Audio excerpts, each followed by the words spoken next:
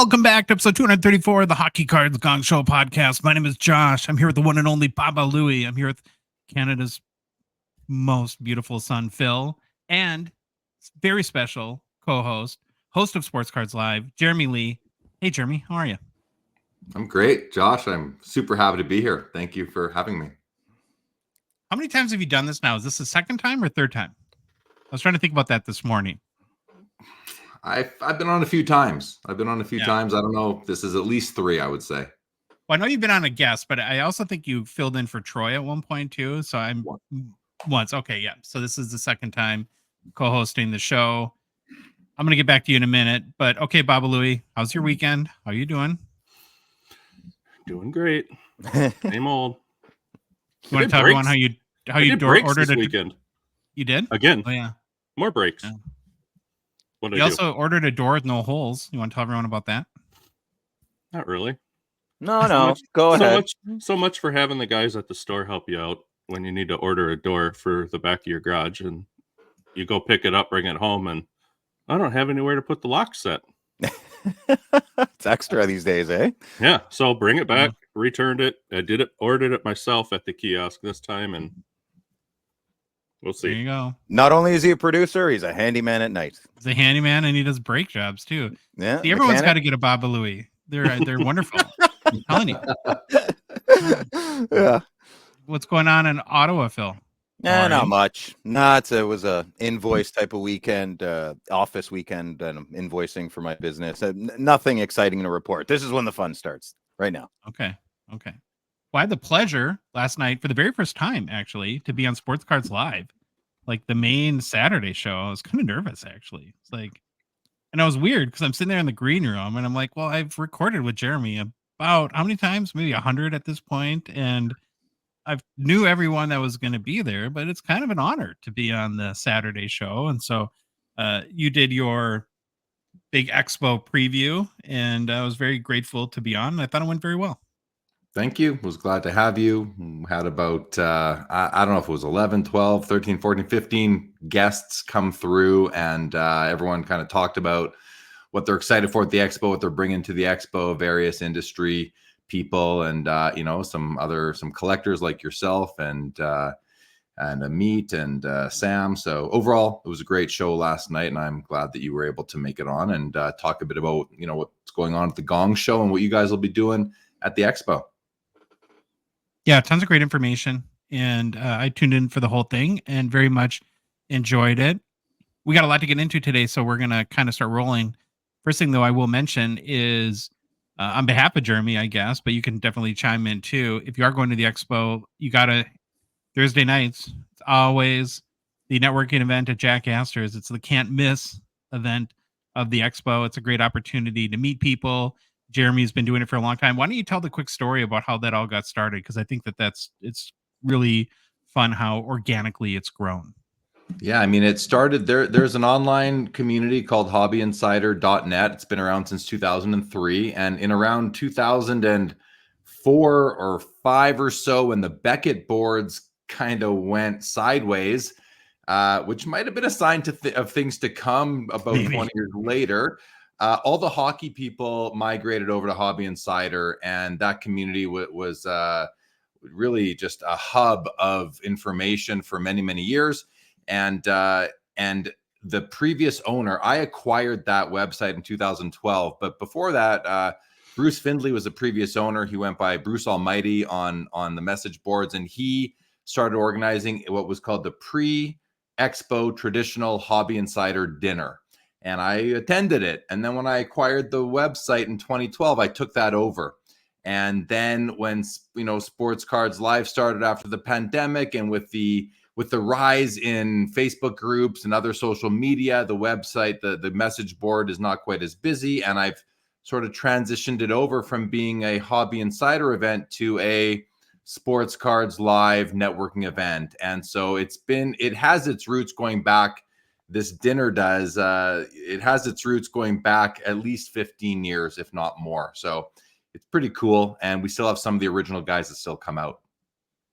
Yeah, it's a heck of a dinner now, because what do you think, 200 people or more show up now? Oh, It's more. 120, I would say. You think? Okay. In and out, yeah. 300 last year, guys. All right. Well, Hey, thank you for the 200. That's a great number, but I don't think it's that high because the serving staff at Jack Astor's, they give a sticker to everybody with a number on it so they can. And I think we got up to about 120 something back in the spring.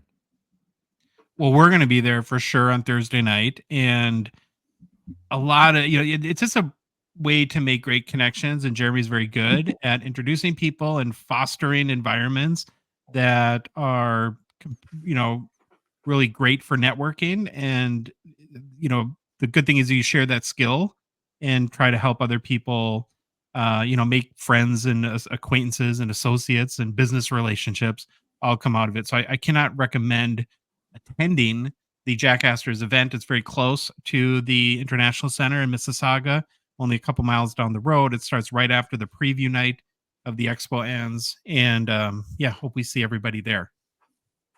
Lastly, before we get started, just have to give an update on Rip Party. We are a week away from our very first event. Of course, it's a live stream event, mainly for YouTube, but I think we'll be on other platforms as well, like Twitter or X, Facebook, etc. We'll be coming to you live from the Chateau Gongshow starting at 9 p.m. Eastern Time, Friday, November 8th.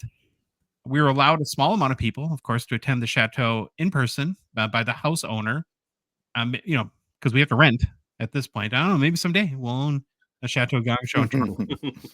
It'll be a different story. So the few people that are all coming are bringing kind of cool, interesting, and I guess sometimes pricey boxes that we'll be opening on live stream. It'll be fun vibe, we hope, and a bunch of people, hobby friends sitting around opening boxes together. But you don't just have to watch us open boxes. Through the unbelievable generosity of this hobby, we've had literally box after box after box pour in, donated to us to give away to anyone watching the live stream. So we have a giveaway platform. We'll be randomly picking winners from the YouTube chat. If you win a box, we'll open it right then and there on the live stream and then send you the hits. If we had a $10,000 card, you get a $10,000 card, right? And we hope that happens and more. I mean, we'll cry, but then we'll mail you your $10,000 card. Tears of joy. Tears of joy. Tears of joy. And like I said, the boxes keep rolling in. And what's super crazy about this is that in an unbelievable way, the hobby businesses and business community has jumped in to support Rip Party. But then starting a few weeks ago, we've had just collectors come in and start, and almost on a daily basis now, we're getting people reaching out to us saying, hey, we like the vibe of Rip Party.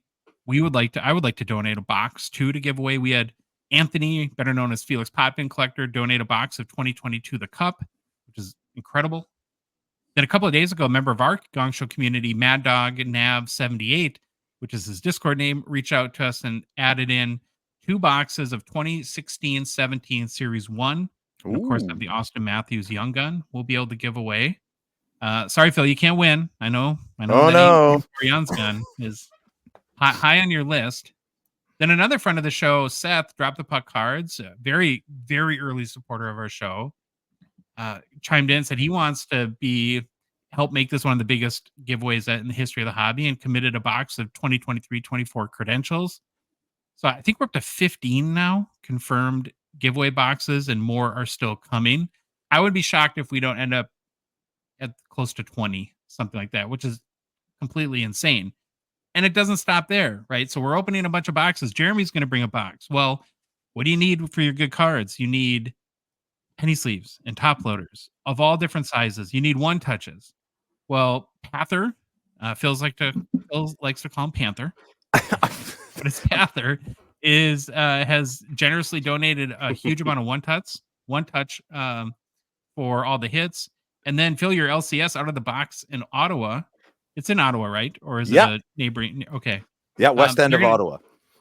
They're going to be supplying penny sleeves, top loaders, team bags for everyone's hits. So thank you to everyone who's donated boxes. Thank you to Panther and Out of the Box. And do you guys believe it's like every day more and more people are just giving us stuff to give away. I can't believe infectious. No, it's infectious. Great. Like you said, the vibe. And the Panther, I'd like to go back on that. They're the best one touches you can find.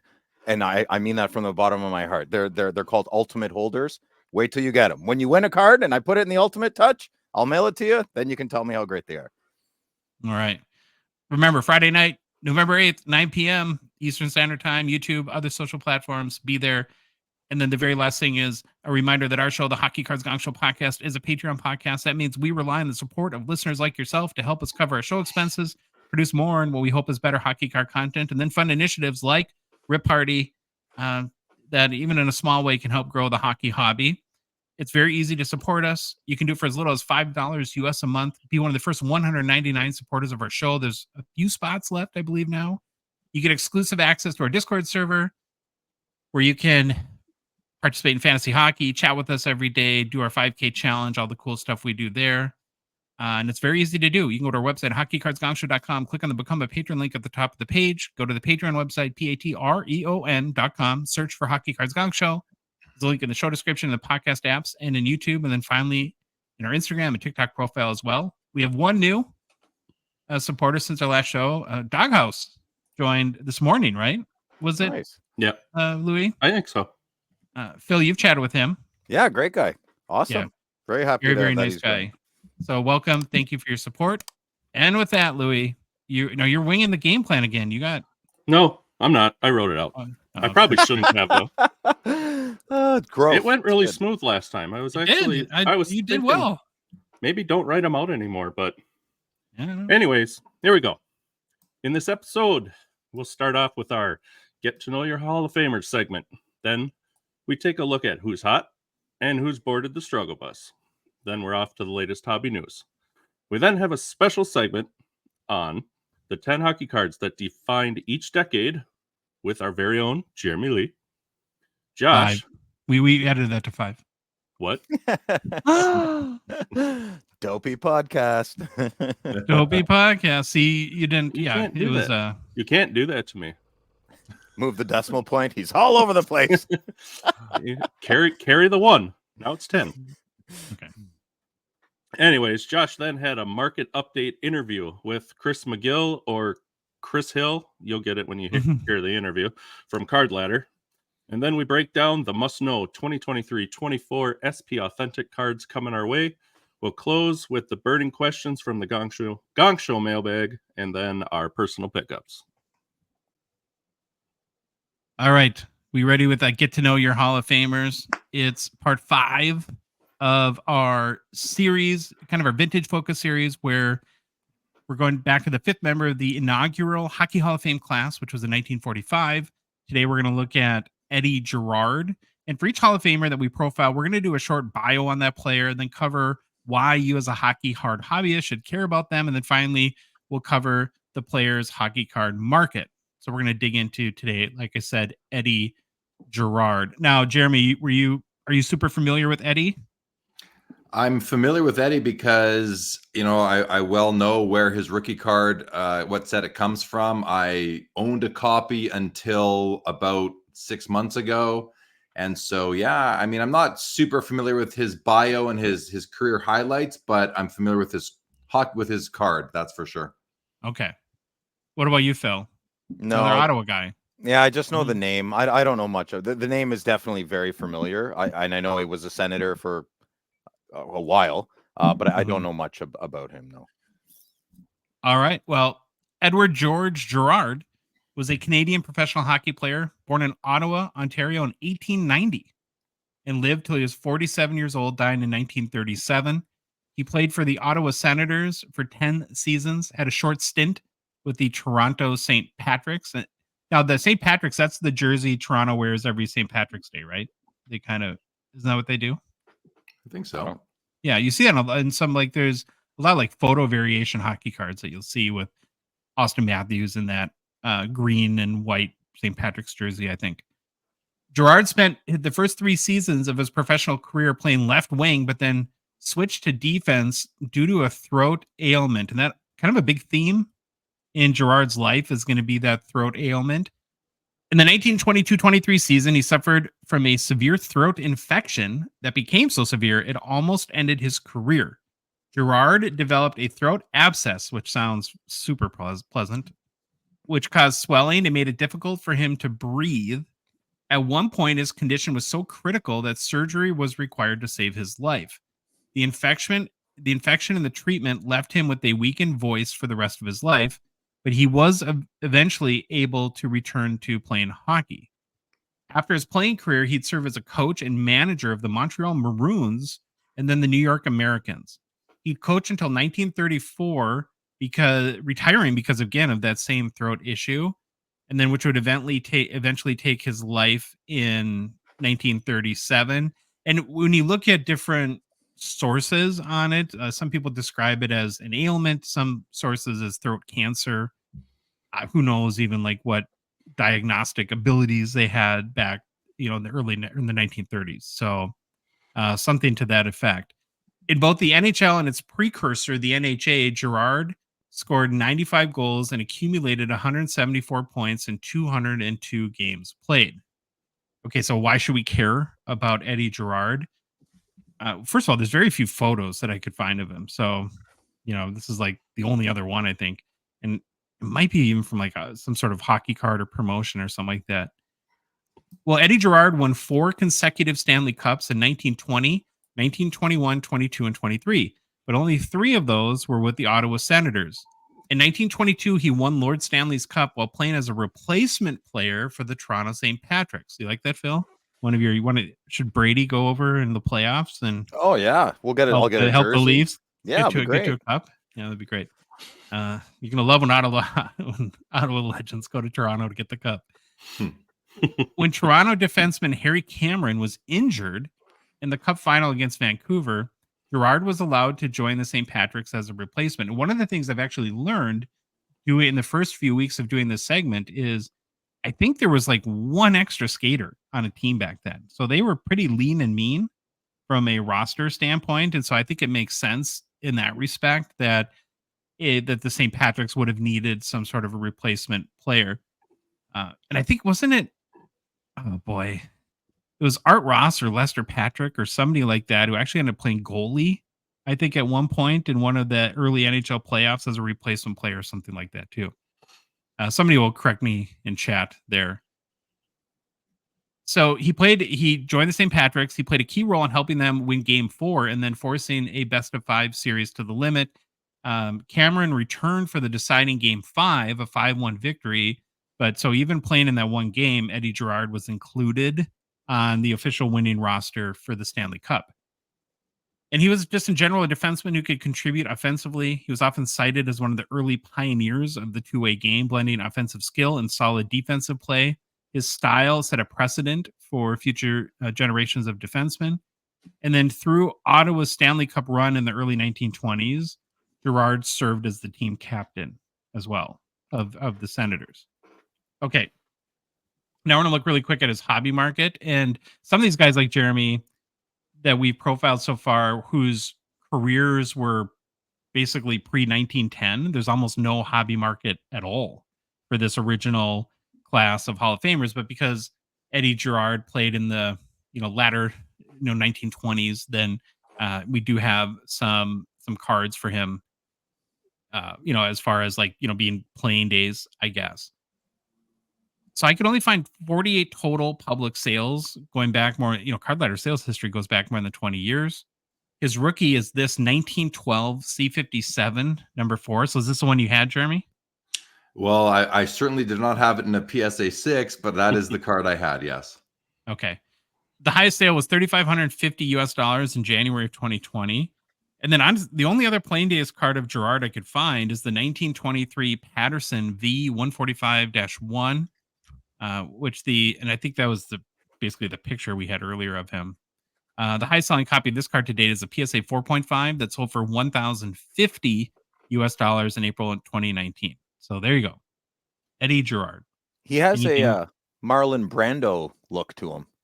Kind of, a little bit. Prince William, Marlon Brando had a baby. They'd have Eddie Gerard.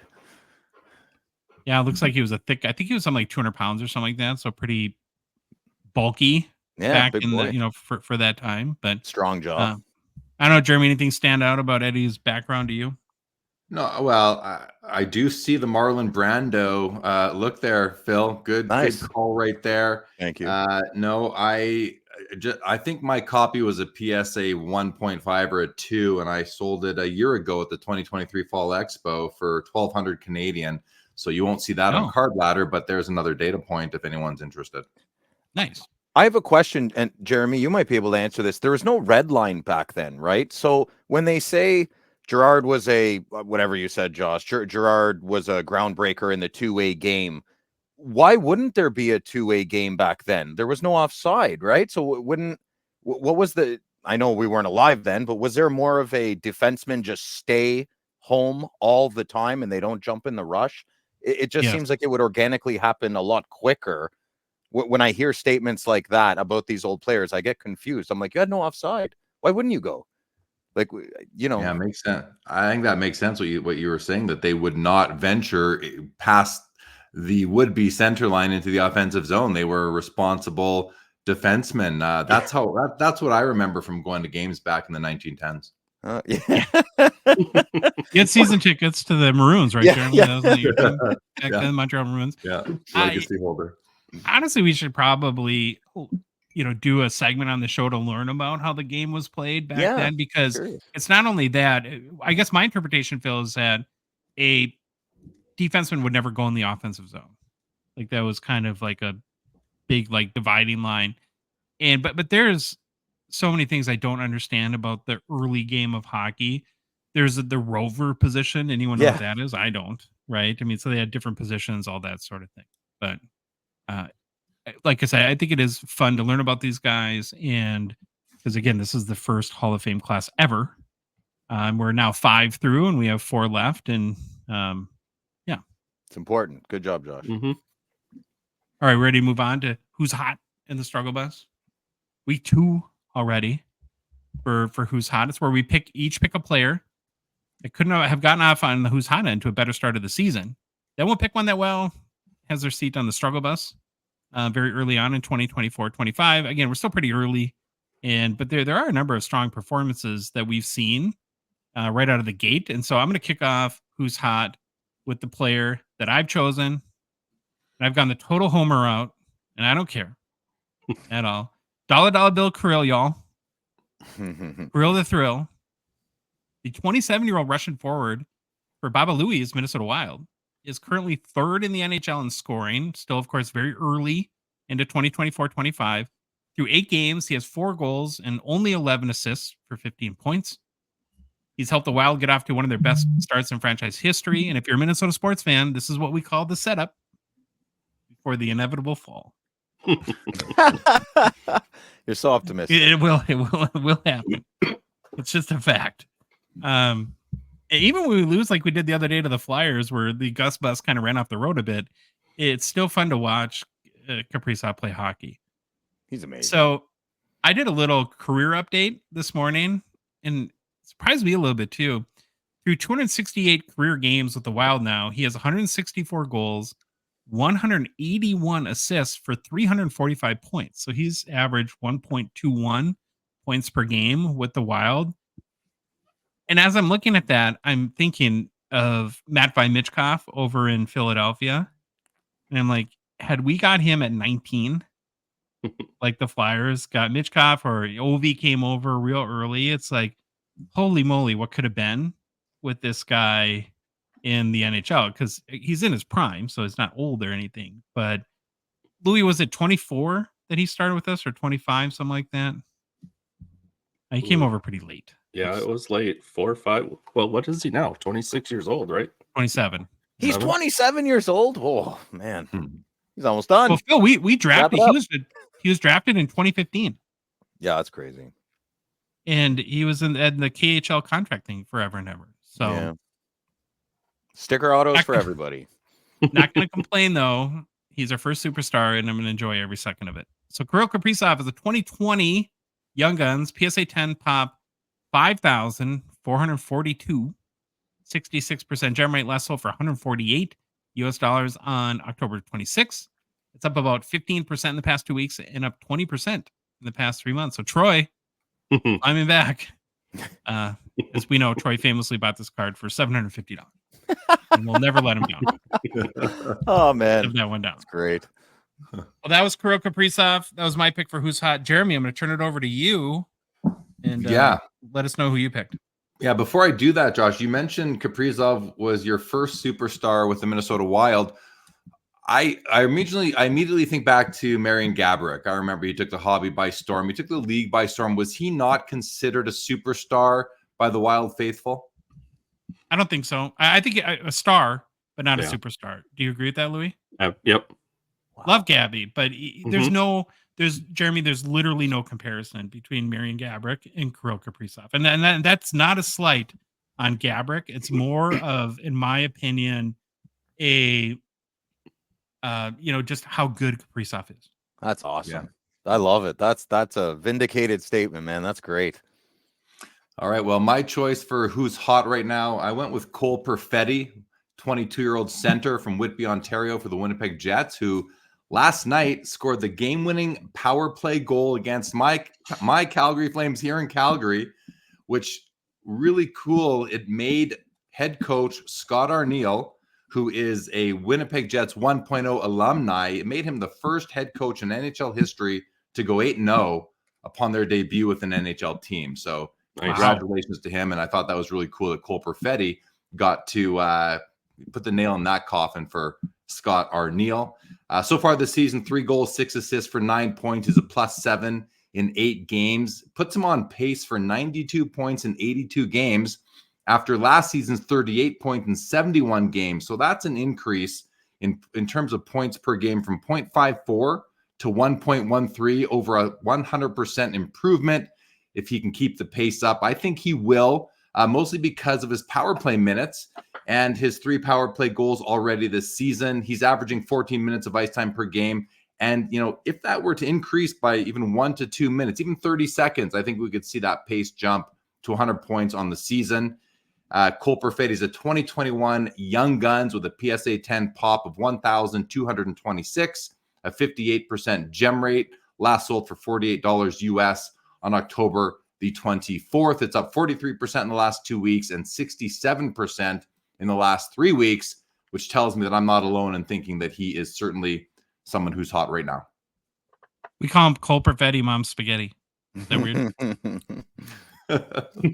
Well, it's pretty funny because when we get to the segment that I'm leading a little bit later, we're going to talk about some nicknames, and nice. Cole Perfetti Mom Spaghetti is probably right up there. Yeah. So what was the deal last year? Was last year a little bit of a disappointment with him? Is that how it went? Like, where there was a lot of hype and then maybe just didn't take that step, and now this year he might be primed to. I guess I'm kind of trying to figure out for myself, like what's this kid's upside? Do you have any idea or an opinion? I think he's got a good upside. I believe his point per game production fell from his rookie year to his second year last year. He's in his 3rd season now. And if you just sort of think about career trajectories for guys who come into the league at a young age, they often, when they have a strong rookie season, they often have a bit of a sophomore slump. And then they come back in year 3 and they produce, and maybe it's another year of conditioning. Maybe it's, depending on who they're training with in the off season, could have something to do with the new coach coming in. He did award Scott Arniel with his 8th win last night. So, even against my Flames, I was happy for the Jets and the whole team and Scott Arniel, who I remember watching as I met Scott Arniel in Winnipeg in the 80s when I was a kid. And so, just happy to see it happen. But I think that he's in his 3rd year, and that's often when a lot of players start to increase their production. Now, you're originally from Winnipeg, and now you live in Calgary. So when Winnipeg takes on Calgary, you get a little conflicted in those games, or is your allegiance clear at this point? My allegiance is clear. It's with the Calgary Flames, but I hope for the Jets every time they're playing anybody except for the Flames. And if it were to come down to the playoffs, I would be cheering for the Flames. And if they lost to the Jets, I would switch right away and be very happy for all my friends and family back in Winnipeg. Mm-hmm. All right. Cole Perfetti, Mom Spaghetti, Jeremy's pick for who's hot. And I got to do it, guys.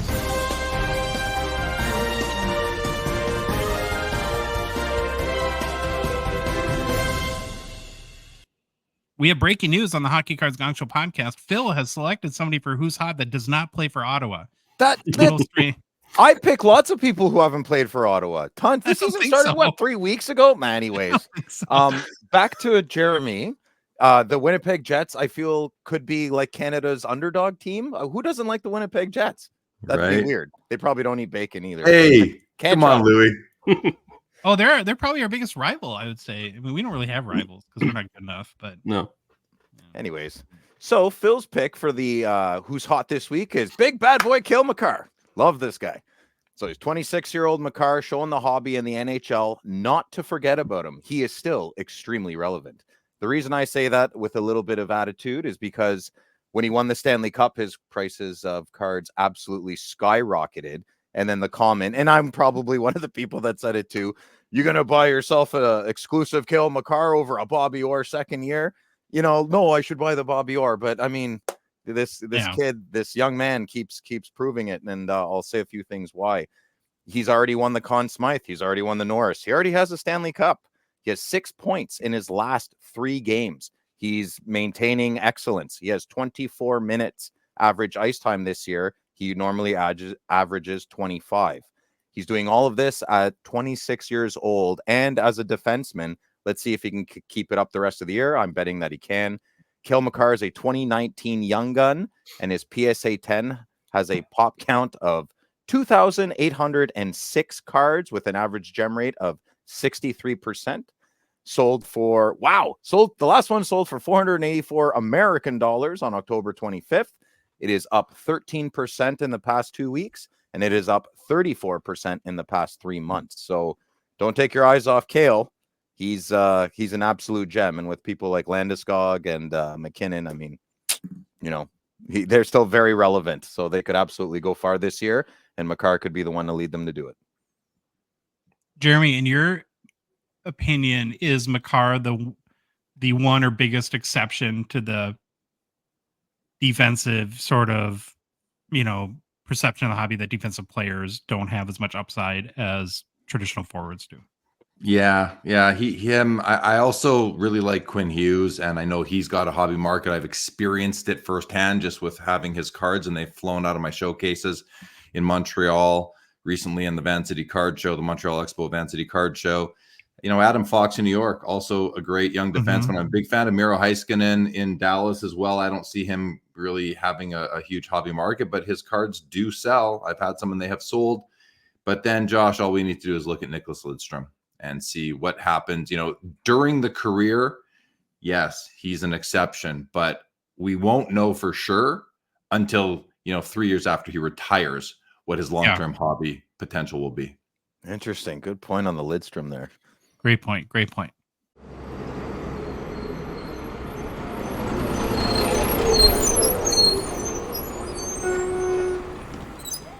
Well, there it is.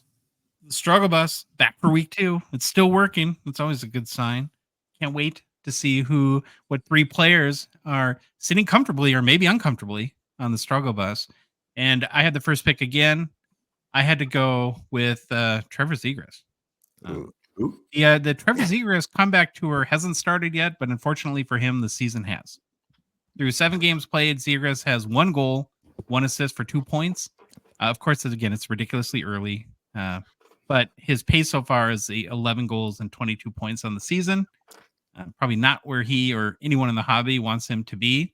And to boot, guys, this is legit. I'm already seeing articles about Trevor Zegras trade destinations. That's also not good after the first week of the NHL season. To McDonald's. Yeah. Well, the Kraken are the one that's kind of being thrown out there right now as an option. And honestly, I kind of think he needs to get to somewhere new at this point. If that maybe a fresh start would do this kid good, because it seems like ever since Pat Verbeek came over to the Ducks, that it's been a little rough for Zegras, to put it mildly, there. And who knows if he just feels comfortable in the environment, or if he feels like the team has his back or anything like that. I don't know. It's just me speculating, but yeah, it's been a little rough. Last year, of course, he battled injuries as well as sort of all the chemistry issues with his team. Only played 31 games, had 15 points, 6 goals, and 9 assists. Now, and again, you guys got to remember, he's a guy who's 2 years ago, his Young Guns high gloss sold for $11,500 US.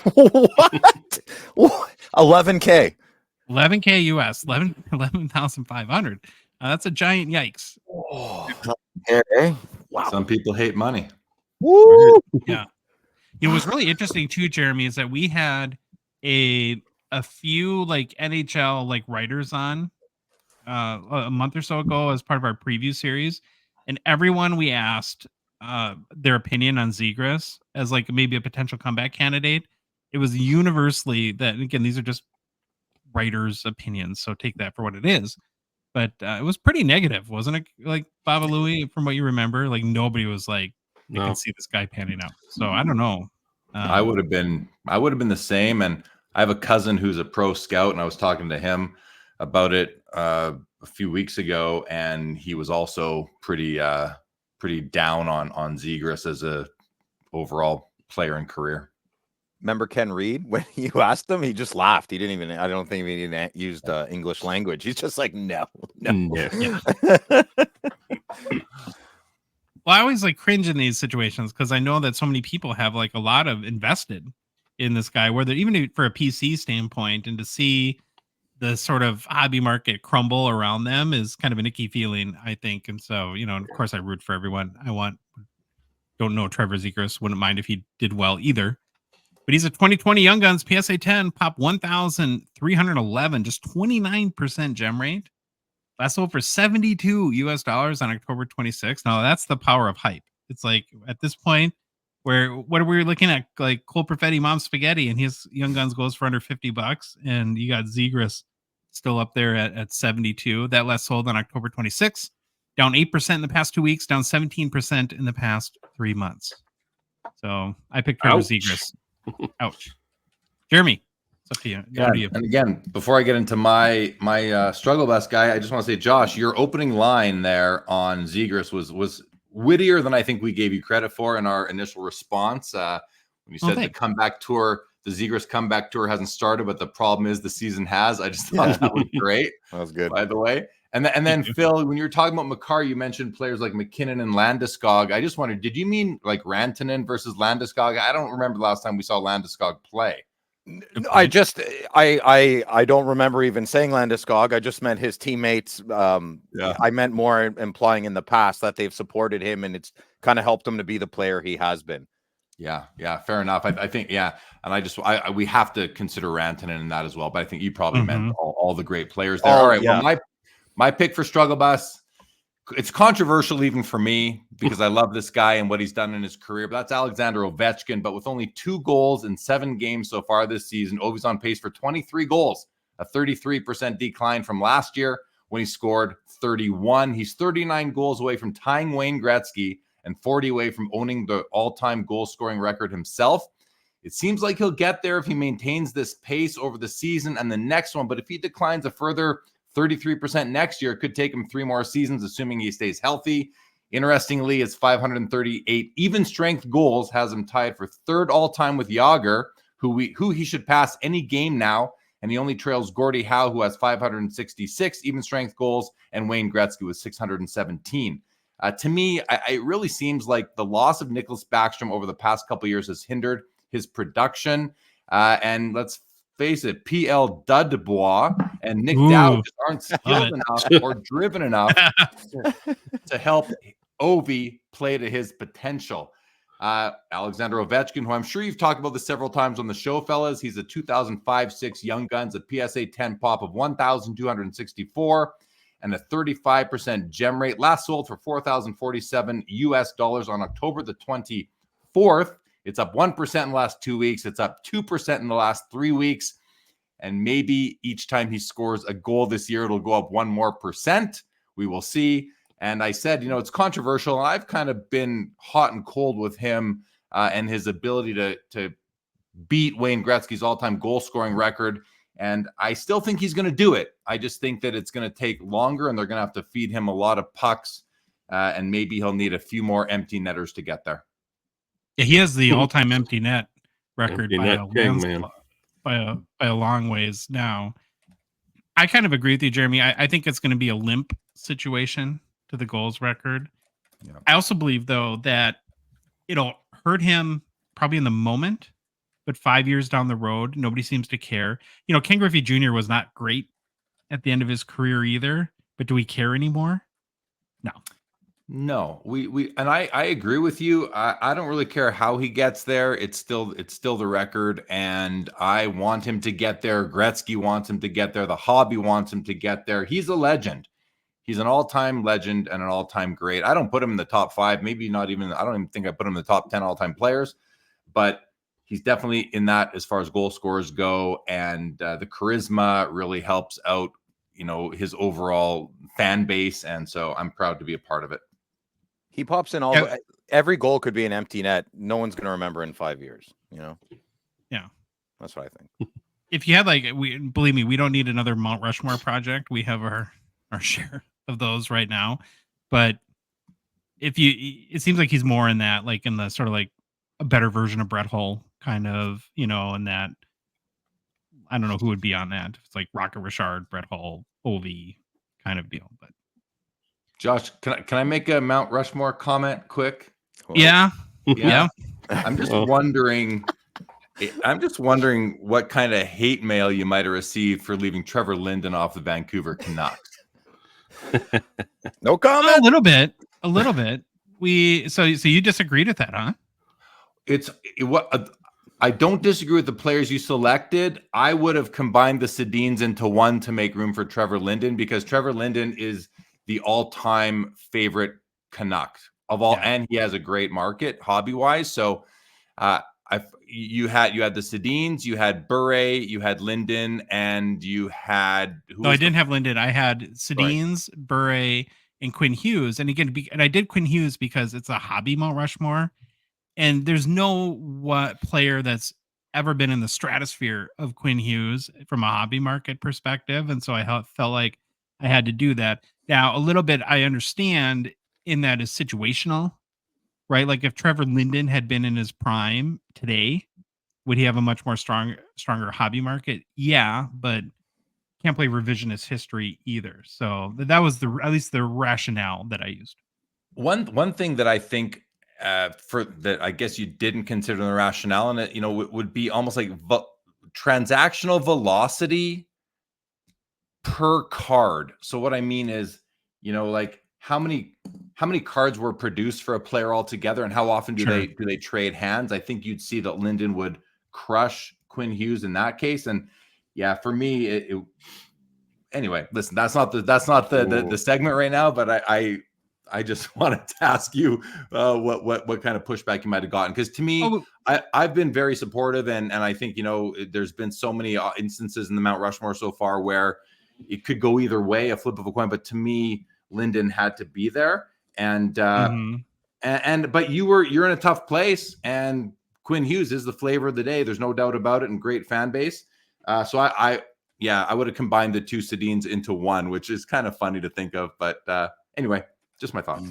Yeah, and again, I'm not smart enough, and it would take too much time to do that detailed or that analytical of a comparison. But I just look pretty briefly, and I don't think this changes your point, but there's 800 or 989 Linden cards in card ladder sales history, which is not the entirety of the market. It's directional, compared to 8,077 Quinn Hughes. So in year to date, I'm talking about. And so that's why I use that. Surprisingly enough, though, a couple of things. One quick comment I have about Canucks hobby Mount Rushmore, and then just about the Mount Rushmore in general. I considered combining the Sedins, and I thought people would have skewered me for that. And so I didn't for that reason, because I thought it was kind of cheating. So I'm like, well, I'm going to make this harder on myself and, pretend like that they're two different people. They're not. And the Linden stuff, the biggest sort of "you're an idiot" kind of comment was completely forgetting about George Vezina and the Canadiens Mount Rushmore, which is kind of deserving. I mean, I'm not gonna defend myself there, but yeah, I didn't even mention him. It's like maybe Vezina, but that was a tough one, anyways, because there's the Canadiens could have like 6 Mount Rushmores, right? They are Mount Rushmore. Yeah. All right. Well, back to the struggle bus. Phil. Yay. Okay. Joel Farabee. All right. This 24-year-old, I feel like I'm picking on him because I like Joel, but I'll pick on him for a little bit. This 24-year-old left-wing Syracuse native has had 0 points in his last 5 games. Ouch. Only 13 minutes total ice time this year. He's, I didn't write it in, but he's down 2 minutes from last year. Looks like Tortorella is matching Joel's on-ice energy with his on-bench energy. So he's on year 3 of a 6-year, $30 million contract. Not too bad. I think the Flyers are looking for a little more out of this young veteran. He's also tied for dead last in the NHL for the last 5 games for 0 shots on the net. And he's a left winger. With Mitch Koff on the team now, and he's on the second line now, I don't think Farabee is going to be getting any big chances coming up soon to get promoted onto the second, or definitely not the first line. There were some rumors at the end of last year that he was going to get traded before the deadline, maybe get a clean slate to start somewhere else. He is a good player. He just sounds like he needs a bit of a reset. But that didn't happen. So maybe with this year's rough start, that'll happen sooner than later. Joel Farabee is a 2019 Young Guns. His PSA 10 pop count is 169 with a gem rate of 58%. The last one sold for $30 USD on October 14th.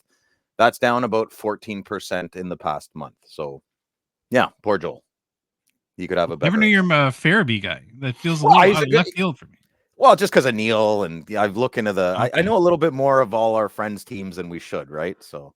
Yeah. Okay. He's a good kid. He's just got to turn it around. That's all. Joel Farabee on your radar at all, Jeremy? No.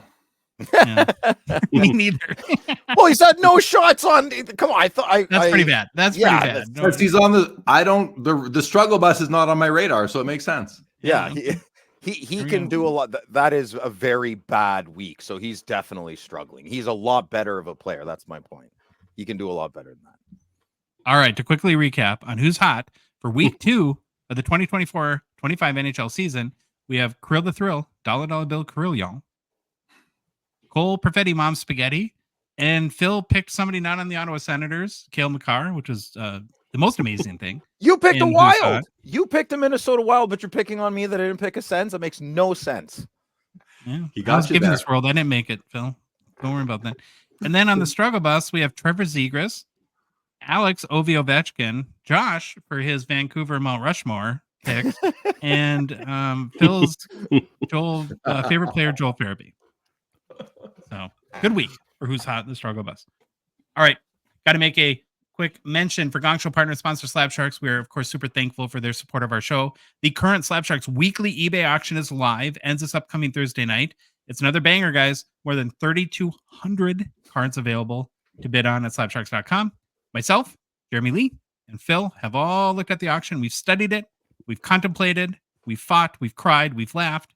And we've selected our favorites to quickly highlight for this week. I'll go first very quickly. The first one I picked is the 2023 Upper Deck Employee Exclusive, or 24, I can't remember. Sorry. Connor Bedard Rookie Auto. It's gold ink. Again, this is the Employee Exclusive card that came out to some controversy, but still one of my favorite Bedard Rookie Autos. You know, the one thing they have to be careful on these cards is it's very condition sensitive. And so you'll very rarely, if ever, find like a PSA 10.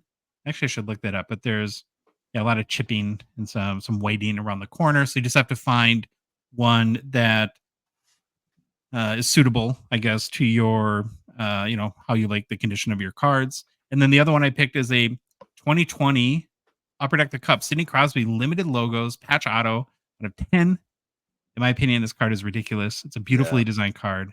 The patch is filthy, and a very lucky card person will win this card to add to their PC. For your exclusives, Josh, can you go back, Louis, to the employee exclusive? So do you think like Billy at the Christmas party has a stack of 100 of them in his pocket and he just hands them out? Is that why they're all bent? He just has an elastic around them. No. He just hands them out for the employees. Here's your Christmas present. Here's your Christmas present. No, they each get one. I think every employee gets one. And it's the only Upper Deck cards employees of the company are allowed to sell. It's awesome. So That's Billy great. can't, or Tony or anyone else that works there can't sell like a Young Guns or something like that, which is, for all the right ethical reasons you could think of. All right, Jeremy, what are the cards that stood out to you? All right. Well, first of all, there's so many great cards on Slab Sharks this week, and really every week I added a nice one, which I'll show at the end of the show. I'll show it during the last segment of the episode today. But I'm a big fan of this card right here. I'm a huge fan of the cup. I love the base card variations, whether it's the patches only or the auto patches. As you know, I have over 430 of the just patch alone cards from all the years. So my eyes always kind of are drawn to when I see one of these base patch auto variations out of 8 on-card autos, game-used memorabilia. This is the 2019 Connor McDavid. And I mean, like, we should almost just sit here and appreciate it for a while. It is so nice. So that's the first one. And I went with 2 cards from this set from different years. The second one is the 2021 Connor Hellebuck.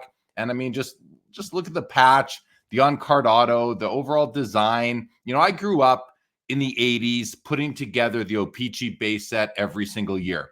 And then I was a completionist. I wanted every card every year. And then the 90s came and you just couldn't do that anymore. Never mind today with all the one-on-ones and rare cards. So by me collecting the patch variations, it's sort of the continuation of my base set collecting from the 80s. That's really the root of my collecting, and it's lasted to this day. The autograph cards in this set, I think they started putting in autographs in 2013 or 14. Up until then, from 05 to 13 or 14, they were non-autographed. So I stopped collecting the autograph ones as far as being a completionist because they were just so much more expensive with the autograph. But I still have picked off a few here and there, and I still love them. And those are my 2 picks this week. Great picks. Now, if you are the GM for Team USA in the 4 Nations, is Connor Hellebuck your starting goalie? I mean, there's no doubt about it. You know, also I'm picking, you know, Connor McDavid and Connor Hellebuck, the two of the big 4 Connors in the league, if we're including obviously Bedard and Kyle Connor. Yeah. But yeah, I think it goes without saying he's got 2 Vezina trophies. He's 6-0 this season. You know, with Comrie being 2-0 as well. Eric Comrie being 2-0. His goaltending duo partner. So yeah, I think it's a slam dunk for Connor Hellebuck. Awesome. All right, Phil, what are your favorites? I'd like to point out how this week's auction is phenomenal. I had a really hard time picking good ones. It's jam-packed, over 3,000 cards. So the one I chose to pick was a 2002 Henrik Zetterberg Upper Deck Young Gun PSA 10. This is by far, in my opinion, the greatest Young Guns design of all time. I wish Upper Deck would maybe try to make a bold change like this again and see what happens, but they get yelled at every time. So, you know, maybe they don't want to, but I think it'd be cool if they tried. Normally this design has the same picture silhouetted in the background as it does in the foreground when it's color. Usually that doesn't fly, but for some reason in this card, it's just beautiful. It was engineered correctly. So if you like this design, Upper Deck also made a tribute or a retro, whatever floats your boat, in a 2020-21 extended. The Kaprizov has one, which is really nice. Stützle has one, which is really nice. They went for over $1,000 when they came out. You could probably find them for between $100 and $200 now. Yeah, just a great card. I love it. And the exclusives from this year only went to 75. So I also think that's pretty cool. This is not an exclusive, but I thought I would just throw that little tidbit out there. And then my second pick. Oh, wait, can I stop you? Oh, do you guys want to talk about this? Sure. I do. The Kaprizov is in 2020 extended series in like really ridiculously tough pack odds. And you're right. It's super spendy, but that is a card I've always wanted. Have you ever seen that one, Louis? No. What? Yeah. Most people think because that year, you know, there's lots of tributes or retros, whatever we're calling them, typically in extended. The more common one is they also had the 05, also the Crosby and Ovechkin design last year. And so there's the Kaprizov Young Guns there too. And I forget the pack odds on the 0203 retro tributes or whatever they call them, but they were like really, really super rare. You don't have a Kaprizov. Oh, okay. Well, we'll talk after the show. I think I might have one. Really? Maybe. Ooh. Yeah, it depends how good your home cooked chili is, though. If you like the show, please leave a rating review on Apple, Spotify, whatever podcast app you listen to us on. I said maybe, Joshy Bear. Joshy, maybe. Okay. All right, what's your next one? I'm excited for your next one. I almost added this one myself. What a card, eh? I know. Okay.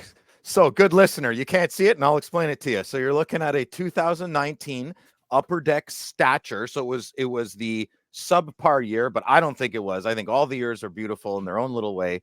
So, 2019 Upper Deck Stature, Gretzky purple, my most hated color, and I still love this card. It's a game-used Easton patch. Now, boys, I think I need your help here because I'm an Easton kid, but I never had Easton gloves. I believe this is the patch that they sew on the cuff of the Easton glove because I can't think of anything else it would be off of. High Gloss CBJ John posted the gloves to Discord. Oh, this card. He actually went and found the gloves. Amazing. That this patch was on.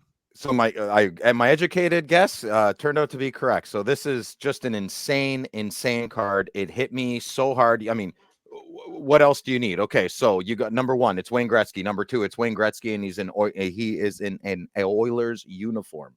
Number three, I would normally strongly dislike this Easton patch. I don't like the Adidas and the Fruit of the Loom patches they put on that are not regular jerseys, but this is an Easton card, and if you played hockey in the 90s, this means the world to you, right? So, yeah, this just hits me really hard. And I find it kind of funny because when Gretzky went to the Kings, that's when he switched to Easton, the two-piece aluminum. I believe, Jeremy, you would know, I think he used the Titan in Edmonton. The white Titan. So. Yep. Yeah, so he's wearing an Edmonton jersey, but he's wearing the memorabilia is from something from when he was with the Kings. So, but you don't need to know that. Just skip part of the podcast there for that if you buy the card. And we've seen that before on several cards. But Phil, I have to ask you, what's your issue with the color purple? I don't know. It makes me angry. I don't like it. Yeah, purple? I don't like purple. Yeah, I don't. Purple, I'm not a fan of. I'll take pink all day over purple. Good to know. Okay. Yeah, I don't know. It irritates me. I won't be wearing a purple shirt to Rip Party, that's for sure. If you're wearing it, it makes me happy. It's okay. Another thing to sort out with your therapist, Phil. So yeah, it's okay. Yeah. All right. Well, if you happen to be a Canadian hockey cards collector like Jeremy or Canada Phil, as we like to call him now, and that he aced the Gongshow game show, then we give our highest recommendation to check out Slab Shark's eBay consignment services. They make it very easy to auction your cards on eBay. Why, Phil? Let's test you. Why is it so easy with Slab Sharks? Because they do everything for you. Really? They do? Like, what do they do for you? They list your cards appropriately. Nice. They advertise your cards better than you can, and they can reach coast to coast and internationally. They have a big reach, so you should probably hit them up. Plus, your cards get listed in their huge weekly auctions where basically all the hobby goes to find new great cards. So for complete consignment info, including payout rates, and to start the process today, head to slabsharks.com. Also, if you're going to be at the Fall Expo in just a little more than a week, please stop by, see us at the Slab Sharks recording studio. We'll be recording interviews, producing our following Monday's show, and just hanging out. And so we'd love to meet you there too. Hobby news! Hobby news. News from the hobby. Phil. I know. You got to give me a couple It didn't sound like Japanese at all. Well, I will decide. It'll be next week or the week after. Mm-hmm. Do you just forget, or are you? Is this like a? I kind of forgot this week. Yeah. Okay. Like you just don't want to do it because you were asked, sort of thing, like an anti. I wrote it down. Okay. I just had a busy week. There's only one of me in my world, so I'm not making excuses, but I'm making excuses. Yeah, Jeremy, we wanted to see if Phil could say hobby news in Japanese. Yeah, well, I think Jeremy's Jewish. Does he know it in Hebrew? I mean, what? I don't know Latin. Don't pass this on Jeremy. This is about you. Whatever. All right. Well, we're gonna start with the Road to Infinity. It's been a minute since we checked on the Road to Infinity, and the 2023 Connor Bedard base Young Guns PSA 10 population count, and I don't know. Maybe it's hit another milestone. We'll definitely have to see there. Last time we checked in, the pop count was at 5,578 PSA 10s. It had just become the single most hockey card with the highest PSA 10 pop count. So I guess it's time to see how much it's gone up in the past month or so. Now, according to the latest PSA 10 pop reports and audited, we're very serious about this, by the accounting firm Reeves, Rempe, and Panarin, and then, of course, certified by the Royal Canadian Model Police. It falls over every time we do that. Okay, here we go. Sorry, I'll be serious. All right. The PSA 10 pop count for the Connor Bedard base Young Guns PSA 10 is now at, drum roll please, Troy. Thank you. All right, here we go. I got it. Wait, no, I don't. I do. 5,893 PSA 10s. Updated gem rate of 44.5%. So check this out. The 2019 Jack Hughes Young Guns PSA 10 has a 74% gem rate. If Bedard's Young Guns had the same gem rate, there would be 9,792 PSA 10s already. Not even a real card. number. Yeah. It's ridiculous. But even at 5,893 PSA 10s, it's still, of course, the highest PSA 10 pop count of any hockey card. It seems like a certainty. It'll be the first hockey card to over 10,000 PSA 10s eventually, right? I mean, we don't. Jeremy, do you see this not hitting 10,000 at some point? I think it could get. I think it's going to take a while. There's been 8 since you did your stat too, Josh. Because I just checked it out for my own interest. It's up to 50. It's up to 5901 as of this moment right now. Just maybe that's in the last couple hours only, right? That's one grader sending in. That's one. Jeremy throwing shots at our research, but good. Accuracy is important here, so love it. Yeah, I don't know. So the current value of the Bedard-based Young Guns PSA 10, right, is $745 US. It's down about 9% in the past couple weeks, down about the same 9% over the past 3 months. So trending down. Yeah, I don't know. Do you guys see it as a function of just sort of his play or his hobby dipping, or more so the kind of the pop count that keeps rising that doesn't help card values? What do you think, Jeremy? I think it's two things. I think his play is fine, even with 2 goals this season so far. I think it's pop count. That's humongous. But I think it's also, the second thing I think it is the proliferation of additional cards that keep coming out week after week, and that money is moving into other cards of his. So that's what I think. Phil, you agree with that? Yeah, I agree, Biggie, on the third point. There's just so many. I mean, look what's coming out next week, right? Why would I go buy this when I could put that money towards a flop? Yeah, what was it? We only got 830 some rookies to choose from. Yeah, 850 now is what he's up to. Yeah, good point, Baba Louie, for sure. Okay, so we'll check it back in on the road to infinity, probably in a month or so. But for our next story, strap in, boys. It's a monster card alert.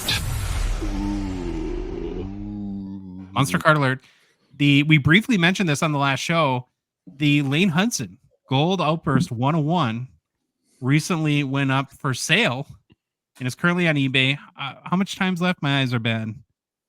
4 days. Like 4 days, something like that left out. So it'll be 3 days by the time this show airs. At the current auction price, it's already set to become the highest selling Young Guns Outburst Gold 1 of 1 to date. So it's at about 18,425 Canadian. What is that? You guys? It's a lot of money, is what that is, Josh. It's a lot of money. 13.3 US. Crazy, so crazy. A lot of money. So at this point, 7,250 US is the most paid publicly to date, and that was for the Bobby McMahon Young Guns Gold Outburst a few months ago. I don't know. Where do you guys think this ends up? Do you think it? Yeah. So here's what I found with these. A lot of it's looking at like Slab Sharks and other auctions. These huge cards, they tend to get most of the bids right away. It's sort of atypical from how like the cards we bid on, that where it's like in the last 2 seconds, and then they, it's kind of the price that whoever has the biggest wallet basically asserts themselves and says, this card's mine. And you don't see a ton of bids at the end. So do you guys think that this could still go up from here, or is it already in your mind a lot for this card? It better not go up anymore. It's already overpriced, in my opinion, by about $17,000 Canadian. This is somebody could get divorced over this card and this price. Basically, this is absolutely ridiculous. That's great. The player's not all that good. He's a defenseman as well. He's off to not a great start. but it's just a sign that Montreal Canadian hockey card collectors and fans are they're super passionate. They're super crazy about their team and their players to the point of absolute insanity. And that's what this is. Absolute insanity. I cannot get behind this whatsoever. I think a divorce could be the result of this card. Yeah, they're kind of crazy up there east of Toronto, aren't they? Or we'll just say Winnipeg. Anything east of Winnipeg, they're all relax, Louis. Anywho, this card, these guys are crazy, but they're a bunch of cowboys. I love them all. I definitely think this is a very silly decision to be spending that much money. I put myself in this person's shoes. Let's say it's a Lane Hudson fanatic. I don't know how with the sample size he's provided, but I'm a Brady Tkachuk fanatic. What would I pay for his gold outburst? I'd probably pay $1,000. And so I agree with Jeremy. It's overpriced by about $17,000. Yeah. I see a couple things in this. First of all, everything Jeremy and Phil and Baba Louie you guys have said is 100% correct, in my opinion.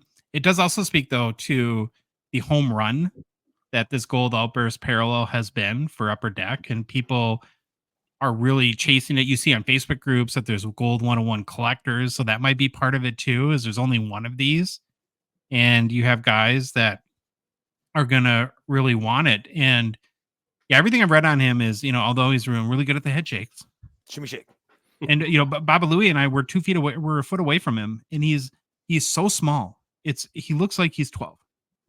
Like in height and stature and just his body. And I haven't studied his game film, and I'm not qualified to do that anyways, but I have read a bunch, and it seems like he's getting pretty much destroyed on the defensive side of the puck, where to the point where he might get sent down at some point. He should be sent down, yeah. And again, it doesn't mean he's not going to turn out to be a phenomenal player, but it's like, man, you could buy a really, really sweet, like, game used Wayne Gretzky limited logo patch auto, right, Jeremy? And have money left over. And not get divorced. Yeah, and have one of the, a card that's almost bulletproof, as far as, it'll just kind of follow the overall trend of the sports card world. But yeah, I mean, this is such a high risk and a ton of money. So hopefully it works out for, it's already worked out for the seller. Like you said, I agree. I love these gold outbursts, and this card might be the number one most important card of his whole hockey card library when all is said and done. But even with that said, he needs to be a superstar defenseman of Cale Makar proportions for this price to hold. Otherwise, yeah, someone is going to find their clothes out in the yard. All right, one quick last story in hobby news. Alexis Lafreniere, the 23-year-old Rangers forward, just got paid. Good for him. Signed a 7-year, 7x7 deal with $7.45 million average annual salary to stay in the Big Apple. It's weird to actually see an agreement that's not an 8x8. It's like every agreement on the NHL is 8 years, 8-some million. The once super hyped pandemic era rookie, who then kind of looked like a bust, but has rebounded in these past couple of years, is off to a great start to 2024-25. 8 points, 8 games played. That's 4 goals, 4 assists. Point per game average this season would be another huge jump from Laffy, especially coming up last season where he set a career high with 57 points. Now he's playing on the Rangers top line with Trocheck and Panarin. And I got to say, you're going to score some points probably playing on a line with Panarin. So it's a good situation for him. He's also been getting some time on the second power play unit. I don't know. So where do you guys stand on Laffy in the hobby? Are you still in the camp that he could realize the potential everyone thought he had maybe 3 years ago? Or is he on his way to just being a solid NHLer? What do you think? I'm the latter, Josh. I think that he will be a solid NHLer. I think he is a solid NHLer, and he's realized his potential. I think he's realized the potential that was he was seen as having when he was drafted first overall. And not every first overall draft pick is going to become Connor Bedard or Connor McDavid. And he doesn't need to be Connor Bedard or McDavid. He's Alexis Lafreniere. And I think he's playing great. I'm really happy to see it. And as far as card values go, I don't think his young gun will ever get back to what it was before he even played a game in the NHL. But that's okay, because those were different times. So I think the contract is deserved, and I think he's going to have a great career. And he's just an example in a long list of players who don't reach their potential until their third, fourth, or fifth seasons. Guys like Joe Thornton, Todd Bertuzzi, who I know you guys talked about last time or a couple episodes ago.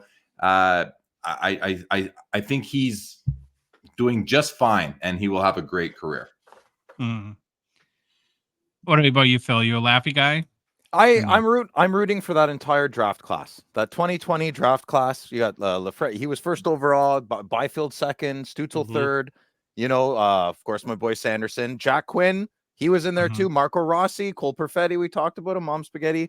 I'm rooting for that entire draft class, and I agree with Jeremy. It takes them a little bit. Sophomore slump is a real thing. Might even bleed into the third year. And let's give these boys a chance. And I'm rooting for him big time. I'm happy he got paid. Well, Laffy is a 2020 Young Guns PSA 10 pop, 1,865, 39% gem rate. Last sold for $200 US. You got that card, Louis? No. On October 24th. Though I actually want to mention something about this, because so it sold for $200 US on October 24th, up 14% in the past 2 weeks, up 30% in the past 3 months. So we'll get to the card.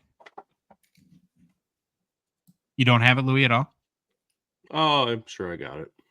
Oh, Give me a sec here. He works at his own pace. Dum de dum dum dum dum dum dum dum. 12 hours later. It came up. So did you guys know the story about this card that I heard about from, I think it was one of the photographers? So during the pandemic, the Upper Deck has the rules about like when a guy's Young Guns can come out, but there had to be some adjustment when the whole world was shut down. And so one of the things that you'll notice about this card is there's no numbers on his jersey. And I think at the time this card was created, they didn't even know what team he was going to be on. And he wore many, many uniforms that day for a photo shoot. So that Upper Deck could, and I think it's a great story about, Upper Deck gets, criticism a lot, some fair, some unfair, but the lengths that they went to make sure that there was hockey sets to collect during that time. And so I always look at that card in this way, right? Knowing that it was probably just two people in an arena, because you couldn't have people around and trying on a whole bunch of different uniforms and taking photos, and then ultimately being drafted by the Rangers. So, and not just jerseys. It looks like he's got the pants, the socks, the whole uniform. Yeah. They could do that now with AI really quick. Well, I'm sure. Yeah. Sure. Yeah. Poor guy. 4 years too late, too early. Well, yeah, who knows in the future if they'll even have to show up to the photo shoot. They're just like, send me your like 10th grade school picture and we'll make your Young Guns from it. Yeah. Something like that. So, all right, that's it for hobby news. We're going to roll into a very exciting segment, something new here on the Hockey Cards Gongshow podcast. And it'll be led by our good friend Jeremy Lee. One of the things that we always do when we have a co-host on this show is we extend the opportunity for them to add their own imprint onto the show, their own content ideas. It's not just here to comment or commentate on stuff that we do. And Jeremy took advantage of that. He pitched this next idea, and it was so good that we thought, well, let's make it into a recurring segment. It is a little bit, at least in the beginning, more on the vintage theme as well. And we are always looking for more vintage content on the show. So with that, I'm going to go ahead and turn it over to Jeremy, and then we're going to begin a series that we'll probably do, I don't know, every 3 weeks, 4 weeks, 5 weeks, 6 weeks. We'll kind of figure out a pace for it, and we'll get the luxury of having Jeremy back on the show more. But it's the 5 hockey cards that defined each decade with none other than Jeremy Lee. So, hey, Jeremy, I'll turn it over to you. Thank you, Josh. I'm excited about this. This is a piece of content that I've thought about doing on my own Sports Cards Live channel and podcast for a few years now, and I just hadn't found the time. And when you said to me that, when you invited me to guest host and let me know that you wanted me to come up with a segment to put my stamp on things. I thought, you know what, this might be a better place for this content because this is the Hockey Cards Gong Show, and my content is a little bit broader in terms of all sports and areas of the hobby. So I think this is wonderful. I'm happy for the opportunity, and we're going to start off with the 1910s. And we, you know, this is a great time because we talked about Eddie Gerard earlier today. Yep. And Eddie Gerard's rookie card was in the 1912 C57 Imperial Tobacco set. And it's really neat because the first set of hockey cards ever is the 1910 C56 series.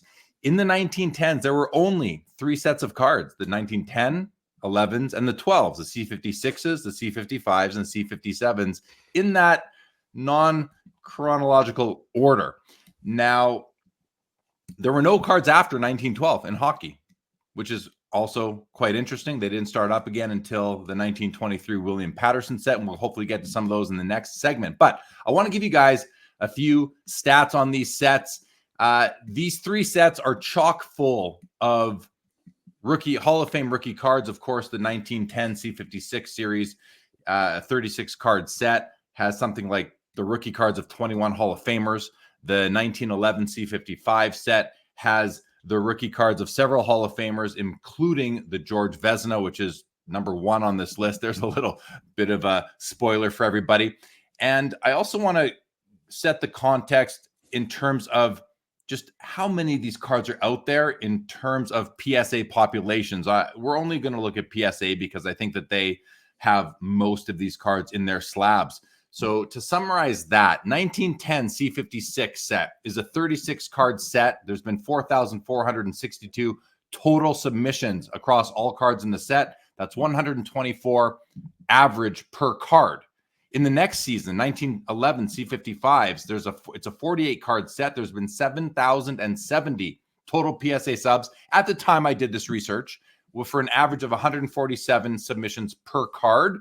And finally, the 1912 C57 set, it's a 50 card set, 2,059 total submissions for an average of 41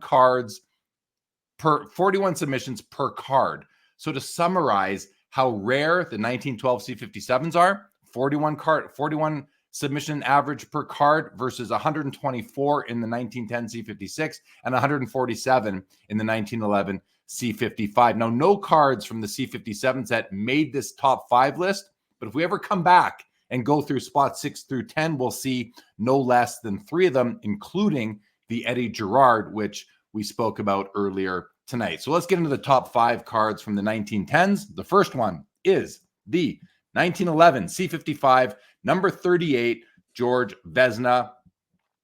George Vezina played 203 regular season and playoff games over 16 pro season career between 1910 and 1926 in the NHA and the NHL, with a record of 113 wins, 84 losses, and 5 ties, all with the Montreal Canadiens. Those are NHL only stats. He was inducted into the Hockey Hall of Fame in its inaugural 1945 class.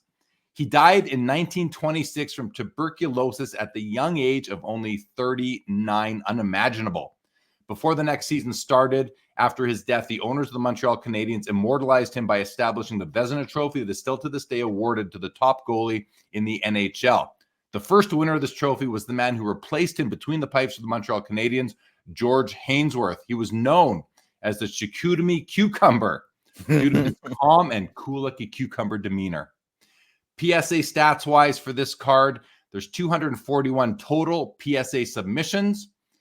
Between the grades of PSA Authentic and a 3.5, there are 131 cards. Then from 4 to 6.5, so let's call that mid to high grade, there's 100 cards in those slabs. From a grade of 7 to an 8, there are 10, but only 1 8, no 9s or 10s. So 7 and below, there's a few. There's only 1 PSA 8, no 9s or 10s. The highest sale ever. Now, you're showing me on the screen right now, guys, an SGC 9. I don't know if we know what this sold for, but when I was looking on Card Ladder for data, the highest sale I found was for a PSA 7 in May of this year for $85,068. Nowadays, wow. 85 grand. Nowadays, Phil, even low grades are hitting the 5 figures Canadian dollar wise. The last PSA 2 sold for just under $9,500. So a 2.5 of 3 is easily going to eclipse 10,000 Canadian dollars. The card itself is considered to be the holy grail of all pre-war hockey cards, both for the player's impact on the game, its rarity, and its elegant beauty. It's a very popular set, the C55s, with those hockey sticks coming up the sides, and it's often considered to be the T206 Honus Wagner of hockey cards. Mm-hmm. That's number one. Jeremy, just a little bit more info. This card, the SGC9, sold at Heritage in December of 2019. So pre-pandemic for $56,000 US. I have to imagine if it went back up for sale today, it would probably go for more than that. And just to echo your point, it is for any pre-war collector, this is the card that is most referred to, most revered. And yeah, like the Honus Wagner, or I think like the Bronco Nagurski in football or something like that, where it's sort of that they're all on that same level. Agree. Yeah, as far as its desirability and the amount of people that covet it. And Josh, I think if this SGC 9 were to sell again today, I think it would sell for double. It would easily clear 6 figures. And Jeremy, well into that. Do you think are people with these bank accounts buying these cards, are they more all sports? Like one of these guys might actually have an Honus Wagner and he's like, well, I got to get a Vezina. Like they respect the history of all the sports, or from your travels, do people that are busting out 50, 60, 70 grand for vintage hockey, are they strictly vintage hockey guys? Phil, it's a really great question. And I don't know the perfect answer to that, but I would say it's a mix. I think you've got some people who are really just collecting vintage hockey, and then you got some people that are collecting vintage all sports, like I tend to do. Yeah. Even though I'm kind of known as a hockey guy. So I don't know the answer, but I think it's going to be both. And I think it's going to be people that want to put together a set of the highest quality, most iconic cards in all of the hobby, if not just hockey. So both. I've seen Jeff Wilson interview some big baseball guys, and they're like, well, I got a little bit of hockey here, and it's all old tobacco cards. And I'm like, what? It's kind of off to the side of their big baseball, basketball collections, but they got some of these cards, and I thought pretty interesting. All right, we'll move on to the number 2 spot, which actually contains 2 cards. There they are. Thank you, producer Louie. We've got the 1910 C56. Card number 8 and card number 12, both Art Ross. The man has 2 rookie cards, 2 cards in this set, the inaugural hockey card set. Art Ross played 139 regular season NHA and NHL regular season and playoff games over a 13-year pro season career between 1904 and 1918. He scored 59 goals, recorded 16 assists with the Montreal Canadiens, the Wanderers, and the Ottawa Senators. One thing about assists is that they only started tracking them, I think, sometime in the 1920s or the late 19-teens. So they are understated as far as what actually happened. He was inducted into the Hockey Hall of Fame in its 1949 class. He died in 1964 at the age of 78. In 1947, the NHL introduced the Art Ross Trophy that is still awarded to the league's top point getter every season. After retiring from playing, he coached and managed the Boston Bruins from 1924 until 1954, leading them atop the standings 10 times and winning the Stanley Cup 3 times. He's also credited with the Bruins being able to attract future stars Eddie Shore and Milt Schmidt to the Boston Bruins. Now, there are 2 cards here, of course, so I'm going to provide you with the stats for each of them. Card number 8, 138 total subs.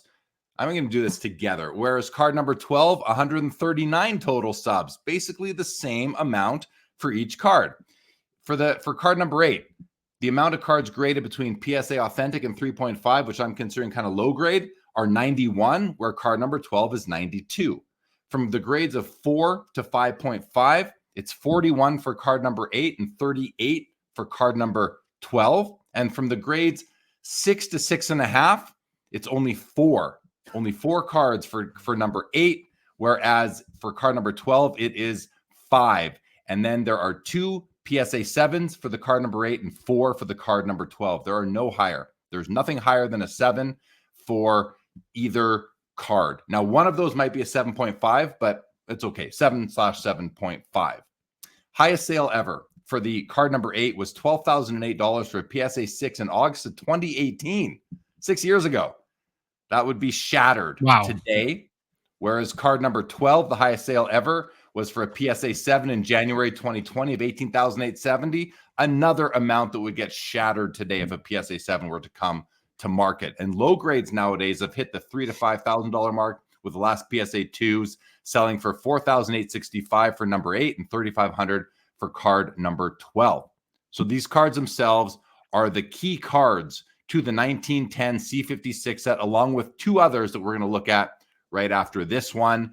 A lot of people ask me, which is the true rookie card, number 8, number 12? And I say, I don't think it matters. I think they're both true rookie cards.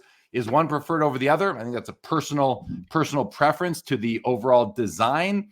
And I've struggled with that myself. I've settled in, guys, myself.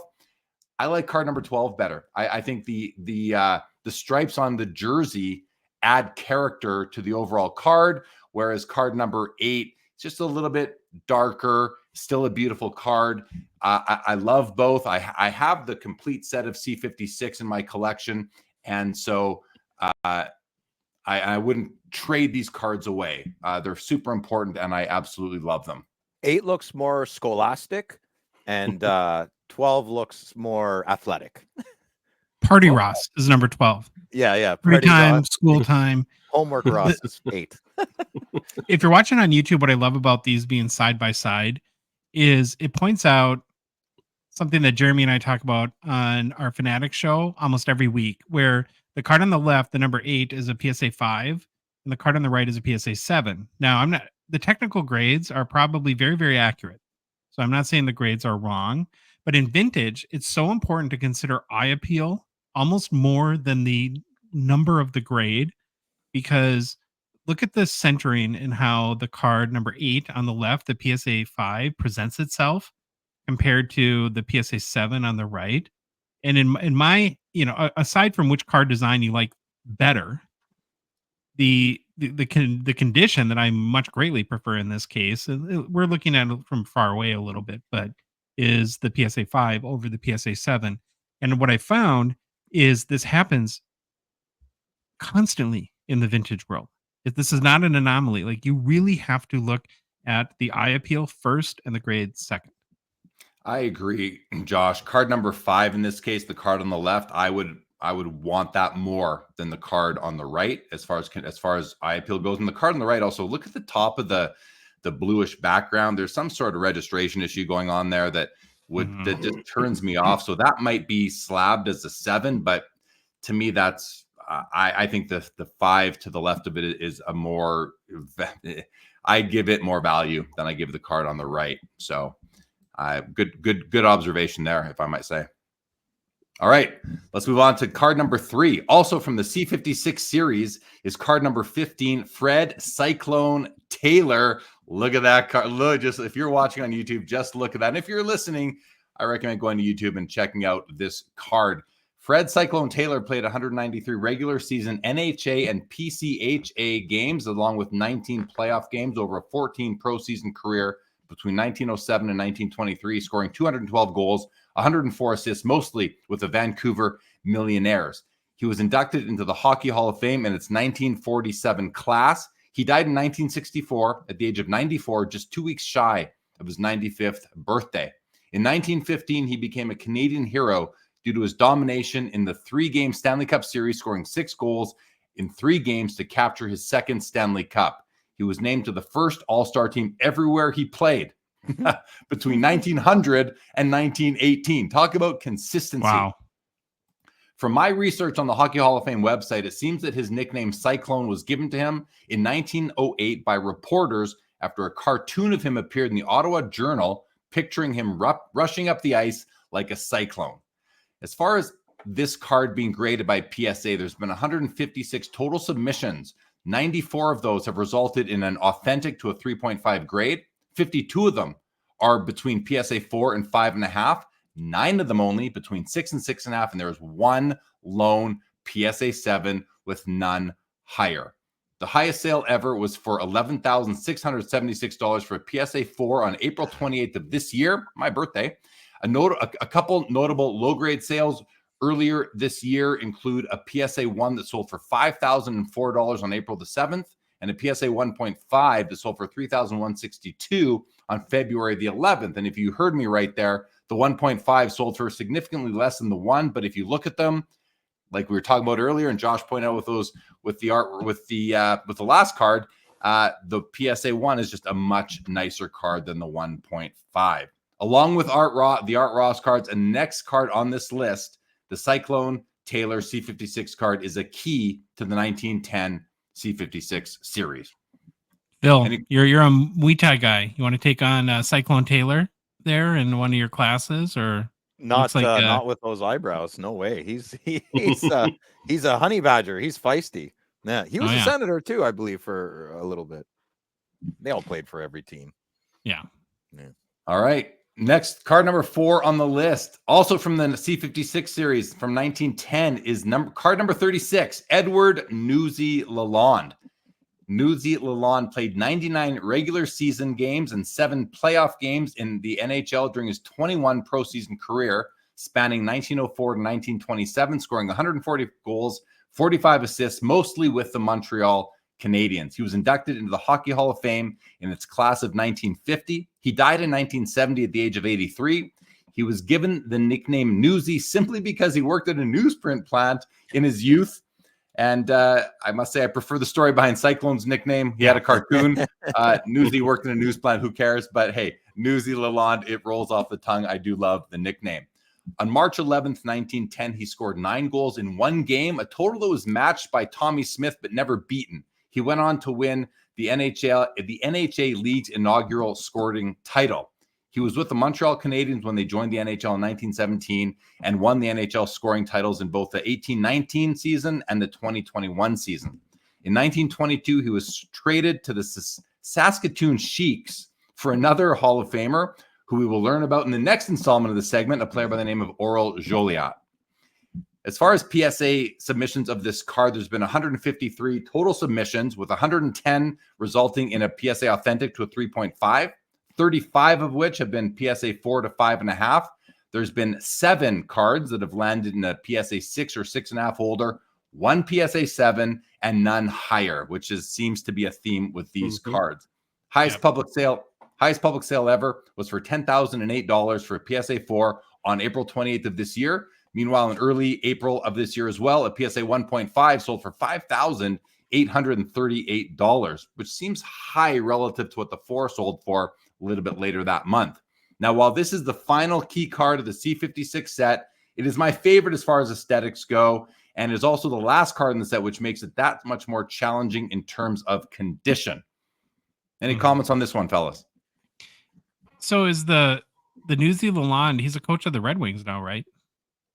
It must be a descendant. Am I? Probably, maybe if they're, I'm not sure who their coach is, but if it's a Lalonde, it very well might be. There is a parallel of this card that I'd like to show. Whoa! Oh, there's a parallel of this card. I don't know if you guys can see that, but that's actually my face superimposed that was gifted to me at the National this past year. Too funny. Yeah. It's hard to tell with the head of hair there, Jeremy. So yeah, fair enough, Joe. Fair enough, Phil. I have some questions about these tobacco imperial cards in general. Do you ever come across any raw, or most of them graded right away? Like, are there raw out in the wild? There are. Yeah. You'll see them in Toronto at the Expo and various showcases, and I've had several of them over the years come up to my booth as well, and I've bought them and I've submitted them for grading. They all have come back PSA Authentic or 1 or 1.5. Yeah, they're tough. They're tough cards. Yeah, so I've got some info. Derek Lalonde is the current coach of the Detroit Red Wings. I can't find on Wikipedia, at least, if he's related to Newsy. So yeah, I'm sure someone will chime in on the comments with that. That'd be cool if he was. All right. The 5th and final card on this list is the 1911 C55 card number 4, Phantom Joe Malone. Malone played 126 regular season and 9 playoff games in the NHL during a 16-year pro career. It spanned from 1908 to 1924. He scored 149 goals, 34 assists with the Montreal Canadiens, the Quebec Bulldogs, and the Hamilton Tigers. He was inducted into the Hockey Hall of Fame in the class of 1950. He died in 1969 at the age of 79. He was known for his ability to find openings and skate up the ice through the opponent's defense. He was very fast on his skates and had a lethal instinct around the net, as per the hockeyhallofame.com. In 1917, while playing for the Montreal Canadiens, he scored 44 goals in 20 games. 44 goals in 20 games. I think that bears repeating. While playing on a line with Newsy Lalonde and Didier Petrie. In 1920, while playing for the Bulldogs, he scored 7 goals against Toronto, a single NHL game record that stands to this day. He scored 5 or more goals 10 times during his career. Now, I didn't see anything on the Hockey Hall of Fame website that explained why he was known as Phantom Joe Malone, so I did what rational people do nowadays, and I asked ChatGPT. And here's what ChatGPT had to tell me. Joe Malone earned the nickname Phantom because of his elusive, graceful, and almost ghost-like playing style on the ice. He was known for his incredible agility and speed, which made it seem as though he could glide through defenders effortlessly. Opponents often had a hard time tracking him as he would appear and disappear around the rink like a phantom, scoring goals with seemingly minimal effort. His smooth, almost ethereal movements combined with his ability to be in the right place at the right time led to the nickname Phantom Malone. Sounds a lot like what you would hear people say about Wayne Gretzky, knowing where to be and when. And perhaps he was the Gretzky of his time.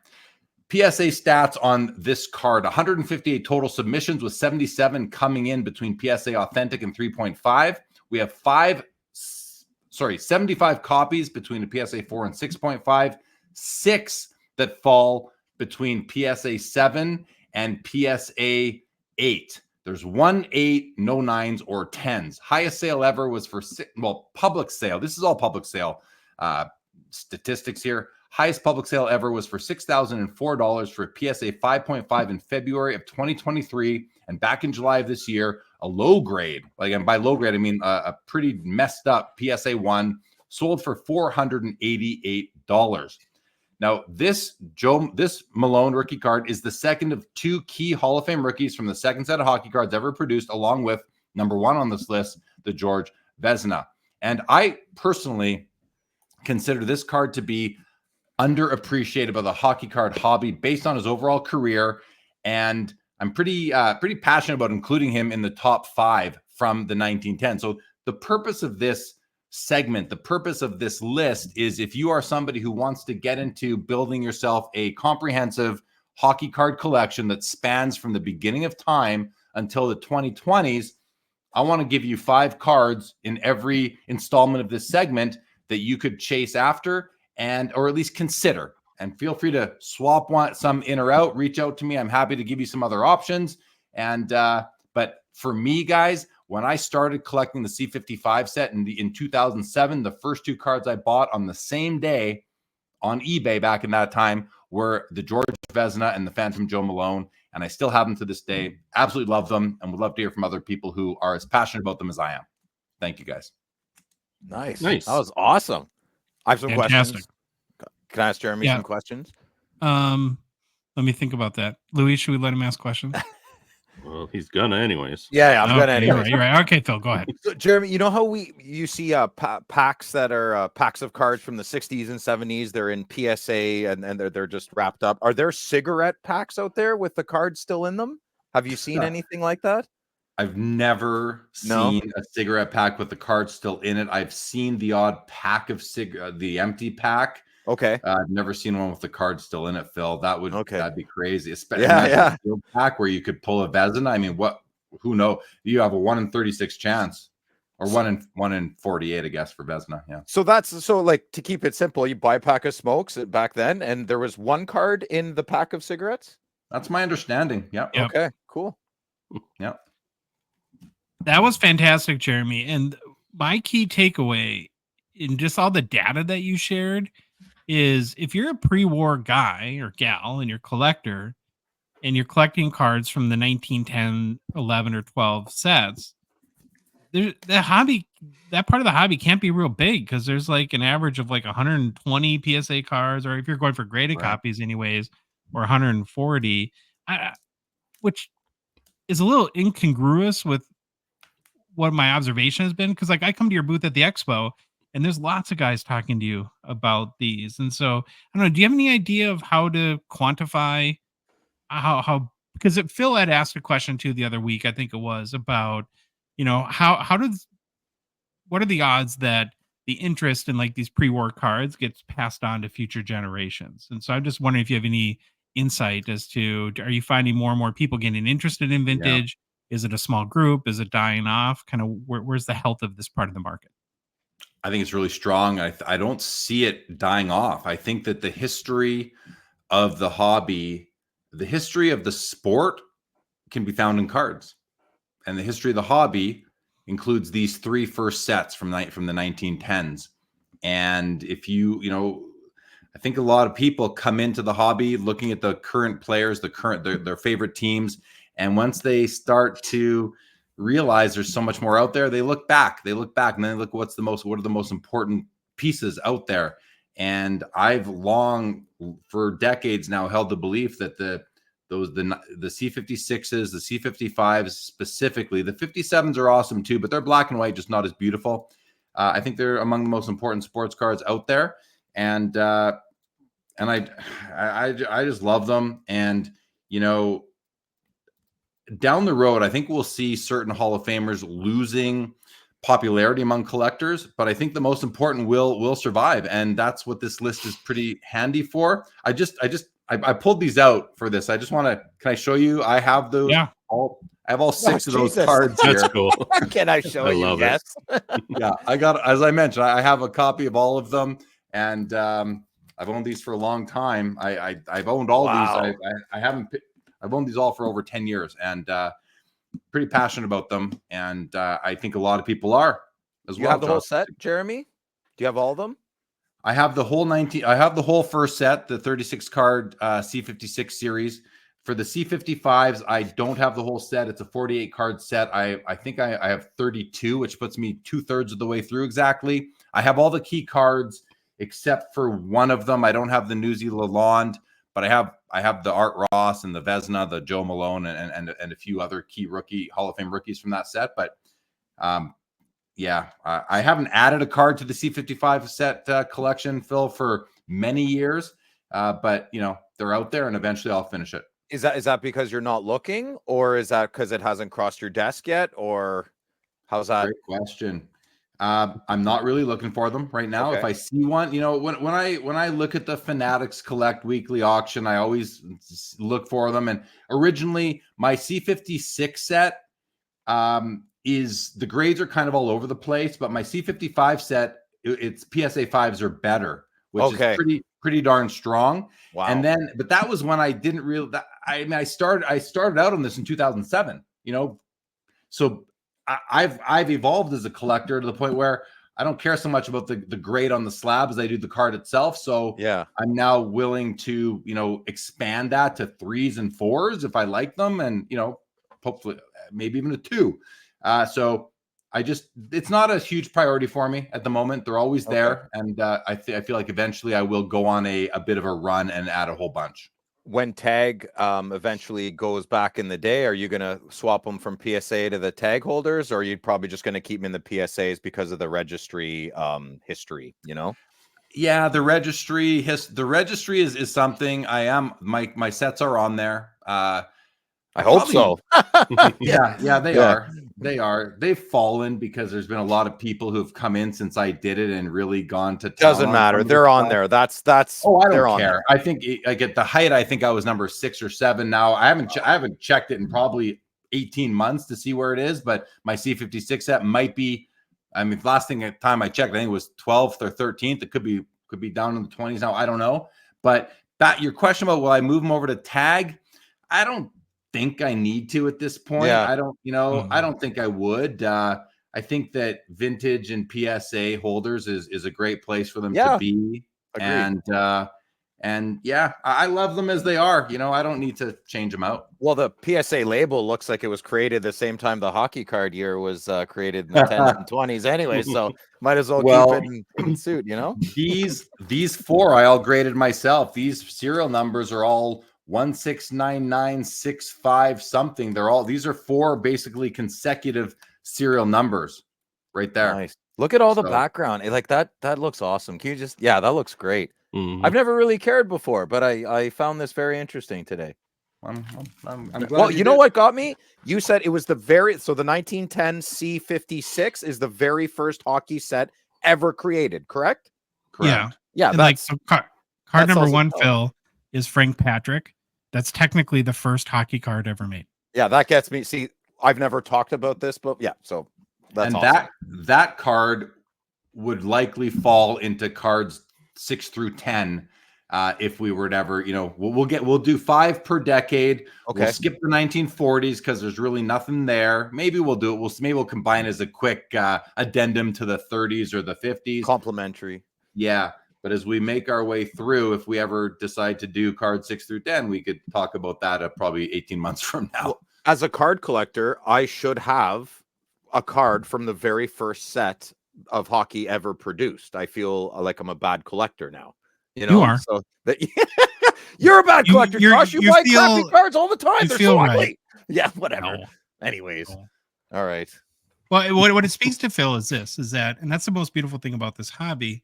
And one thing, honestly, that it's not that I give a lot of advice to people, but so many people have reached out this year in the whole Bedardapalooza, which we're going to get into a little bit with SPA coming out, and saying, oh, these Bedard prices, I just want to leave the hobby. And I'm like, well, there's like 115 years of cards like before Bedardapalooza that are all kind of pretty awesome that you could just focus on. You don't have to be chasing $800 boxes of hockey cards.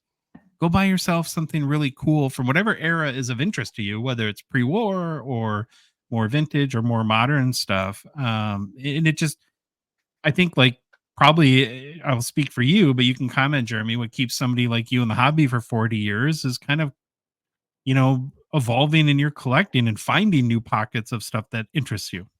100%. Yeah. I agree with everything you just said, Josh. I think guys like us need to continue to preach that. Don't let your disdain with the 24, 25 products in any sport ruin your experience in this hobby. There's so many cards going back, and I love finding new things to collect for anywhere between 1910 and 2000, whatever. And I constantly do. My collection's ever evolving, as most of ours do, and that's okay. I think it's important that we give ourselves permission to fall in and out of love with different cards. Never leave the hobby. Change your hobby. That's adapt. Yeah. Pivot. Don't Let's leave. Go. Don't let them beat you. Speak with your wallet and collect what makes you happy. There's so many cards out there. There's something for everybody.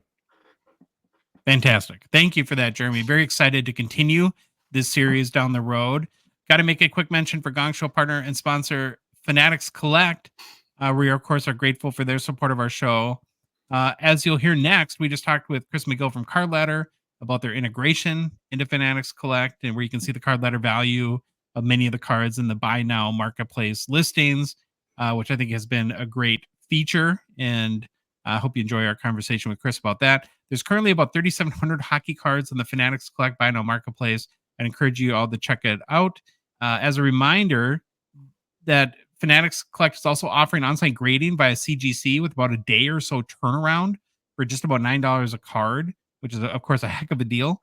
You can just select grading option when you send in a raw card, either to store in your vault or to put up for auction.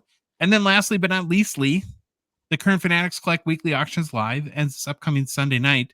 We're going to preview on Thursday's show our favorite vintage and modern cards. And then Jeremy Lee and I will be live at 8:30 Central Time next Sunday night this upcoming Sunday night on his YouTube channel, Sports Cards Live. We're going to discuss, we're going to debate, we're going to follow all the key hockey cards ending in this week's Fanatics Collect weekly auction. So be sure to head to fanaticscollect.com to get all those bids in.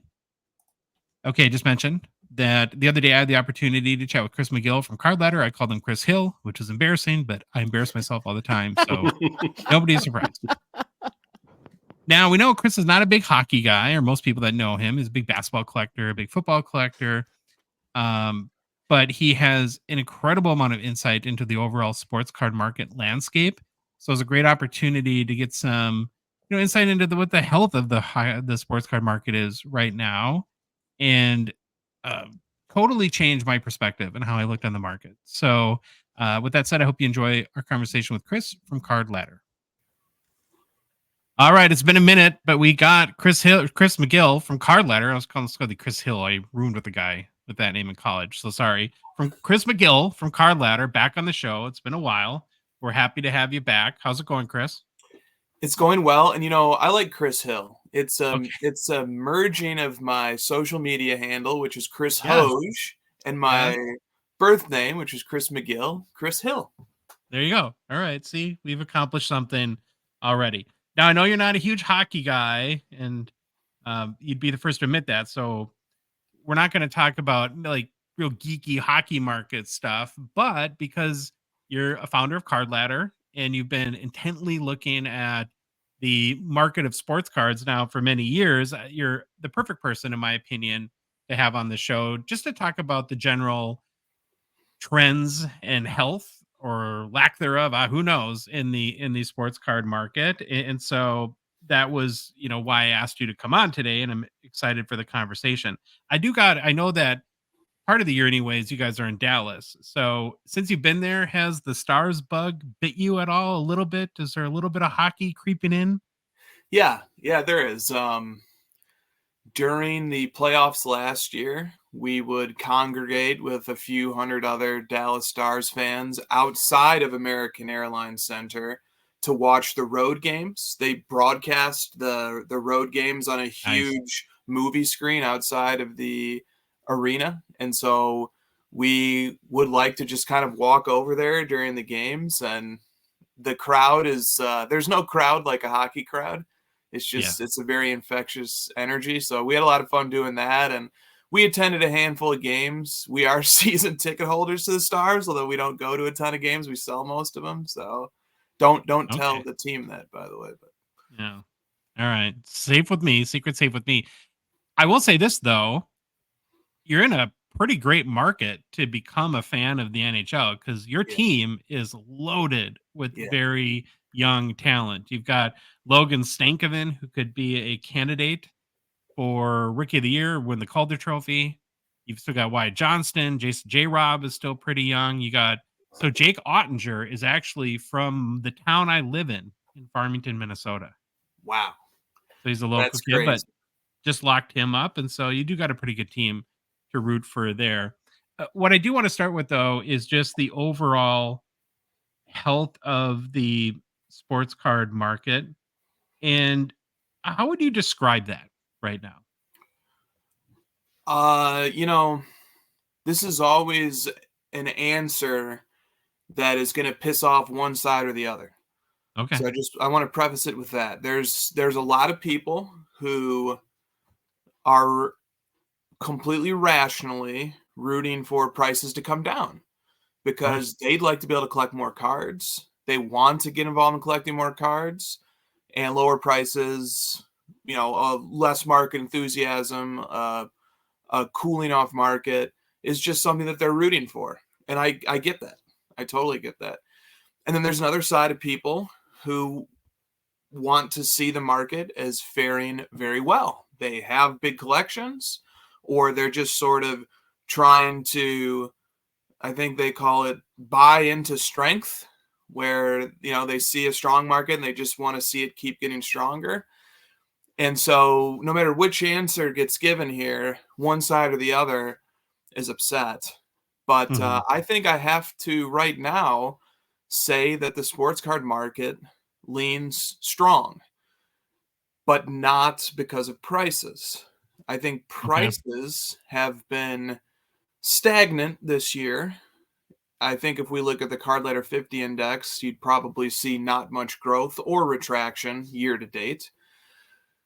But I think, and that's actually an improvement, Josh, on what prices were doing for the year and a half or so prior to coming into this year, when prices were pretty steadily bleeding. Most indexes we track on Card Ladder were in the red month after month for about 18 straight months. And then this year there's been a stagnation in prices and even an increase in some areas. Like I know the Gongshow 100 is up 8% on the quarter, which is pretty good. But mostly there's been stagnation in prices. So from the price point of view, it's not as apocalyptic as it might have felt 12 to 15 months ago, but it's certainly nothing to be extra bullish about. But in terms of volume, which I think is the single most important metric, there is no one metric way to look at our market as a whole. But if somebody said, please give me just one metric to look at, I would point them to monthly volume, the total aggregate spend on singles, and some boxes get mixed in, but not very many. The total aggregate spend on secondary marketplaces. So that's eBay, that's Heritage Auctions, that's Golden Auctions, that's Fanatics Collect, that's My Slabs, that's Robert Edward. That's, there's around 12 to 15, I think, that we currently have accounted for in this volume metric. This is aggregate. This is not vetted by us in any particular fashion. This is just, we ingest all of the sales. It's usually around 150,000 per day. And then on the industry tab and card letter, we spit out a figure once a month that sums up the secondary market spend online. It's important to note that retailers like Dave and Adams are not included. Blowout Cards is not included. Card shops are not included. Card shows are not included. In-person deals are not included, except to the very minimal extent that people do occasionally report private sales that we normally vet and verify as long as there's sufficient proof and sufficient credibility involved on the participants. But anyway, the point that I'm getting at, the big point here, is that this is a number that's just looking at the spend primarily on singles on those 12 to 15 major secondary marketplaces. That number for the month of September was 242 million, which is the second highest number that we've ever had. Wow. The first highest number came from 2022. The first highest number would have been 251 million in February of 2022. So in terms of aggregate spend, we are at a level that's pretty much as good as it gets. And August of this year was really strong too. So September was 242 million. August was 236 million. We've had 2 months that have shown some of the strongest spending figures in the aggregate on the secondary marketplace for singles that we've ever seen. That is very interesting. And I think there's a lot to unpack there. So I want to stick on this for a minute.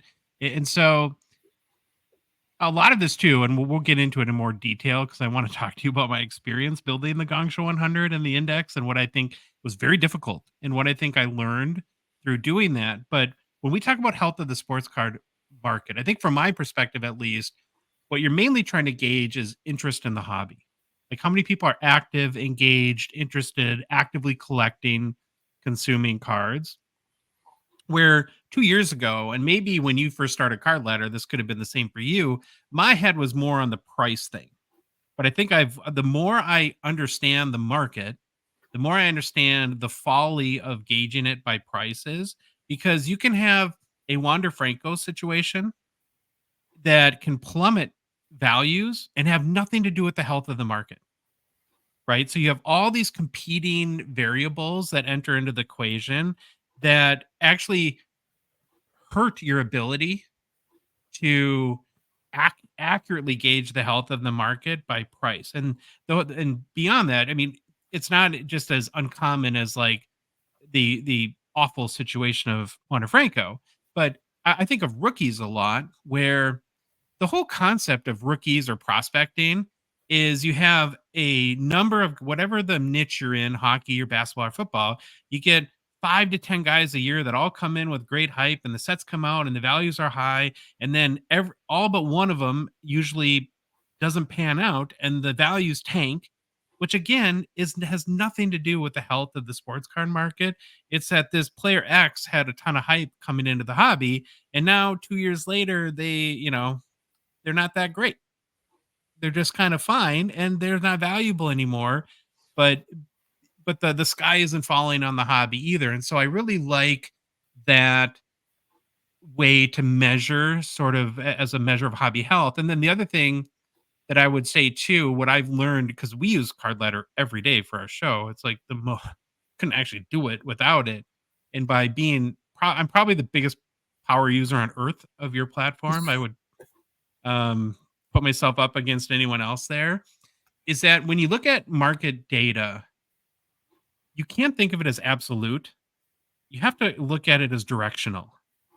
There's no way to measure every sale in the hobby. There's no way to measure how every price, because we only get, we don't get every deal that happens on Facebook or that happens at a card show.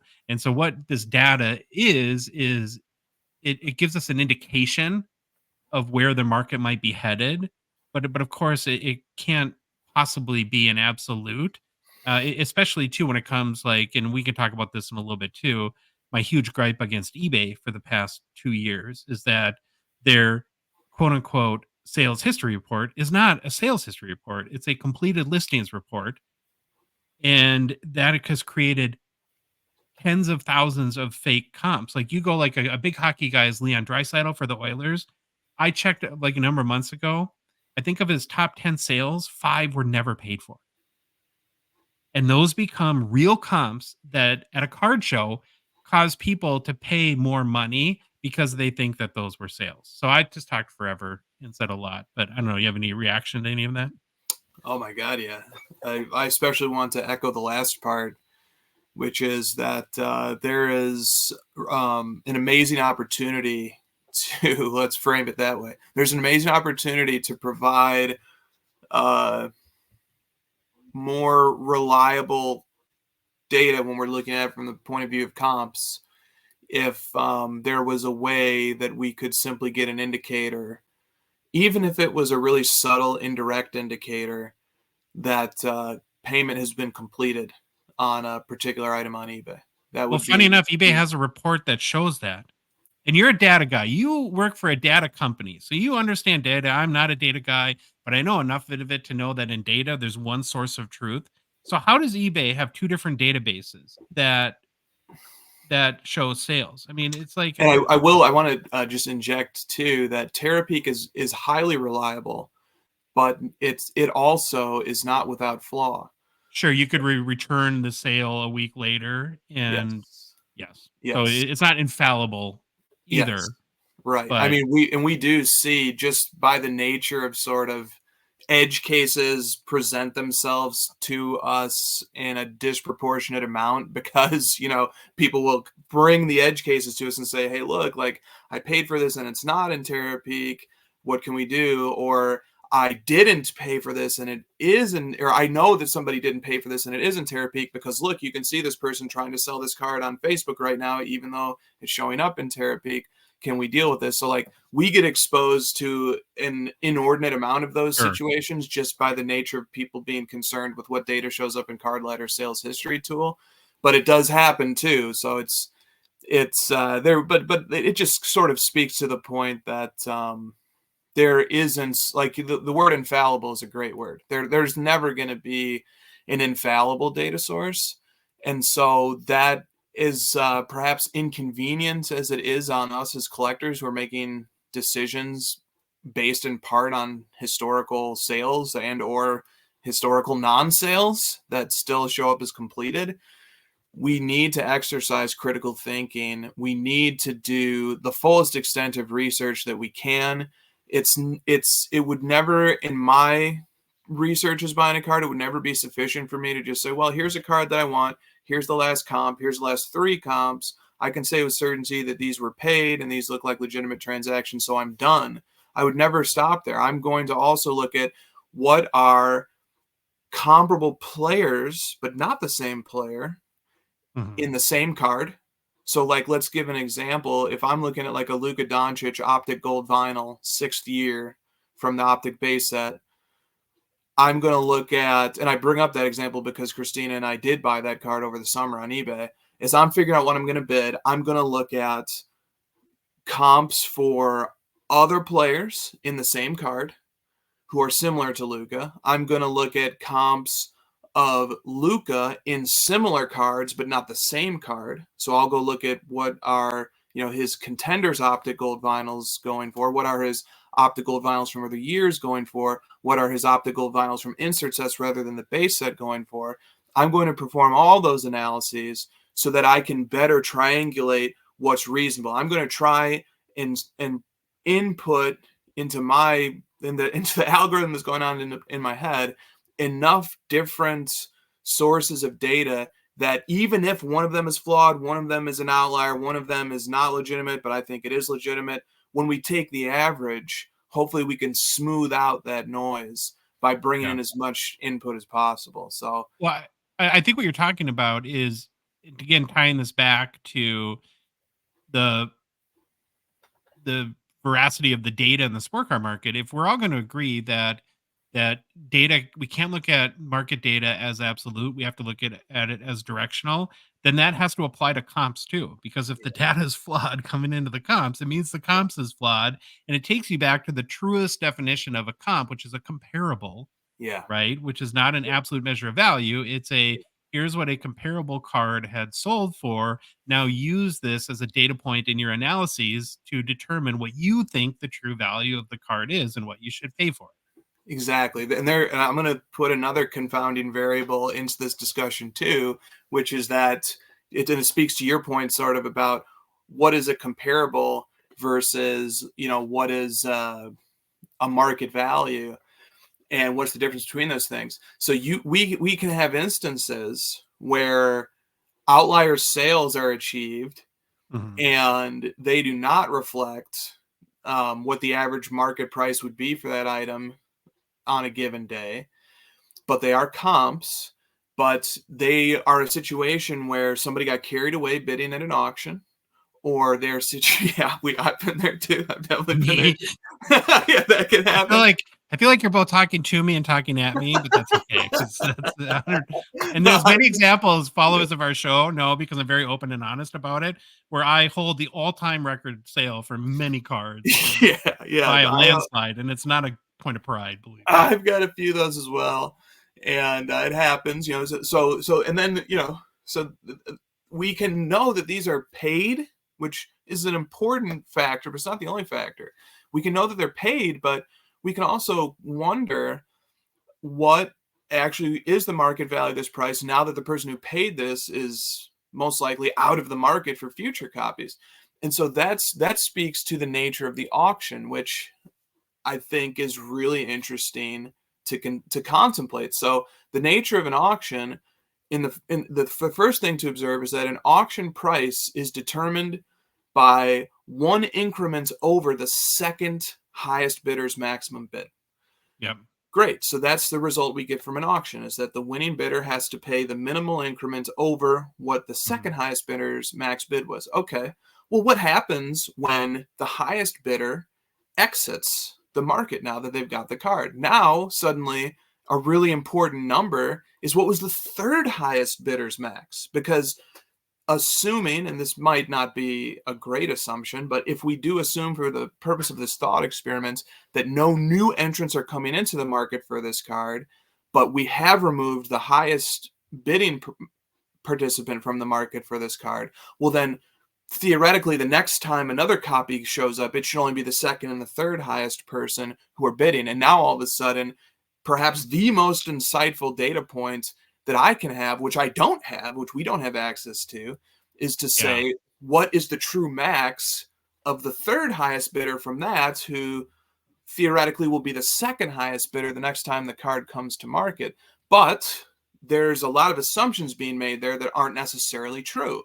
So one of the assumptions being made there is that the third bidder will bid the same amount the next time the card comes around, and maybe they won't. Maybe the third bidder will look at the comp that just got printed, and then they'll say, okay, I need to bid more next time. And maybe the second highest bidder is thinking that too. So that can provide an environment where the next time the card sells, it actually sells for higher, even though we've removed who was previously the highest bidder. Also, more people can enter into the market for that card once a card gets printed, that once a comp gets printed that they previously weren't involved in it, and vice versa. Some people can say, this is too high, now I'm going to bow out. So there's all of these conflicting or potentially conflicting things happening around a card that go into the creation of a comp, a historical comp, and into the potential for a new comp. But I think it sort of circles back to the question of, why is the comp treated as a very important piece of information? I think the reason why is just simply this. We, as market participants, if I win a card for $100, that tells me, I think eBay's increment at that level is $1. So that tells me there was somebody else out there who was willing to bid $99 for it. Yeah. So if I have this card, then the reason why I'm going to rely on this comp, even though I'm the one who paid it, is that I can reasonably confidently believe that there is also somebody else out there who, at least at one point in time, was willing to pay pretty much the same thing I did. So that's my comp. I can rely on this as a market value, because if I ever needed to liquidate this card, I should be able to liquidate it to the second highest bidder, who bid right underneath what I bid. So that's sort of the thinking, I think, if we flesh it out, if we sort of extract the reasoning that might underpin why comps are what they are, why they're treated with value. It's because theoretically the second highest bidder is out there, and they are somebody who would be interested. They are somebody who has demonstrated previously that they are interested in this card at pretty much the same price I paid. Now, is that actually true? Does that actually hold up?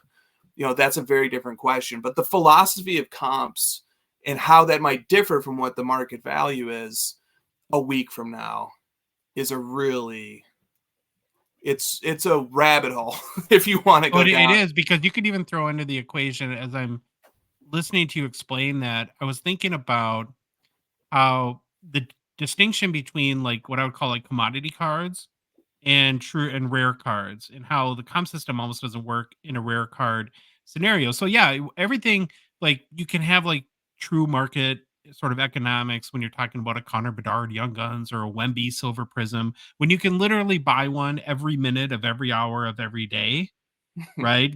Yeah. I think a lot of these market principles are much more applicable. But you talked about getting a gold vinyl Luka Doncic. You might be competing against a guy who's got 5 of the 6 already. And so the value of that card to him or her exceeds whatever, because there's a other than getting the best price in the market, like they're trying to complete a set, and this is their one opportunity to do that. And so in that case, value be damned, right? They're going to spend what it takes to get the card. Yep. I mean, look, Josh, I am that person in a different context. I have Christian McCaffrey's full Prism Black run. I have every Prism Black finite that's been made of Christian McCaffrey since 2017, which is, I believe that's 7 that I currently have. I have all of them, all 7. Only one comes out every year, just one black finite, one of one. When the 8th one comes out, when 2024 Prism Football gets released, and I'm not sure when it comes out, if it's November, December, January, I think it'll come out sooner than later. I mean, when that comes out, like, I am completely at the mercy of whoever owns that card or pulls it out of the pack. They can go to like Hobby Sweats or something like that, waiting to find it and see if you can get it. No, as soon as that product comes out, I mean, I just get anxious, because like it would be a real bummer if I failed to complete the Black Finite run, especially since there will only be 2 more years of fully licensed Prism football. So it would be a real bummer if I failed to do that. But I am strongly incentivized to pay more than any other person would pay for that card because of the exact scenario that you described. So that makes it a very unique market for that card. And, as much as the market for rare cards can get really strong because, there's way more people competing for a card than cards exist, it can also go the other way, which is, well, what happens if I bow out of the Christian McCaffrey Prism Black Finite market? Now all of a sudden, that market might really be a lot less aggressive if I'm not in it anymore. It can go both ways. Yeah, where one person can affect the Wemby Silver Prism market to the degree one person can have an effect on a much more rare card. So to go a little bit full circle on the overall health of the market, it sounds like that, a general conclusion that you could make through the data we see is that the market is generally, probably healthy, right? It seems like there's a lot of engagement, a lot of activity. Do you have any insight or theories on why sales volumes are so strong right now? It is speculative. I don't have anything that sort of is, empirical. I'm just sort of, this is just theories. My sense of it. Yeah. I think one factor is the new onslaught of products that has been introduced by the fact that Fanatics and Panini are manufacturing trading cards of players like Wembanyama, since both hold licenses to produce those cards to some degree. So I think there's extra cards coming into the mix than there are in a normal season. I think that Wait, can I stop you there real Yeah, quick? sure, Because please. there's something I want to ask you about that. So one of the things that we've been tracking in the hockey hobby this year, being the Bedard rookie year, and I think there's a similarity to Wembanyama because it's sort of these generational talents that you have really creating a lot of energy and hype in the marketplace. And how Upper Deck has responded to that as the licensed hockey manufacturer is if you go back and look at like Connor McDavid's rookie year in 2015, there was about 650 or so unique rookie cards. There will be close to 1,400 Connor Bedard unique rookie cards this year. And we're just seeing so many parallels. And one of the things I know, just very casually looking at like the basketball market, is as bad as we think it is in hockey, it doesn't even come close to like what Panini is doing with Prism. And my curiosity and why I wanted to hang here for a minute is, do you think that this is a threat to some degree, like where we kind of call it the junk variety era? There's just too much variety.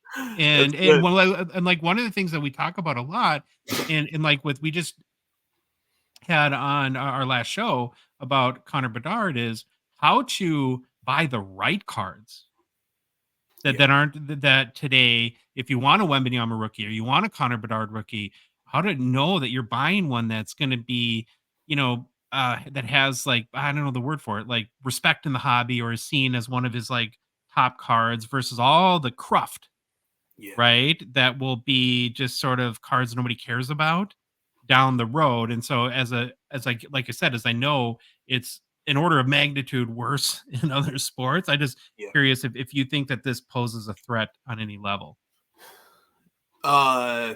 It does. It definitely does. But the threat is complemented by the fact that the dilution of the market makes things more affordable. Yeah. And that isn't bad. The dilution of the market driving down the prices of stuff helps me collect more cards. So the pandemic kind of sucked for me, to be honest. I don't have the budget to be buying $50,000 cards, and everything cool was unaffordable. Right, exactly. So we were stuck buying like $50 base cards at that, raw base cards. And so so like like the one product that I've picked on a little bit recently, which is a product that I love, is Panini's Select brand, which the brand predates Panini. The brand goes back to the 90s and Pinnacle. And then there's Select Hockey too, some great cards. Yes, great brand. But Panini has when Panini first launched this brand, it just had a nice single tier of a base set and just a handful of parallels.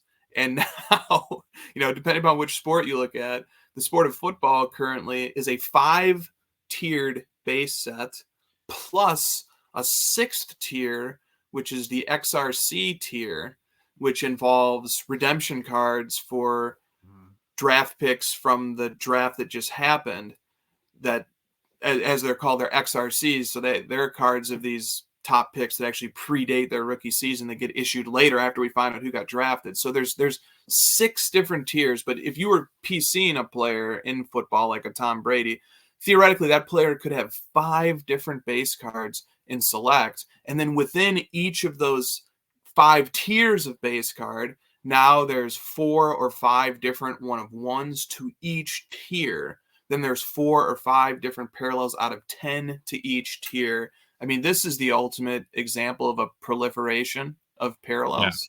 Yeah, there's a huge dilution in 1-of-1s the past few years where it's like, it's almost not even worth paying the one. And again, what you have to be is you have to learn, unfortunately, most often the hard way, and be really savvy to know, okay, what are the truly special 1-of-1s? Yeah. And then what are the ones that are, like we put in junk variety, where you're just paying a 1-of-1 tax for a card that isn't Correct. really that rare. Look, a lot of people, I say this lovingly as a loving criticism.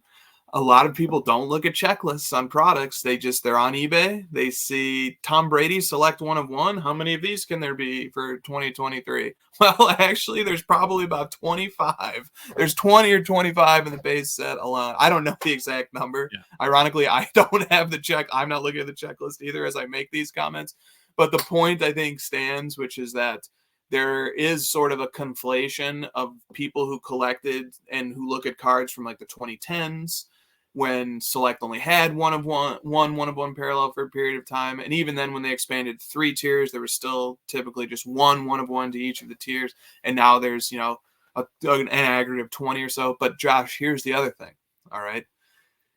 As much of a proliferation as there is of like out of 10s and 1 of 1s right now in a product like Select and football, it still could be so much worse. And I'll give you the reason why, or the thought experiment that helps explain this. So I recently made a series of story posts on Instagram where I was comparing 2017 Prism football.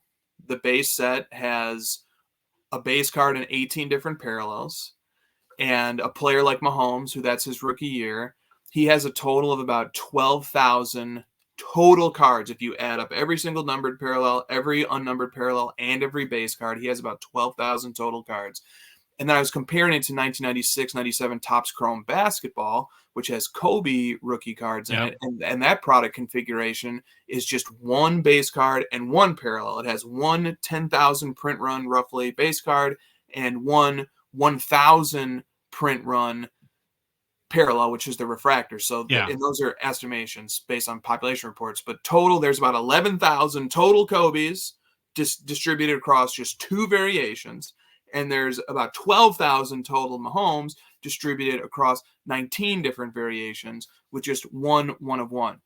And so it's interesting because you can sort of start thinking about the extremes then. So you have 2 cards, 11,000 total cards, 19 variations, 12,000 total variations. Well, what are the extremes of this analysis of base set configurations? Well, one extreme would be 10,000 just base cards. They're all interchangeable, subject to the differences in condition and centering and stuff. But you could have 10,000 interchangeable base cards with no parallels. That's it. Just 10,000 all identical, more or less cards. The other end would be 10,000 1 of 1s, where every single one of the 10,000 copies is a distinct 1 of 1. That would be the extreme of 1 of 1 proliferation. And so we are really far from, like, as much as I'm whining right now about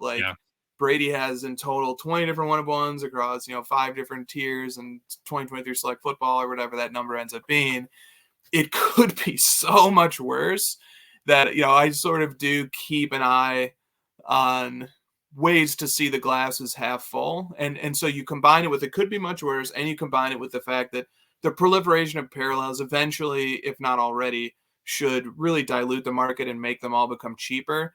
And then more people have a chance to get a cool 1 of 1 card of Tom Brady.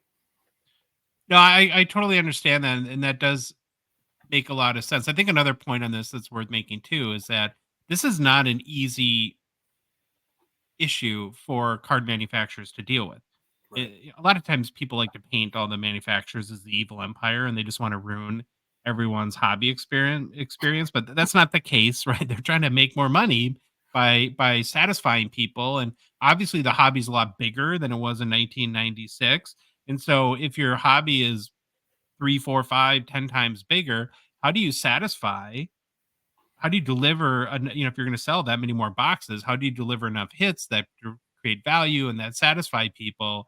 And it's a really unenviable task, I would think, and a tough balance for them to achieve. And of course we get to sit here and Monday morning quarterback the whole thing. And we got the easy job in the whole scenario, but I totally derailed. You were making like 3 points, and that's okay. Do you even remember where we were before this, or? Well, let me make another point that's just on the tip of my tongue that was Okay. inspired by what you just said, which is, sort of relating to how we Monday morning quarterback the manufacturing of cards, which we do. But I love when collectors complain. I think like the manufacturer, the more we can sort of just like voice whatever sort of visceral displeasures we get from the way the manufacturers are operating, it's good because it really scares them, hopefully, into doing anything too drastic. And just sort of knowing that there's going to be a landmine of feedback that they'll have to navigate through with every product that they put out. I think hopefully that sort of skews them towards being a little more conservative. So I fully endorse full-throated collector grievance airing, and I think that we should continue to air grievances. And I credit the manufacturers for tolerating it and having thick skin. having thick skin and dealing with it, because it ain't going to change anyway. But it's good. I like that it's that way, and I like that it operates that way. But speaking, you were sort of alluding to the idea of what sort of market demand is being signaled to the manufacturers when they survey what the landscape of the card collecting market looks like. And so you mentioned McDavid, and he comes from a really interesting era of card manufacturing, which is sort of this like 2012 to 2018 sort of chunk, where that chunk sort of like unreflectively gets swept into the ultra modern concept. And it is ultra modern. Like for Card Ladder's index purposes, we arbitrarily have called ultra modern as 2009 to present. But the fact is that the amount of cards being made during that window, the amount of collectors that existed during that window, and most pointedly, the monthly sales volume figures from that window are fractions of what they are today, and manufacturers were responding to them. So, like we just went over earlier in the show about how September of 2024 had a total monthly volume of 242 million on the secondary marketplace for singles. Well, in 2017, and I was looking at this number because I was doing this sort of 2017 Prism football analysis. In 2017, that number was about 36 million. Now, if you look on Card Ladder's industry tab, you'll see that the number shows 17.9 million.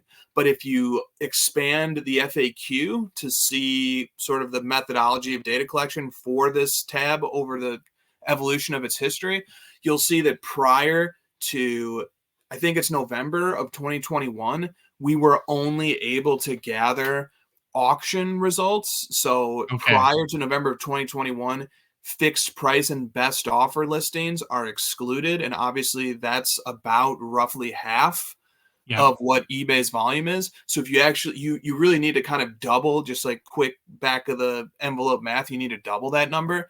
If you double the number from the month in which 2017 Prism Football was released, it goes from being like 17.9 million to, I just doubled it, I said 36 million. So if you compare 36 million during Mahomes' rookie season, compare that to the 242 million today, that's a little bit more than a 6x multiplier. So in other words, manufacturers today who are taking a look at the market for singles, on the secondary market for singles, they are seeing a demand signal that is 6 times stronger in terms of monthly volume than it was 7 years ago in 2017. And the numbers are even a little bit lower if you look at 2013, 14, 15. So during this era of McDavid, of Mahomes, some of the great players who are going to define this era of card collecting, who are going to be the most nostalgic, who are going to be the people that collectors gravitate to 10, 20, 30 years from now when we look back and try to figure out who matters the most and what cards matter the most from this era.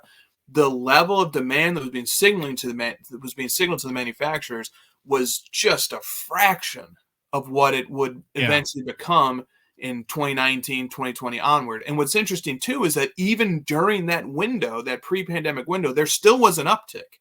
There still was this gradual increase in volume and prices, but it just got accelerated during the pandemic, and then it's sustained, or it's even going a bit higher today than what we've seen typically. But that's a really important piece of empirical data that can help distinguish the difference between why are so many like cards and parallels and varieties being manufactured today versus even just 7 or 8 years ago, 9 years ago, when there were so much fewer. And I think that demand signal is a powerful explanatory tool for why. So as a data source that tries to track what goes on in the market, are you guys looking at uh, trying to incorporate breaking sales into data at some point because it's such a huge It's so part of the market? Yeah, I think that's a great project for somebody to undertake, but I don't think it's one for us to. And Okay. if somebody did gather that data, I mean, we'd love to partner with that person. But the difference is like we're dealing with data that's publicly available, that gets published publicly every day. And the Yeah. breaking data is much more obscured. Proprietary to like And Whatnot or Fanatics Live or something like that. exactly. And then also, I mean, there's just those would be cool data sources too. But then you also have a lot of just smaller breaking operations that would need to get counted, and card shops that do breaks. I mean, it would in a world of perfectly transparent information. I'd love to see breaking volumes. I'd love to see retail volumes. And Fanatics probably has some idea about those data sets. I'm sure. Yeah. They're not going to publish those.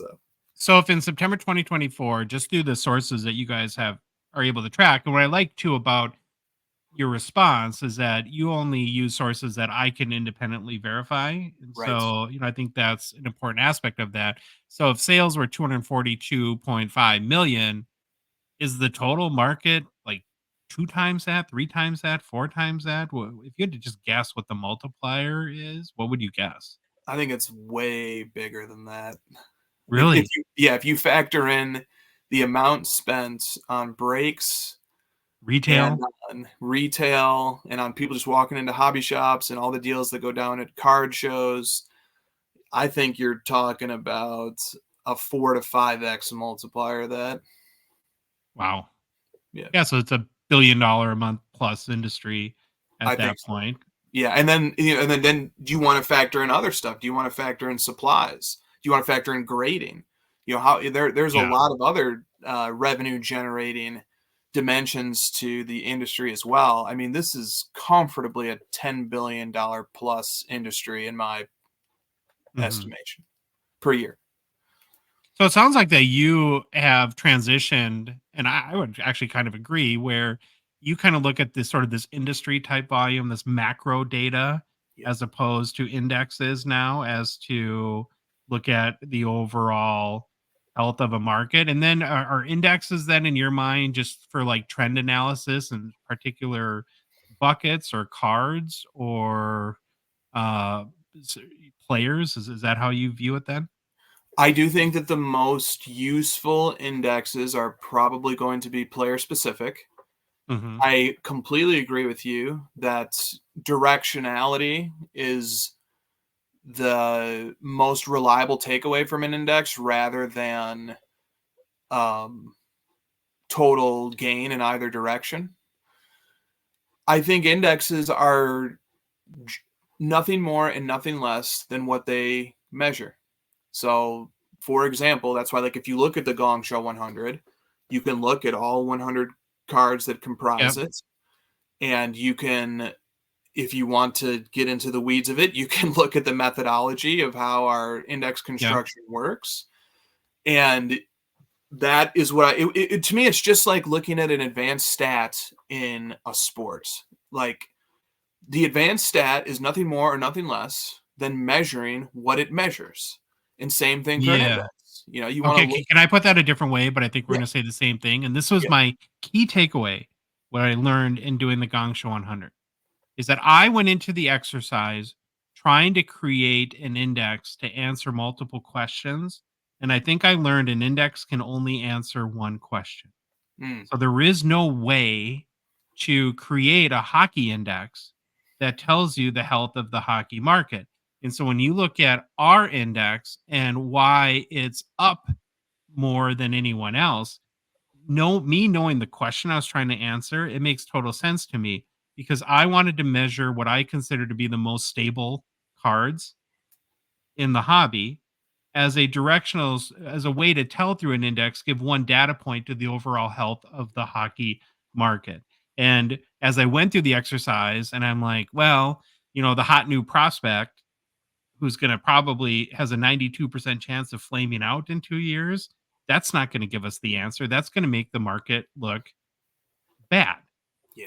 And so, we very carefully went through back to the start of hockey cards in 1910 and picked what we feel are like, the goats whose careers are solidified, Yeah. who, aside from some weird like legal situation or cultural situation, that are going to be most stable. And when you pair that with what you were talking about in your industry tab and just the overall total sales volume, it makes sense that our index is up more than anyone else, because we don't have any of those crazy prospects in there that conflate or confuse maybe people's thoughts as to where a market is or isn't. Does that make Yes. sense to you? Completely. And so it makes me think about when Josh handpicked the cards that would go into the CL50, and he was also very leery of, putting a Zion Williamson in there, or somebody who, is really hot right now. And man, they're he eats too many cheeseburgers, and now people are going to think that right. or he can't stay healthy for whatever, reasons are his fault or not. Right. And that, that's an indication of what's happened to the life and career of Zion Williamson, and not the basketball market or the sports card market.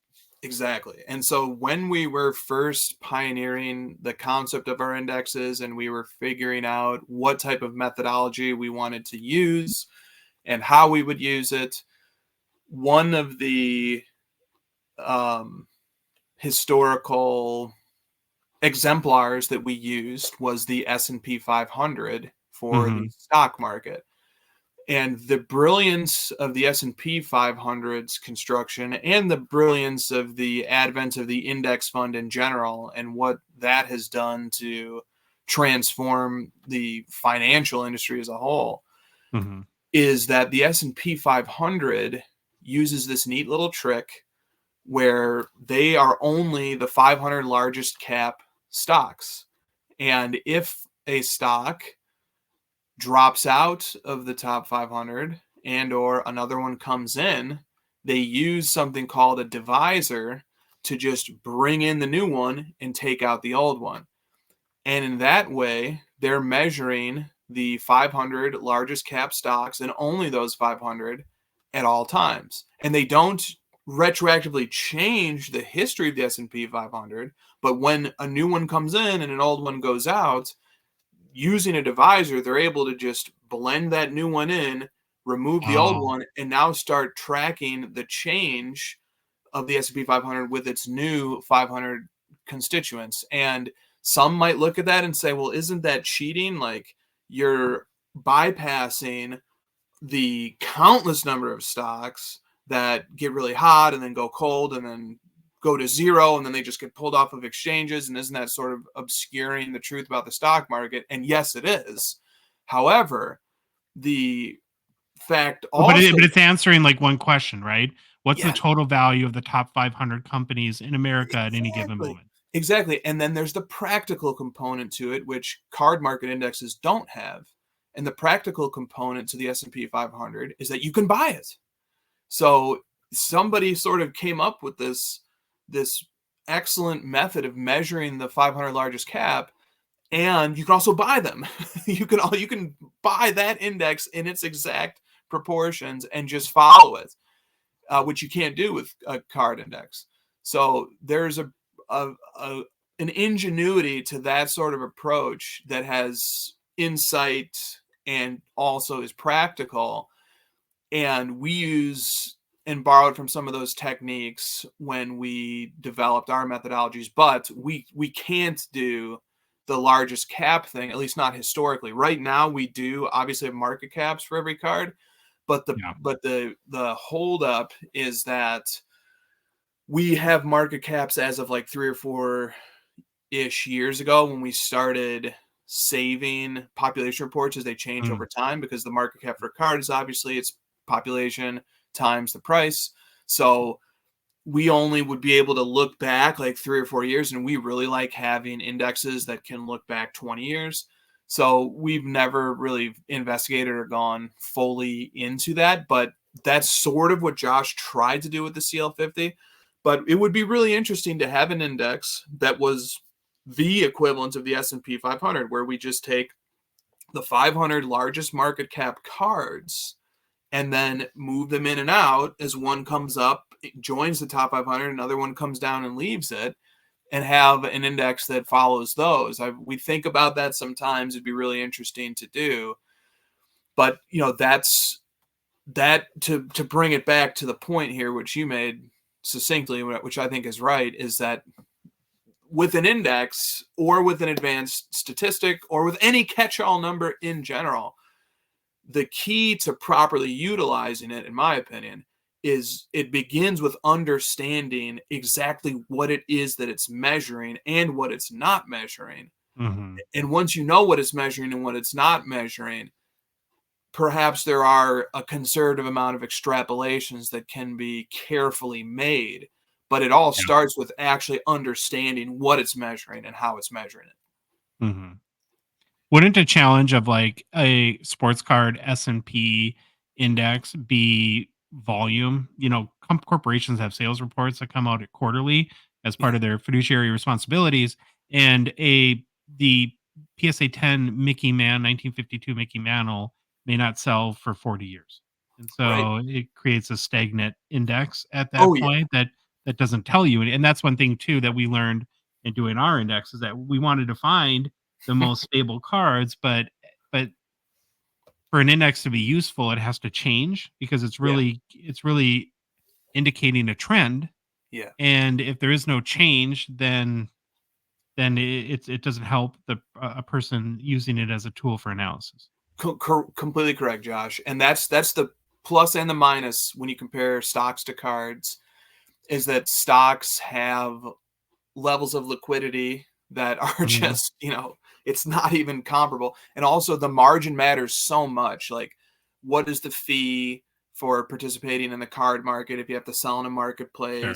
What are the tax rates depending upon how you're classifying your card holdings as compared to stocks, and all the different tax shelters that are available to certain types of stocks investments? Like, the margins really, really matter, and the ability to enter and exit stuff really matters a lot. So like, there's such a practicality to stocks compared to cards. However, the advantage that the cards have is that we have things like a 1952 Topps Mickey Mantle PSA 10, which, if you are one of the very fortunate 3 people who own a copy of it, the on paper appreciation, which can eventually be realized if somebody ever decides to sell it, can outpace, by orders of magnitude, it can outpace ingenious funds like the S&P 500. So, it's a double-sided coin. But Josh, here I think is the most striking contrast in 2 different data sets that you can find on Card Ladder, and they're both on the industry tab. You can look at the monthly volume, and you can sort of see the trend in monthly volume. Like, it's ticked up a little bit over the last 2 years, but it's largely held at 225 million per month on average. And now scroll down until you get to something called monthly verified volume.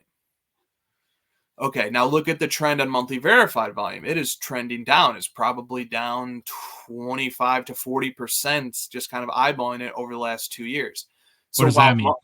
Well, okay, so this is the point that sort of speaks to the big picture question of what cards matter, what are we measuring with indexes, what are we measuring with volume, etc. All right, so even though the aggregate volume, which is just us ingesting everything, not vetting it, just ingesting all the aggregate volume, and it's like 242 million over the last 2 months, like 2 of the highest months we've ever seen. If you look at the verified volume, we're down to, what are we at right now? Around 30 million a month.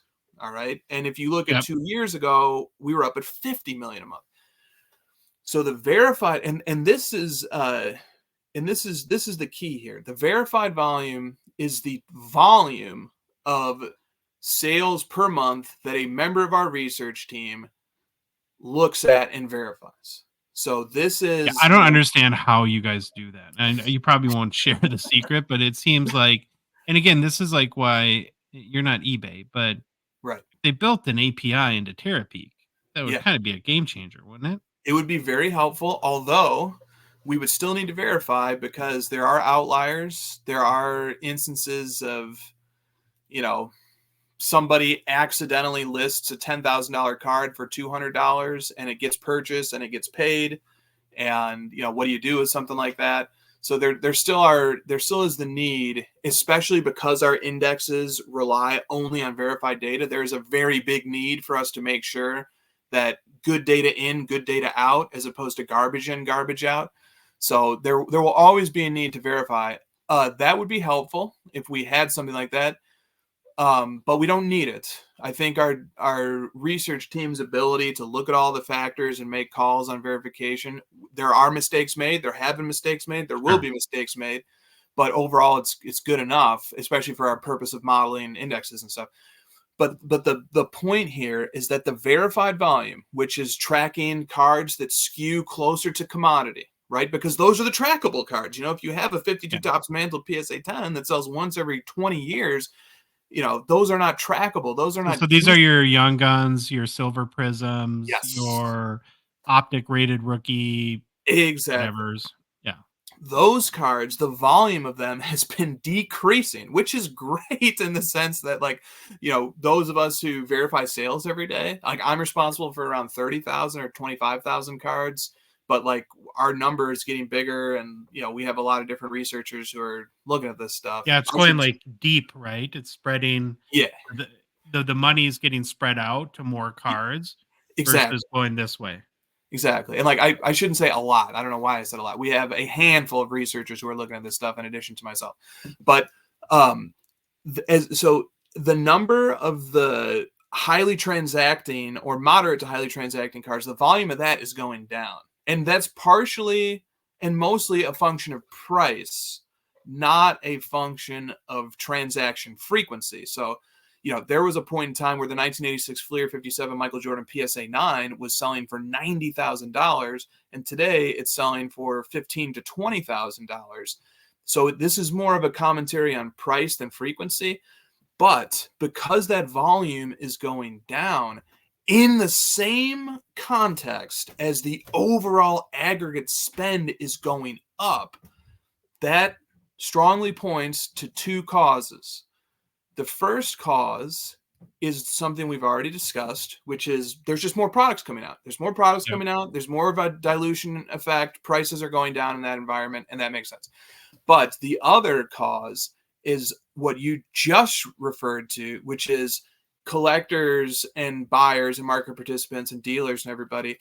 They are looking away from the more highly transacted cards, and they are looking instead at the rare cards that just don't lend themselves to price charting, that don't lend themselves to being constituent parts of an index that's trying to measure price change and hopefully provide some sort of snapshot into what the general market sentiment is. So that means, and this is the virtue of our market, but it's also a huge obstacle in measuring our market in terms of finding trends, is that the attention is focusing itself more and more on the rarer and more scarce cards, which those things theoretically have a higher potential for better appreciation because they're more elusive, because fewer people can have them, and because they're more desirable partially as a consequence of those things. But they're also, they don't lend themselves to tracking. They don't lend themselves to indexing. They don't lend themselves to any of that. They might be sold once every 5 years. Exactly. So so those are very promising cards, but those are what I love to collect. But they are also very difficult to chart. And so we did make one index that reflects this type of card. It's called the Outlier Index. Yeah, it's the fourth one down in the left column from the top. Yep, right there. Okay, and so if you sort of scroll out and look at the big, the full picture of this index, it has a much more palatable long-term curve than most other indexes do. Yeah. This index applies only to the cards. Once again, this is only this is only cards in Card Ladder that are verified. So, it's still a very limited subset. But these are the cards that don't qualify under our normal parameters for an index. So typically for a card, no, not even typically, just strictly for a card to find its way into any of our indexes, it must satisfy 2 criteria.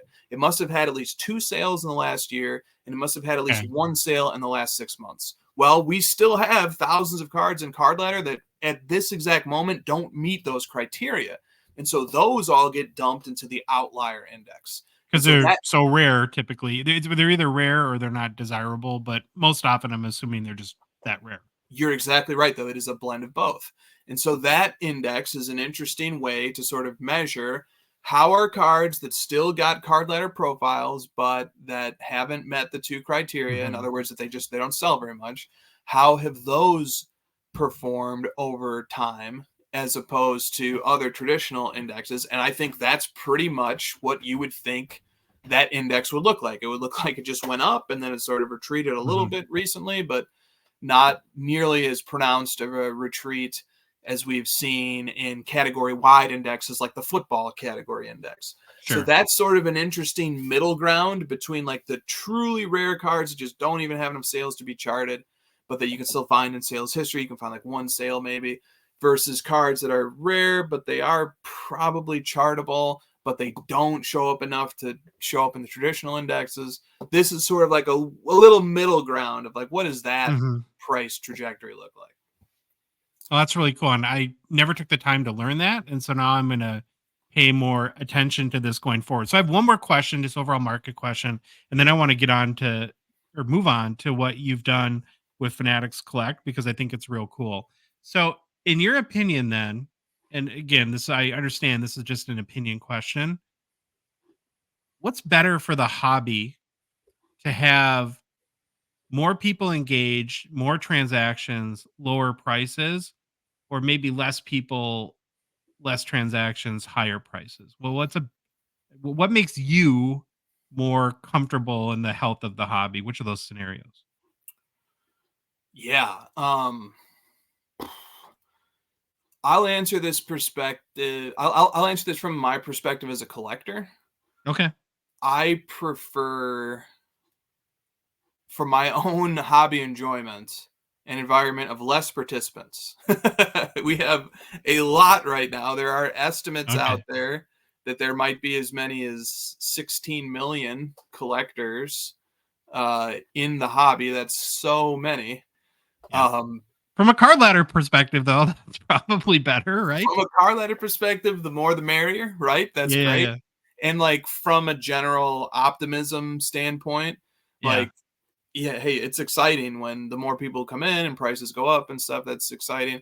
But as a collector, I find that the more people that come in, the more we get grifters coming into the hobby, the more we get scams happening, the more BS occurs, the more thefts occur of people's packages, the more hyping happens, the more pump and dump happens, the more influencers want to come in and start yelling at us and telling us what to do.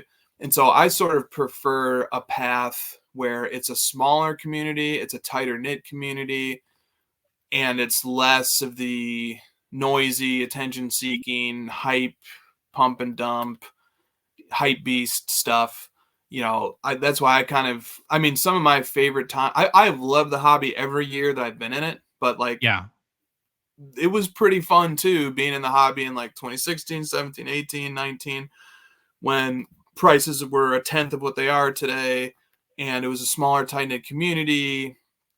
And it's getting more corporate-y too, which is good and bad. It's good and bad. Yeah. I mean, there's things to like about that. There's things not like about it. But if I had my pick, I'd choose smaller and more concentrated. But I'm not complaining about either. I'm totally fine with either. And I'll find ways and I'll make sure that I love and enjoy the hobby no matter which way it is. So Card Ladder is, you guys are data people. You collect all this data. You've got a great tool at cardladder.com where you can get a lot of information, and learn more about the hobby through, if you're a data person like I am. But one of the keys to any data company is continuing to find most useful uses for that data. And one of the things that I'm very excited about is your partnership with Fanatics Collect, who's of course the sponsor of us.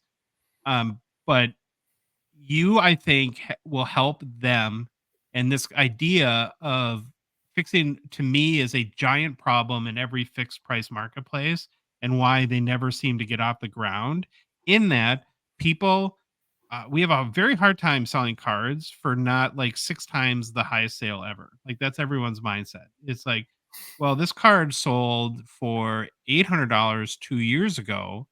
I know it's only worth 400, so I should probably list it for 2,000. Right. And then that's sort of the bane of every fixed price marketplace. And you can say, well, so what? People can list cards for whatever they want. But if you're a Fanatics Collect or any other marketplace out there, what happens is, as a consumer, I go to check it out and I see in 3 seconds that every card is priced ridiculously. And it's like, okay, this is a waste of my time. I'm not going to find any sort of true value here. And so what you guys have done, and if you're watching on YouTube, we're looking at a Bedsy, Connor Bedard, OPC paper rookie, PSA 10, that a seller has, and this is not to bash, I'm sorry, whoever listed this, but they have it listed for 260. And through your integration into Fanatics Collect, you're showing, well, the market value is actually 130. And so that gives me, as a cue, as a buyer, that, oh, this is not a good deal probably right now. But I think more importantly, what this is going to do is it puts pressure on sellers to not look dumb by overpricing their cards. It puts some accountability on them. And so I was really excited to see this, and hopefully you guys are able to do kind of more stuff like this down the road. Yeah, great opportunity to partner with a great marketplace. And I'm sure that as time goes on, we'll find even more ways to make that partnership, that integration better. I agree with you that, especially in the case of cards where there's a high confidence level in the card letter value estimate derived from plenty of sales and plenty of trend, not just plenty of sales, but plenty of recent sales that can establish a price that, hopefully it does encourage more reasonable approaches from both sides. Yeah. And there's also limitations to it too, though. Sure. This isn't as applicable in, the higher scarcity rarity cards. So it's just a tool. It's a tool in the tool belt of the user, and hopefully it helps. We'll see. We'll see how it plays out.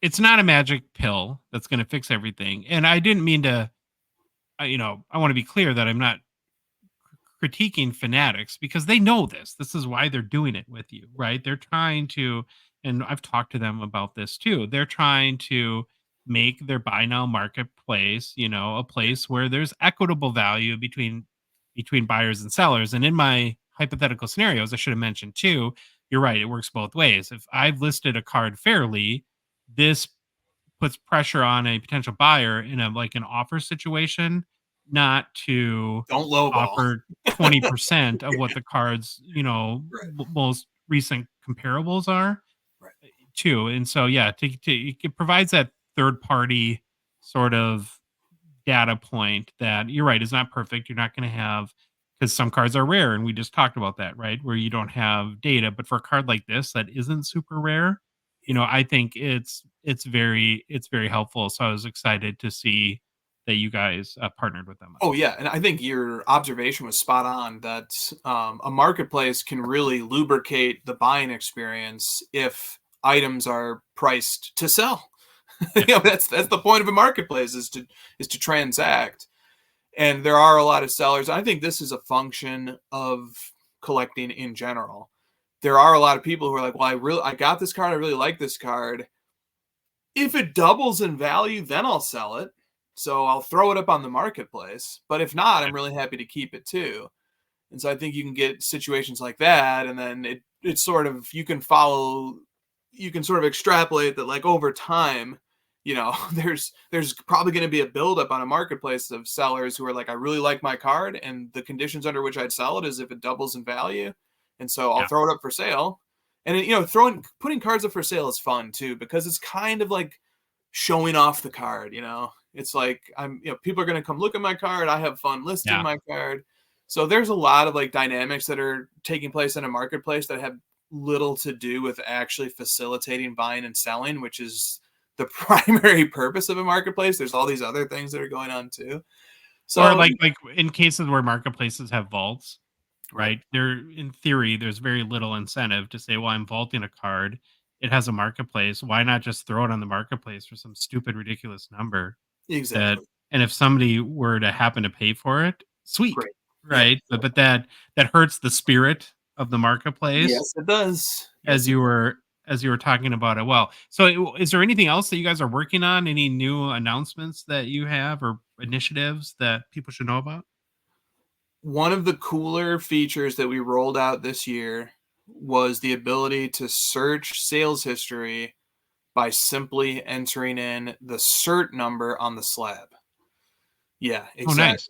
So if you just punch that pound symbol that you were just hovering over, you can look at your slab, you can type in the cert number, and then choose which grading company, PSA, BGS, SGC, just punch in the cert number, and you will get all of the sales for that card from that grading company in any grade, or you can narrow it to this grade only. And nice. So that's a pretty cool feature that can sort of expedite the research process if you really just want to home in on just sales of this card and this grade. Cool. I do that a lot, so I will use this. Yeah, that's a neat little bonus feature there. It also does, though, like, eliminate the unintentional discovery process that happens when you're searching via a text string and other results come in and stuff. So, like, there is something that happens as a result of that process too that is still fun and useful when you're exploring. So, like, there is something to be said about I'll still use the text search just because I like to see all the extra results that come in, and then I start narrowing it and removing search terms and stuff until I get to what I want. But if you really need a quick, efficient answer, that's a good way to do it. And, we're just continuing to, and that's all credit to Josh, who's just not me, but I'll take credit. Well, that's credit to Josh Johnson, CTO, but I credit you too, because like I'm a habitual browser of Instagram. I just will sit there sometimes and just scroll my Instagram feed, and I always appreciate coming across yours because you've always got some interesting data about hockey cards that I had thought of before. And so you, especially when you do kind of the carousel and you have like 5, 6, 10 different slides, I love swiping through that, and I learned something about hockey cards that I would never have known, or I would never have even known that I didn't know unless I had come across your social media page. And like, that's sort of the power of somebody who can take data and filter it to get what they want and then make compelling content from that data. That's what I think makes a good partnership between yourselves and us and the other data sources that you use too, because I know you guys rely on Terapeak as well. So I really like swiping through and seeing those carousel posts and learning a little bit about hockey cards when you guys post something new. Well, thank you. I appreciate that. Yeah, I mean, I think kind of our formula is very simple. It's find some interesting data, present it in a way that's non-editorial. Right, that tells the story, but just tells the story of the facts, and then let the people interpret what that means. Because ultimately, my opinion is just that it's useless, right? It's more, I think, that interesting and valuable to see what the opinions of the masses are, versus me trying to, sort of be a narrator or kind of share my editorialism on a card or a piece of data. It just shows the world what I think. Where I'm actually through our post trying to learn what the world thinks. That's amazing. I think that's Oh. an absolutely terrific perspective. Well, we've kept you for a long time. I'm going to let you go, but I do want to say very quickly before we do, I want to thank you guys for stepping up and helping us sponsor our Rip Party event at the Toronto Sport Card Expo next month. We're very, very appreciative. We've never done an event before, and it's if you're not doing anything that Friday night, I know you have like your own podcast, which I do listen to. I watch on Instagram, you and Josh, and Okay. always enjoy doing that. It's called the Crossover. If anyone's interested in doing that, but we'll be live streaming all night. It's a bunch of people in a big house that we got called Chateau Gongshow, and we're giving away tons of boxes, opening them for people, and a lot of big boxes, and we'll be giving away people the hits. And you guys have stepped up and really helped us make this possible, and so I'm very thankful and grateful for that, and just wanted to publicly say thank you. The privilege is all ours, and I can't wait to watch it. I think it's going to be incredible, and we're just grateful to be a part of it. And Christina was like very excited about it when the idea got presented. I joined her immediately when she explained it. Nice. I just think it's awesome. I think everything you guys do is awesome. So thank you. I appreciate that. And we, like I said, if you guys go into if you have the other Josh, look at your logs. I would be shocked if there's anyone that's in your tool more than me, because it's pretty much like I'm just such a data nerd. I'm in there all day and all night, and so it really helps make what we do possible. Well, thank you for all your time. Great information, and for anyone that's interested in Card Ladder, couldn't recommend it more. Cardladder.com. They have an app that's fantastic as well, and there's a link in our description too that you can save a little money if you want to try a subscription out. Awesome. All right, Chris, thank you. Thanks, Josh. Okay, we're back. So it's always a little awkward. Baba Louie, it sounds like you listened to it earlier today, or did you not? Yeah, I didn't get through all of it, but I listened to most of it. You know Chris pretty well, right, Jeremy? Chris and Christina? Yeah. Yep. So one of the things that he said, because it's always awkward when I talk to people myself a few days ago, is that like he's really evolved beyond like indexes and card prices, where Card Ladder has an industry tab on their website right now where they're looking at the total volume of cards moved in the sports card market. So not just the price of a Connor Bedard Young Guns, but how many cards were sold in a given month and how much total money was spent on sports cards. And last month was the second highest month ever in the history of the hobby. Something like close to $250 million or something like that was spent on sports cards. And again, Card Ladder can only track public sales. So they track, the good part about their platform is they track almost all the big auction sites, eBay, of course. And that $250 million, that doesn't include card shows. It doesn't include breaking on Whatnot or Fanatics Live. It doesn't include Facebook, or social media deals. And so it gives you an indication that this hobby, right, sports cards, it's pretty big. Probably easily over $1 billion a month hobby now at this point. Mm-hmm. So a lot of great. Yes. Yeah. Wow. That's wild. Which I think, it kind of makes sense when you think of all the corporate interest that we've gotten. You have Fanatics coming in, and you have companies like eBay and all these other big companies that are really investing into it, because it's a pretty big marketplace now with a lot of potential. And so that was, I'm sort of used to, right, and we've all been trained to look at the health of the market kind of by price. And what Chris and I talked about for a very long time is kind of a nerdy data conversation, if that's your bag, but is all the pitfalls of just looking at the market that way, and how, like, one of the very obvious things is you get Trevor Zegras, right? Comes in and has a ton of hype. His card values are through the roof, and then he may kind of stink, right? And his cards go way down. The way we traditionally look at the sports card market is that the market is falling. It's like, no, he was just a prospect that had a lot of hype and didn't pan out. And actually, 9 out of 10 prospects, that's the exact formula that gets followed every single time, right? They come into the league, we think they're going to be so great, And 5 years down the road, we're lucky if maybe one person from that entire draft class kind of is at that Jack Hughes sort of level. Maybe it's only one player every 3 years that gets to that level. And so they're just looking at really evolved ways to measure the overall health of the market. And so that part really resonated with me. Okay. Now we got to get back to Bedardapalooza. Ooh. And we've got a huge release, 2023-24 SP Authentic comes out this Wednesday. Right. And as I think most know now that follow our show, we've been sort of, Jeremy, we used to do when a checklist would come out, kind of a comprehensive checklist review. And about halfway through it, we would all be bored. And we're doing the show. And it's because it's just like endless. There's so many cards and sets and subsets in a set that it's like, it's just too much. It's overwhelming.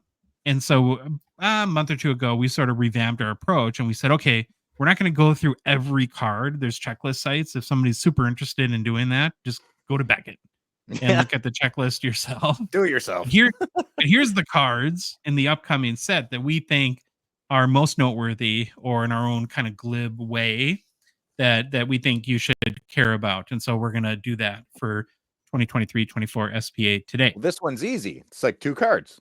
Right? Yeah. And it is actually, it's much more simple than a lot of other sets. Mm-hmm. So there's 3,364 unique cards in 2023-24 SP Authentic. But again, these are the cards you should care about. So the first card is very easy. It's the marquee card in SP Authentic. It is the Future Watch Auto. It's the primary or core rookie auto card in all of the hockey card hobby. There's 999 copies of each. Typically, a print run at that level is the death knell for a card's value, but the Future Watch Auto is a complete anomaly. These can command tremendous values for the right player, right? Again, very valuable cards. Of the 999 copies, the first 50 will typically include an inscription, not in every case, but in most cases, that has where the player writes in their NHL debut date for the first game that they play in the league for that player. So here's an example of Leo Carlson, October 10th or 19th, 2022. And they are much more valuable, of course, than the other 949 copies. Now, one thing about Future Watch Auto Inscribed that you have to learn with experience in the hobby is these cards are not marked out of 50. You just know that when you see that date, it's an inscribed and that it's the first 50 cards there. There's a bunch of numbered, non-autoed parallels of Future Watches. And then, I think the only other parallel note is there's a black limited 101, of course, to keep your eye on. And even select players have a Future Watch acetate parallel as well. Now, here's the keynote about the checklist. There's 99 rookies on the checklist.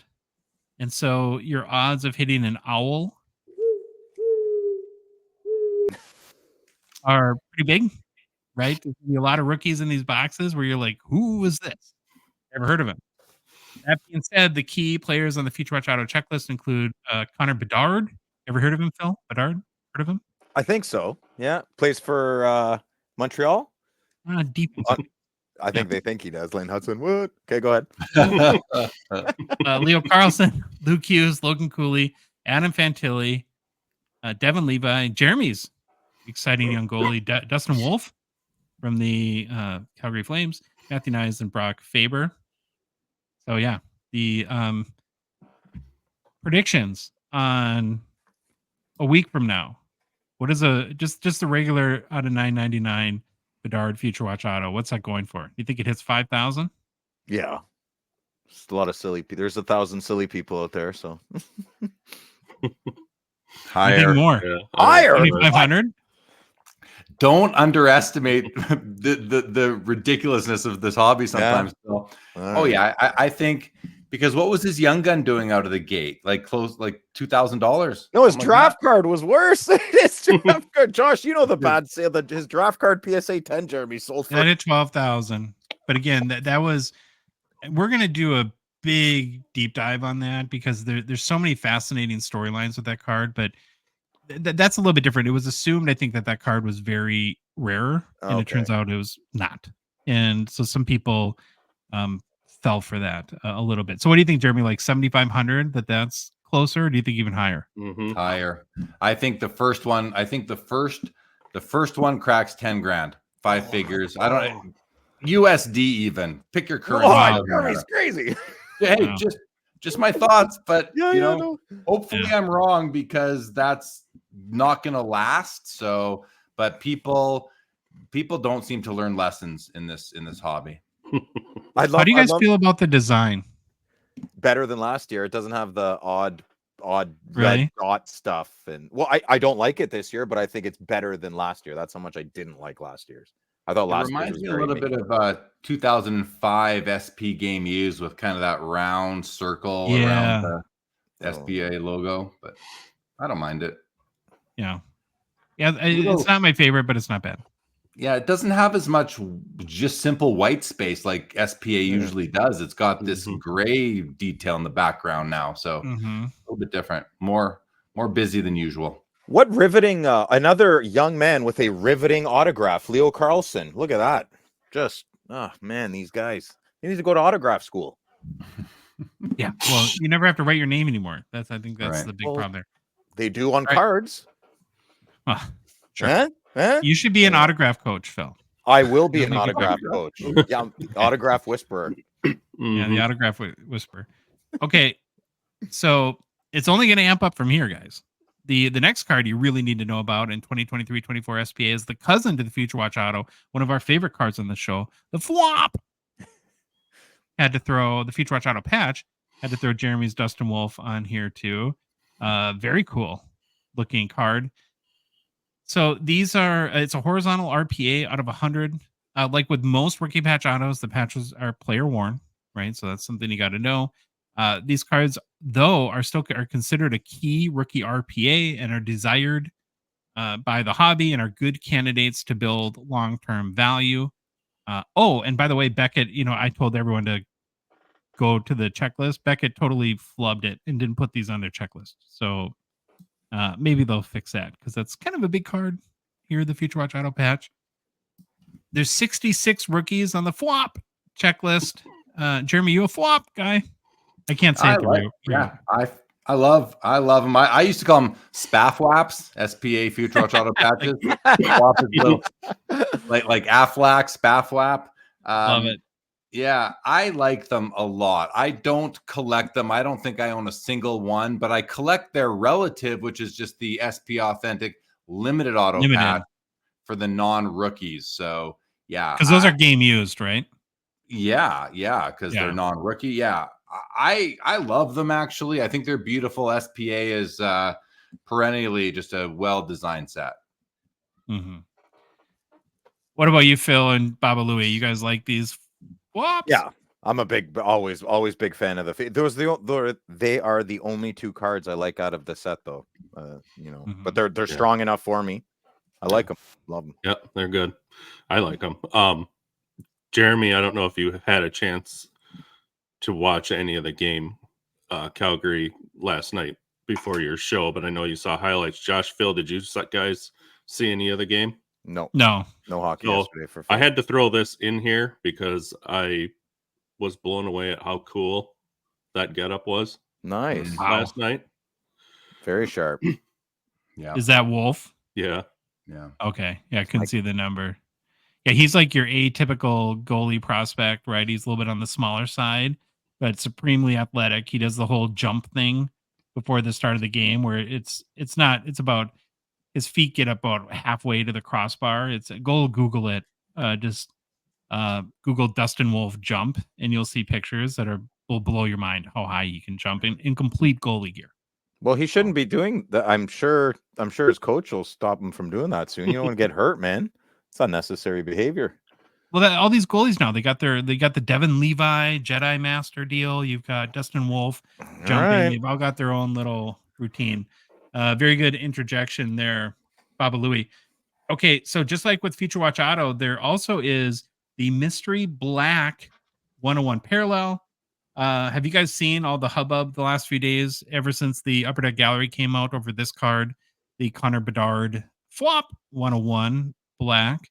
It's kind of insane. Like there's the next image that I have, Louis, is some, I don't know who this person is, but we have people on Facebook offering $250K Oh, for hurts this my brain. card. And so, if you want to go back to the card now, Louis, here's my key question, almost my question of the show here. Is this a $250,000 card? Really? Who wants to go first?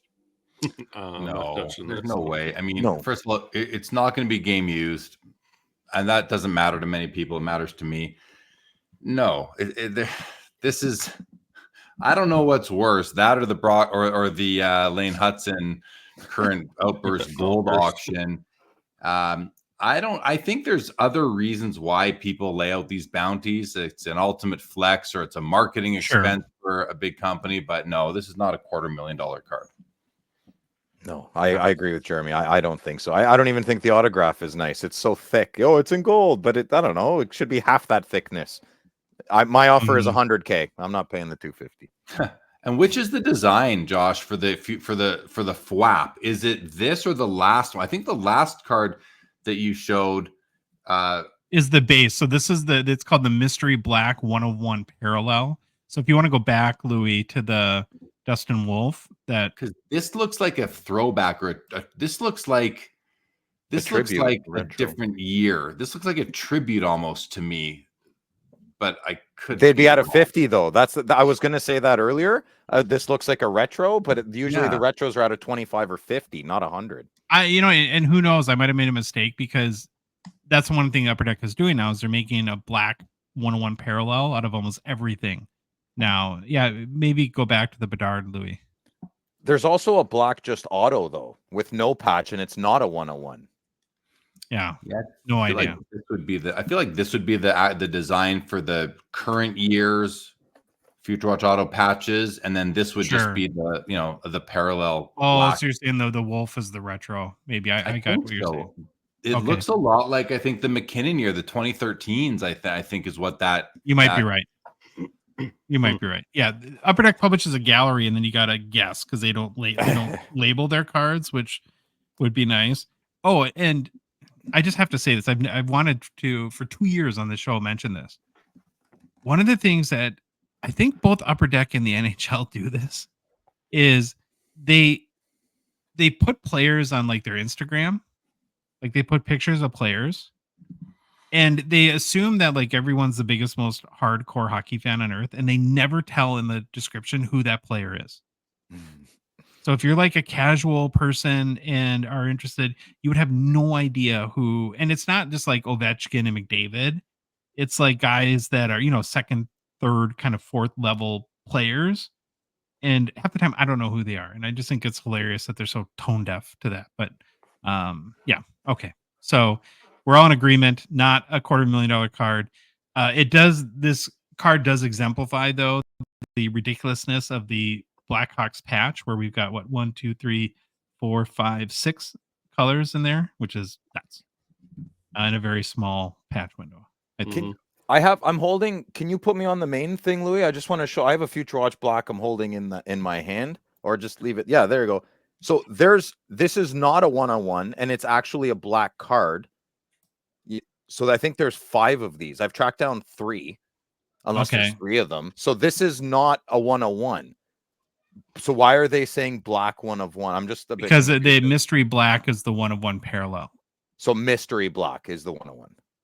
Yeah, and I'm not sure if there's any more black parallels that are not 101s. I think they're all 101 in the newest releases of SPA.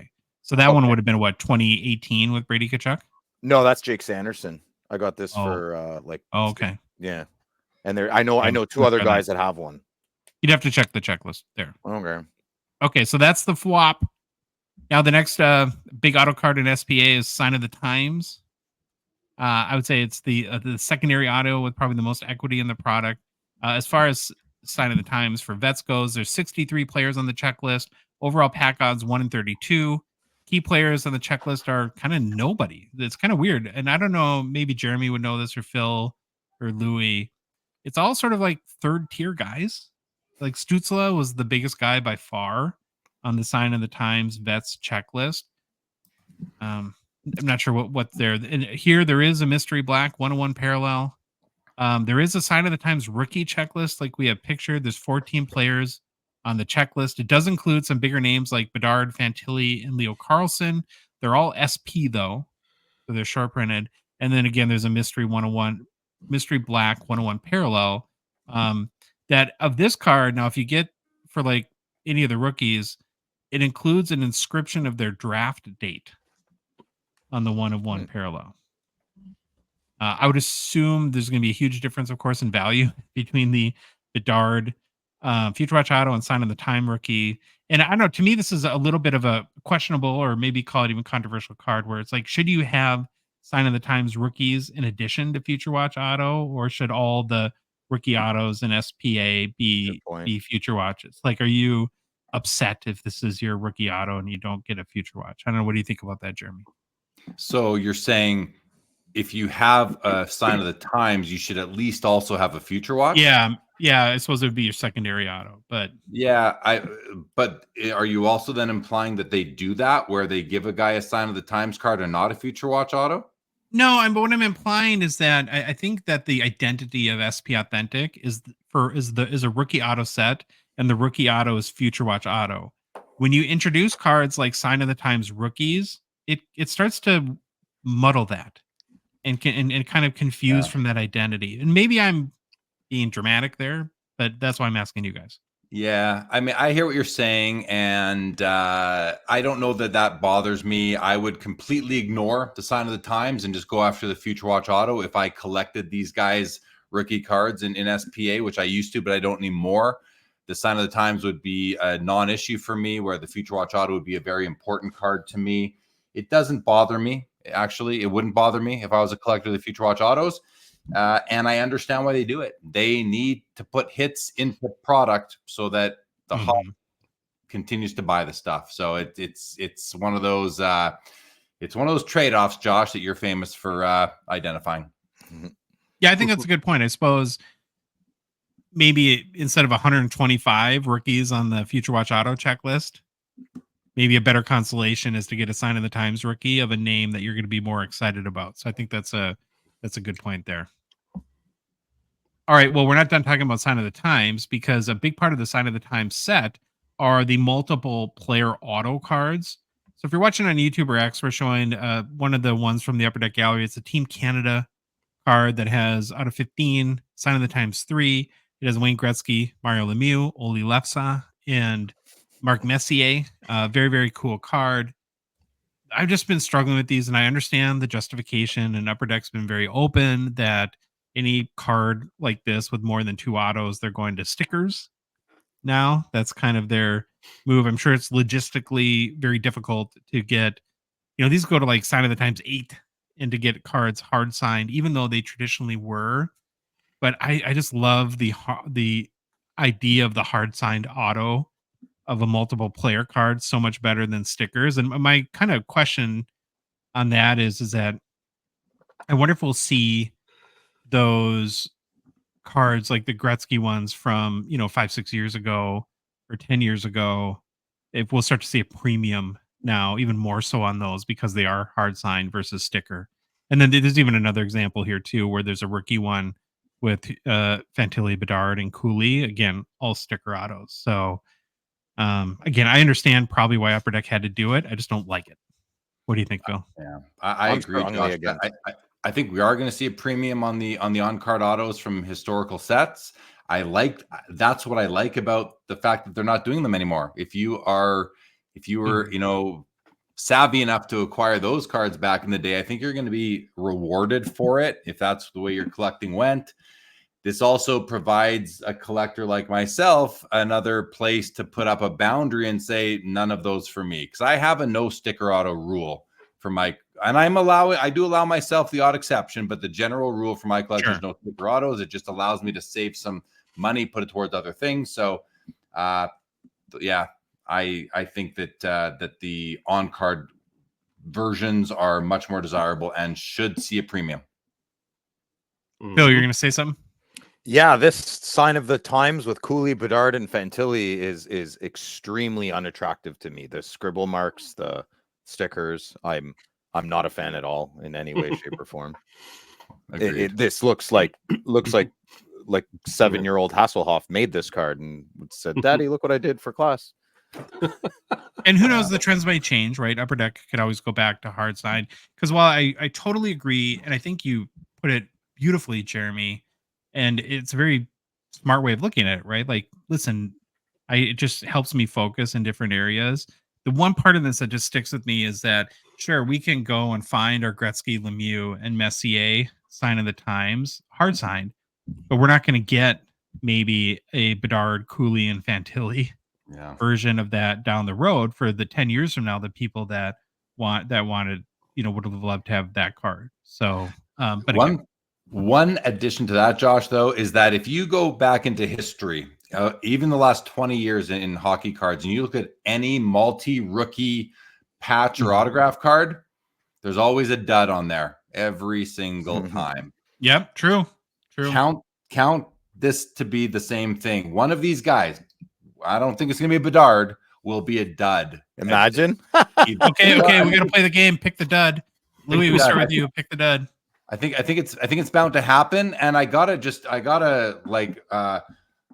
pile on to what Phil said. These autographs are embarrassing. Connor Bedard's autograph is an embarrassment. Like McDavid's isn't great, but it's nicer. Crosby is all class. Ovi's is what it is. What is that? And the one above it, I can't see Cooley's because my camera is sitting in front of it, so I can't actually, unless I do that. It's the best one of the bunch. I agree, but Fantilli's is literally a 3-year-old. Bedard is maybe a 5-year-old, and yeah, it's sad. All right, quickly pick the dud, Louis. You go. They're all terrible. What? Fantilli. No. You got to pick the dud player, not the dud. So to Jeremy's point, 10 years from now, there's always like the Niall Yakupov, auto on with the, so who is it of these 3 players? Cooley. Yeah. Really? I'm going Fantilli. Oh, Jeremy. But I don't know. How dare you, Baba Louie? Hopefully go none against of our them. Golden Gopher. I'm picking Cooley because Josh took a card I wanted off of eBay a couple days ago, and it was of Cooley. I'm honest and transparent. It's Cooley. He's already lazy. It's just going to be a loop in a straight line then now pretty soon. And his holotype card is cut in half. It's not even worth what it was worth 2 days ago. I'll stop it. Okay, I got 2 more cards I want to highlight real quick in SPA. So the next card I want to highlight is the pageantry card. And you might be like, I'm sorry, what? Yeah, pageantry. I did say that. Now, I felt like that the design for pageantry the last few years has been like 60 to 80% there. Like, you get what Upper Deck's kind of going for, but hasn't quite been able to get it to where I've liked the card. I think this year, though, Tony Sirianni and team kind of nailed it, and I'm really excited to see these in hand. Now, pageantry itself is a pretty common insert. It's kind of a base insert, 1 in 3 pack odds. There's a red parallel out of 10, but then there's the autos checklist, like the Logan Cooley pictured, which is a little bit better auto there, I would say. Yeah, you can see if you're watching on YouTube. These have 1 in 60 pack odds. They include a mix of vets and rookies. There is, of course, a black 101 parallel. So we've learned today there has to be that. I don't know. For pageantry, do you guys think that Upper Deck has kind of, finally solved the puzzle on this one, or no? Looks nicer. It's better. Like Mine's beautiful. I really like these autos. So. And I don't mind the auto on it either, because number one, it doesn't appear to be a sticker. It looks to be on card, and they kind of dulled out that area, which hopefully allows the ink to stick. And I think it's fantastic, actually. Well, he went above and beyond and put his number on this card. Yeah. There you go. He did? Oh yeah, he did. Yeah. 92 right there. Okay, the last cards we're going to look at are the bounty cards in SPA. They're the Spectrum FX. These, in my mind, are one of the nicer looking bounty cards and that you get, I think, in the hobby. Now, bounty cards have a code on the back that you can scratch. It kind of wrecks the card from a value standpoint, but you can enter it in on the UD Bounty site. And then there's a whole bunch of bounty awards, and some are limited and like first come, first serve, which you see a lot of people. So if you open a box of SPA and you get a bounty card, sell it the first day. That's when you'll get the absolute most for it, because people are chasing those first come, first serve awards. So like as an example, the first 50 to complete the bounty program receive a 100 card gold Spectrum FX set where all the cards are out of 50. It's the next picture, Louis. Yeah, so here's the example of the Logan Cooley out of 50. There's tons of other awards cards through the bounty program you can see on the Upper Deck Bounty website. Jeremy, have you ever tried to do a bounty program? Do you know people that do this at all? I feel like this is yeah, I've seen people run around the expo trying to get it done there. And I think I remember a couple of people actually did it several years ago. Maybe it was just post-pandemic, so a couple of years ago. But I've never tried. I don't see myself trying, but I think it's cool. I think it's good promotion. I find you rarely see them come up on auction sites, or so occasionally we have, and I don't know if that's just like a lack of secondary market interest, or if people just complete these programs and never let go of the cards. They're nice cards.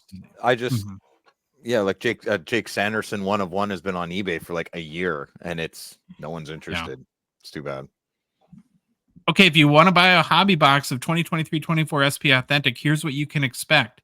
You get 10 packs per box, 9 cards per pack, at least 1 Future Watch Auto Rookie per box, 1 numbered insert or tech card per box, and at least 1 Spectrum FX Bounty card per box. Pre-sales of 2023-24 SP Authentic in Canada at Mint Inc. are going for $599 Canadian dollars.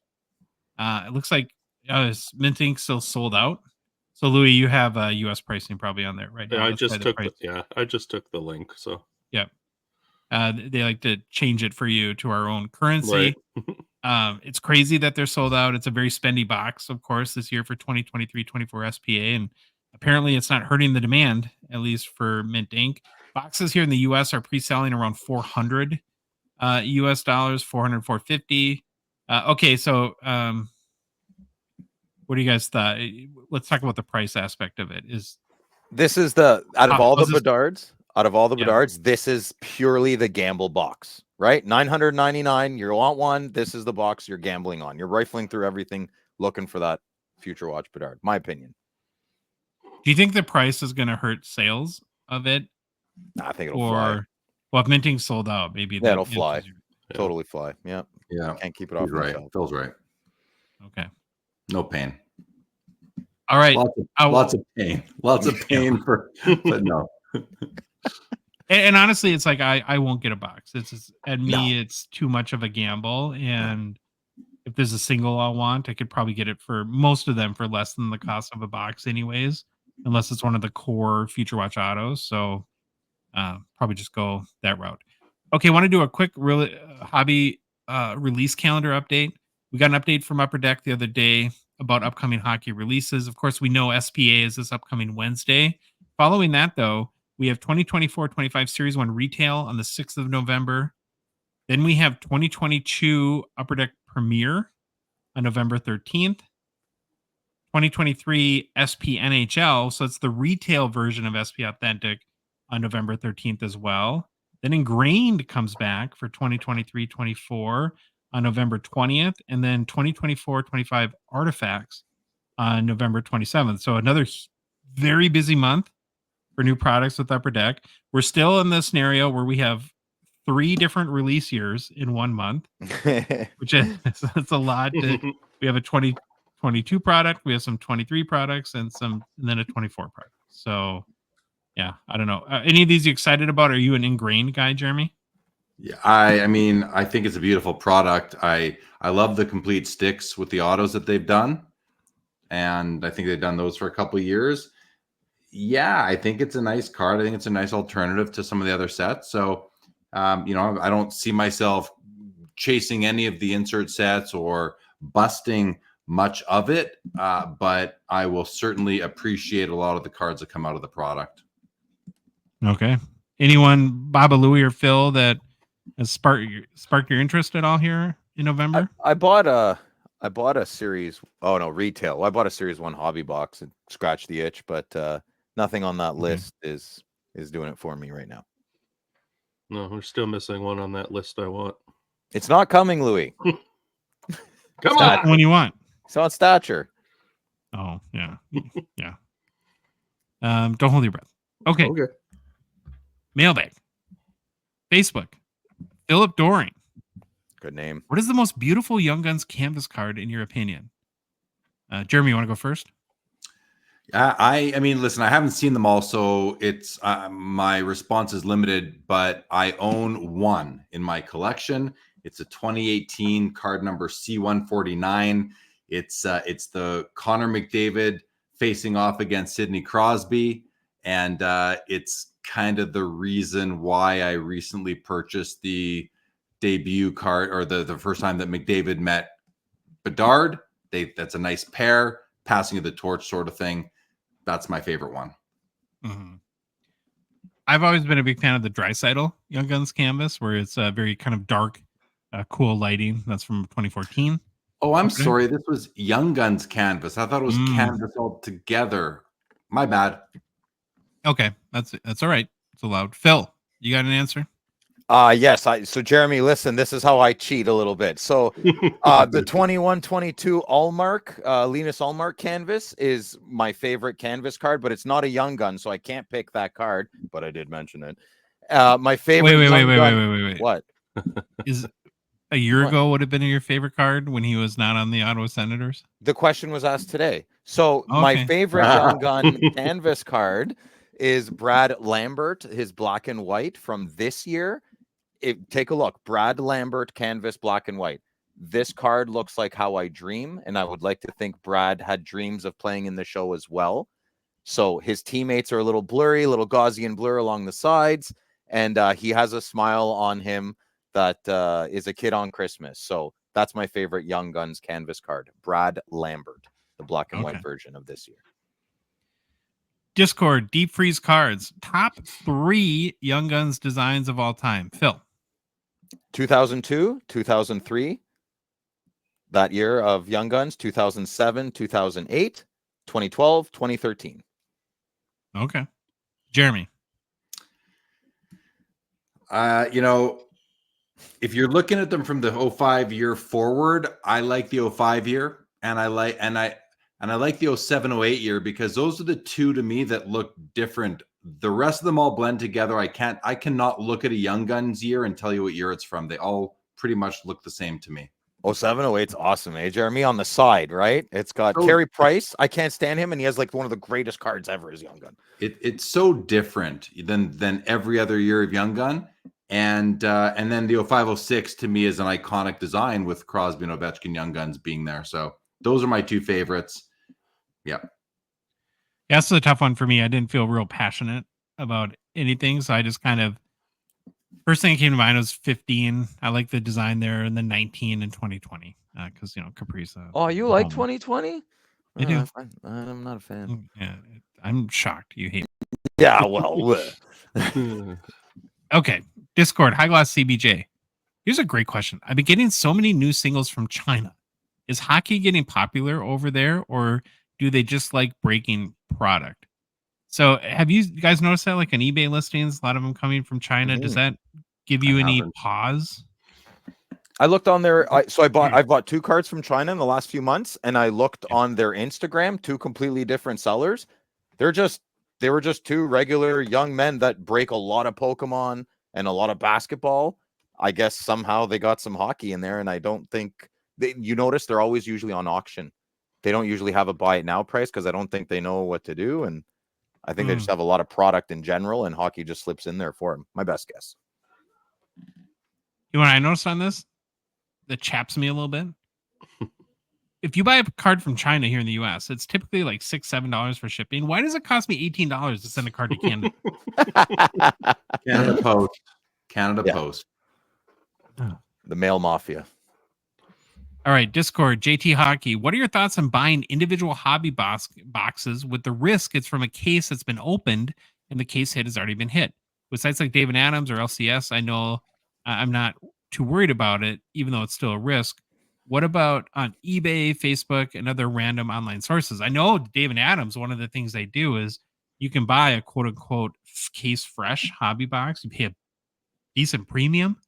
I want to say something like 20-30% for that, where I guess if you buy the box, they open a new case and take one out for you. But I don't know, does that ever enter into your guys' sort of realm of, thought process? I don't know, Jeremy, you're not a big wax guy, but Yeah, but I mean, if I would only ever buy a wax box from an LCS that I know and trust, or I would buy one, it would have to come from a sealed case, and I'd have to kind of witness that to know for sure, because yeah. I just know, you open up a case of the cup, for example, there's 6 boxes in there, you pull out that big case hit in the first one. I think a lot of people would be motivated to sell those remaining 5 boxes to not have to get whatever return they would otherwise get. That makes sense. Phil, you got a story? Well, not a story, just a personal experience. So I know somebody who is a very, we are a little different, cut from different cloths, but on the surface, a very good person. He is a big seller in Ottawa as well, and we have discussed this ad nauseum. He will buy a case of cards. He'll tell you right to your face. If he gets the case hit in the first box, he will immediately sell all the other boxes and never say a word that the case hit was already taken. I have approached him on this, and we are at an impasse ethically. There is no argument I have presented to him. Maybe I could present a better one that makes him feel immoral. And I think what he's doing is completely and utterly unethical on my standards, right? So it's be careful. I'm with Jeremy. I will never buy a box unless it's from out of the box in Ottawa, because I trust them, and that's about it. Or I have to witness you open the case, because he's not being evil, right? Like, he's not doing a bad thing if you ask him. He's doing a normal thing. But same with people that bid on their own cards. Like, well, I'm going to pay for it. What's the difference? It's an ethical. It needs to be in discovery, like a courtroom. We got to get that cleared before I buy this. Yeah. So you got to be I know careful. you don't want to name the friend, but can I can't. ask you, does his name rhyme with Shmaba Ruby? No, it might rhyme. No, I can't even make that joke. No. Instagram, Jeremy Catan 6. I've seen a lot of rookie content in the past few years containing some puzzling players that aren't necessarily top-end talent, are in top-end inserts. Do you think Upper Deck caters to the larger hobby markets like Toronto, Montreal, Philadelphia, etc., when it feels like they don't belong? So, anyway, Jeremy, you have thoughts on that? Yeah, I think they do. And I don't think it's a bad thing. I think it's simple product planning, marketing. You'll hear over and over again, especially from people in the Toronto and Quebec markets, that will tell you that they are the biggest markets for hockey cards. So why wouldn't the manufacturer cater to those markets by providing more rookie cards of players in those uniforms? So yes, I think that they do that, and I don't think that it's wrong. Phil, you have anything else to add? No, agreed. It's business 101. Why would you stay away from where there's more people? Doesn't make sense. Yeah. Twitter X, MTL Simon 11. He said, I once ruined a Carey Price signature patches by spilling my coffee on it. Ouch. What's the dumbest thing you guys have ever done to wreck a card? Phil, you want to go first? Not really, but I will. I pulled a Makar Mini out of 51 like 4 months ago. It was actually, I think, right after the Expo, the last one. And I got pretty excited. I don't even like minis, and I got excited. And I dropped it, and I couldn't see where I dropped it. And I rolled my chair while I was sitting on it, and I rolled right over it. Yeah, I still have it. I'll bring it to the Expo. I'll post it on my Instagram tomorrow. It's really bad. Really bad. Yeah. Great story. You have any card tragedies, Jeremy? Nothing like that. I've never dropped a card and ruined it, or poured water or coffee on a card. But I had a 2000, I forget the year. What year was Datsuk's rookie year? 2000, 2001. His Upper Deck Premier Collection rookie out of 250, I think it was. And it was in a screw down or it must have been a screw down, like a one touch sort of thing. And was in it for too long. I went to take it out, and when I opened it up, like the surface gloss from the top of the card, half of it was still on the top of the screw down, and the rest was still on the card, and it kind of ruined that card, which was back in the day when I probably took, this is over 10 years ago that this happened, and it was a big card back then, and that's all that came to mind for me. Yeah. My puppy Kobe ate a nice card not too long ago. It had fallen on the floor, and he decided to snack on it. Good thing he's cute, because it was not nice. He's really cute. He is cute. Discord, SETI B. Oh, here's a good story Jeremy can tell. I have a big card I'm planning to send to Slab Sharks. It's a Matthew Tkachuk Black Future Watch Auto. Oh, there we go. Do you think it's better to list something like this before, during, or after the expo? Well, I think you ran into SETI B maybe yesterday, Jeremy? Yeah, I saw him at the local show yesterday at New Horizon Mall here in just north of Calgary, and I was talking to CIDB. His name's Neil, great guy, and he ended up by giving me the card for Slab Sharks. He's one of my Slab Shark clients, and he asked me he asked me the same question, and I'd probably read this before and just didn't connect the dots, unfortunately, but I basically said, I don't think that Matthew Tkachuk is a player that's going to have a ton of volatility in the future. I think he's won the Stanley Cup. You either love him or hate him. And so I don't think the timing of selling his cards matters too much right now. Sure. And also when it comes to timing your sales of cards, I know and I'm projecting here, but myself, I'm watching auctions, whether they're on Fanatics Collect or eBay or elsewhere. I'm watching them no matter what I'm doing in my life, unless I'm on an airplane and I just don't have access to the internet. I'm watching these cards. So I don't think it matters. And he ended up giving me the card, and I have it here right now. I'm going to be shipping it off to Slab Sharks tomorrow. Nice. All right. Discord, Mad Dog, Nav 78. If there was a hockey card restaurant that named an item after you, what would it be? All right, Jeremy, you go first. So another question I misread. I thought it was me too.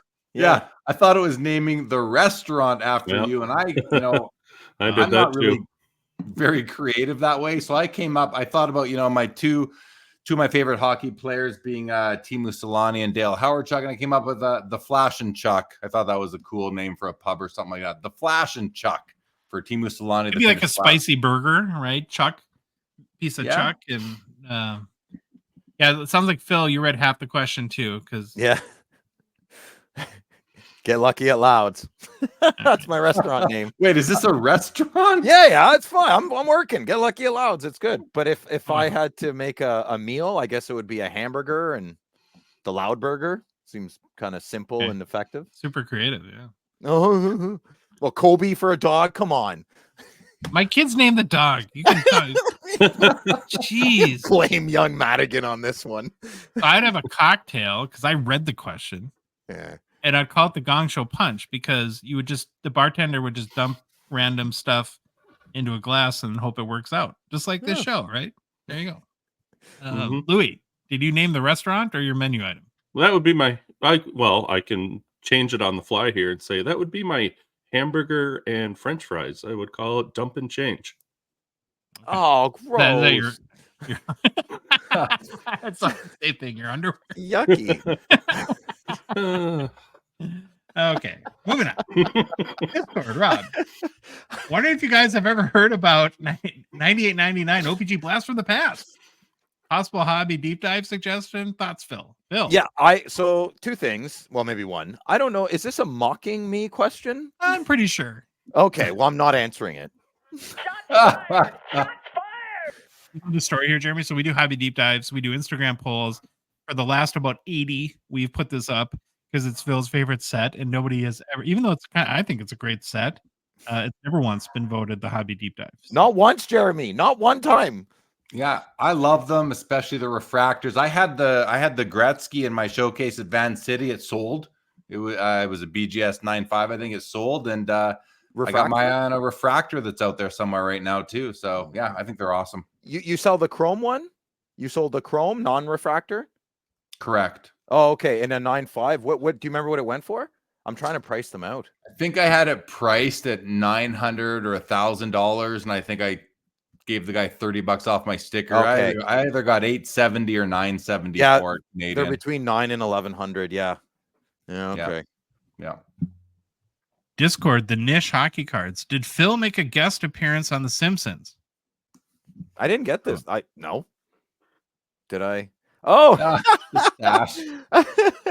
that actually does look like me. Look, do you guys want to see? It's growing. It's coming in. It's coming in We'll there. take your word for it. Yeah. Well, you'll see me soon. Okay. Yeah. Looks like Phil. A lot like Phil. But there's no, who's the stepmom? Yeah, exactly. We're looking for lucky lady. Instagram. Pickle do Trek. I don't know. How do you say his name? Pickle dough Trek. Pickle dough Trek. Okay. Is now the right time to sell Laffy or not yet? All right, Phil. You're the master at this. No, I'm not the right person. I don't know when to sell cards or when to buy them. So I pass it off to Jeremy or Louis. All right, Jeremy Lee. I think now is probably the best time to sell Lafreniere cards since before he ever played a shift to hockey. I think he's performing well and signed his contract. Now is probably the best time we've ever seen since before he played. My opinion is it's a good time to sell, but the right time is up to you. So, Baba Louie, what do you think? You're on mute. It's okay. I could read his lips. That was another Baba Louie hobby hot take. Woo, Louie, you're on fire today. Leave it at that. All right. Great advice, Louie. Instagram, stores 19. What does everyone do with their base cards? Keep them, recycle them. They add up quickly. Well, I just give all mine to Baba Louie, and I've said it and I'll say it again. If anyone out there doesn't have a Baba Louie, I'd strongly recommend getting one because they're fantastic and they get rid of all your base cards. Bill, what do you do with your base cards? I go to the Ottawa show once a month. I set up and I give them to all the little kids that run around except the Maple Leaf fans. I don't talk to them. I don't care how old you are. I saw a newborn baby with a Leafs bib. Carry on. Keep rolling. Nothing for you. Nothing for you. What do you do, Jeremy?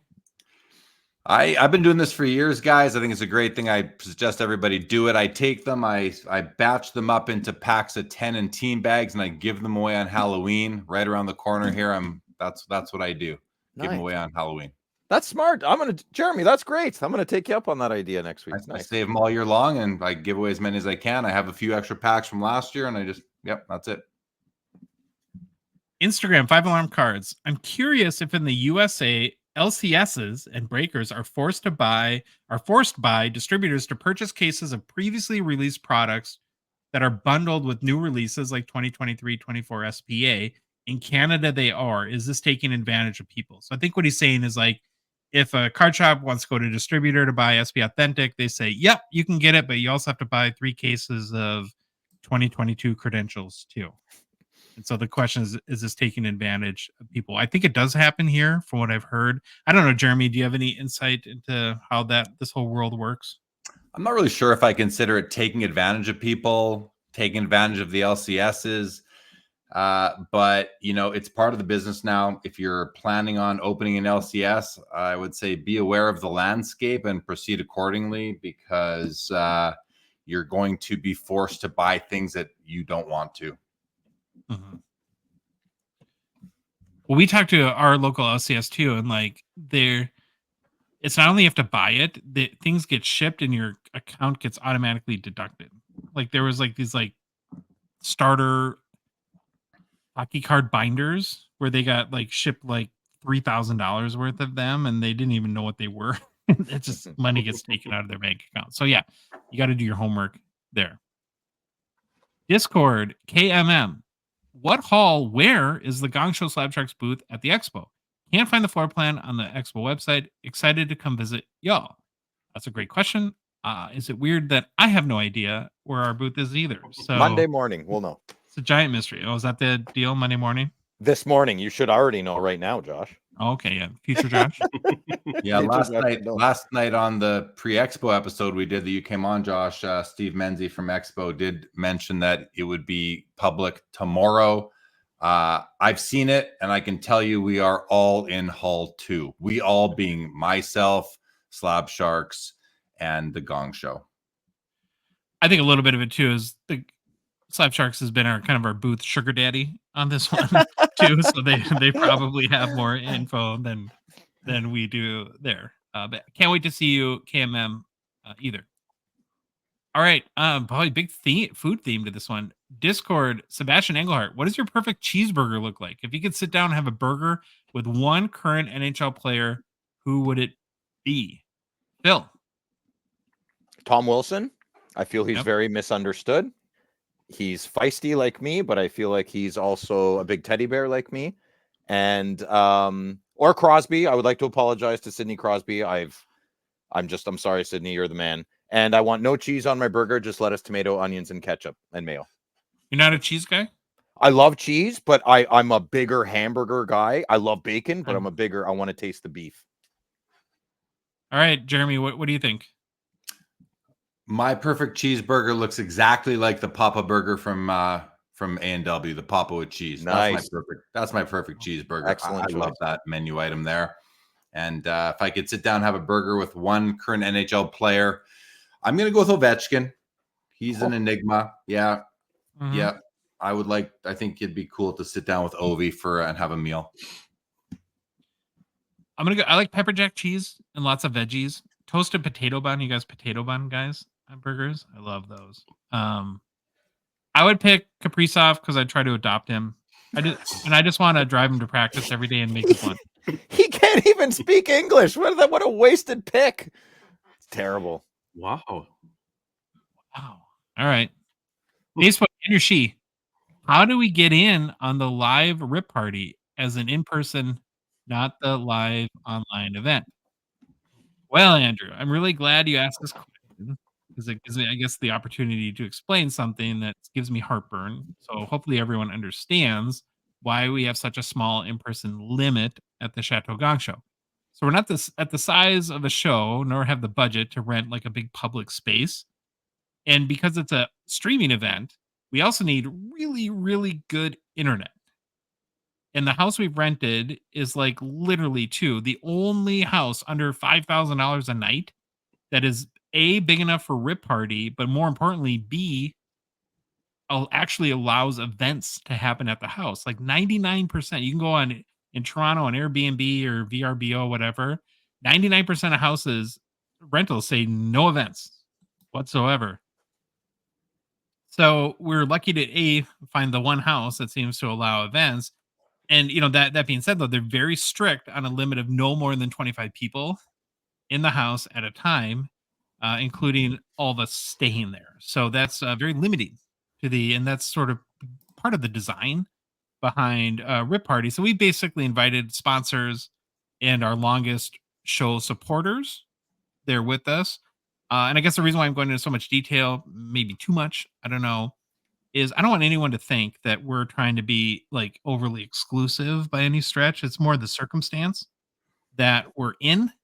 And that's not my personality, if you know me. And honestly, it really pains me to think that people would want to come to, I mean, it's very humbling that people would want to come to an event that we were throwing and that we have to, say that there's not enough room. I really hate that. And so I just hope everyone understands. And, hopefully maybe the show will evolve to the point where we can be more accommodating to people live, but nobody there can win boxes and we're giving away tons of good stuff. So who knows? Maybe it's better not to be there. But I don't know, Louis or Phil, anything you want to add to that? I want to say it more because you can't as easily, Josh. But listen, good listener, it is the limit of the house is very, very serious. Josh is kind of downplaying that because he feels bad and he's all with his heart.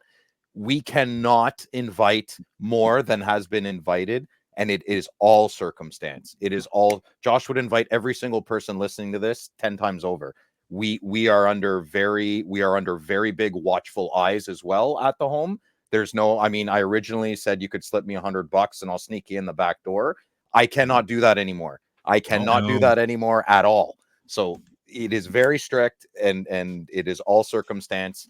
And the amount of preparation gone into this is going to be great. And you can win watching. You can't win if you're there. That's a big one. Right. Yeah. Yeah. If Well, we but could invite everybody, we would. I will let you in the back door for $1,000. then we're staying in your hotel room when we get we get kicked out. Just remember that. Deal. I'll take that risk. All right. Instagram, Matthew JT. Not a question. Just send Troy some love for us. So Matthew, I took a screenshot. I texted to Troy. He responded right away. It was weird though. It said blocked. But I don't know what that must have been under my account. No. He Troy said thank you very much, and he's been very humbled and very appreciative of the support and well wishes that he's received, and he's very busy coaching hockey and he was very mad that the Wild blew the game against the Flyers yesterday. So anything else you guys want to say about Troy in our in memoriam section?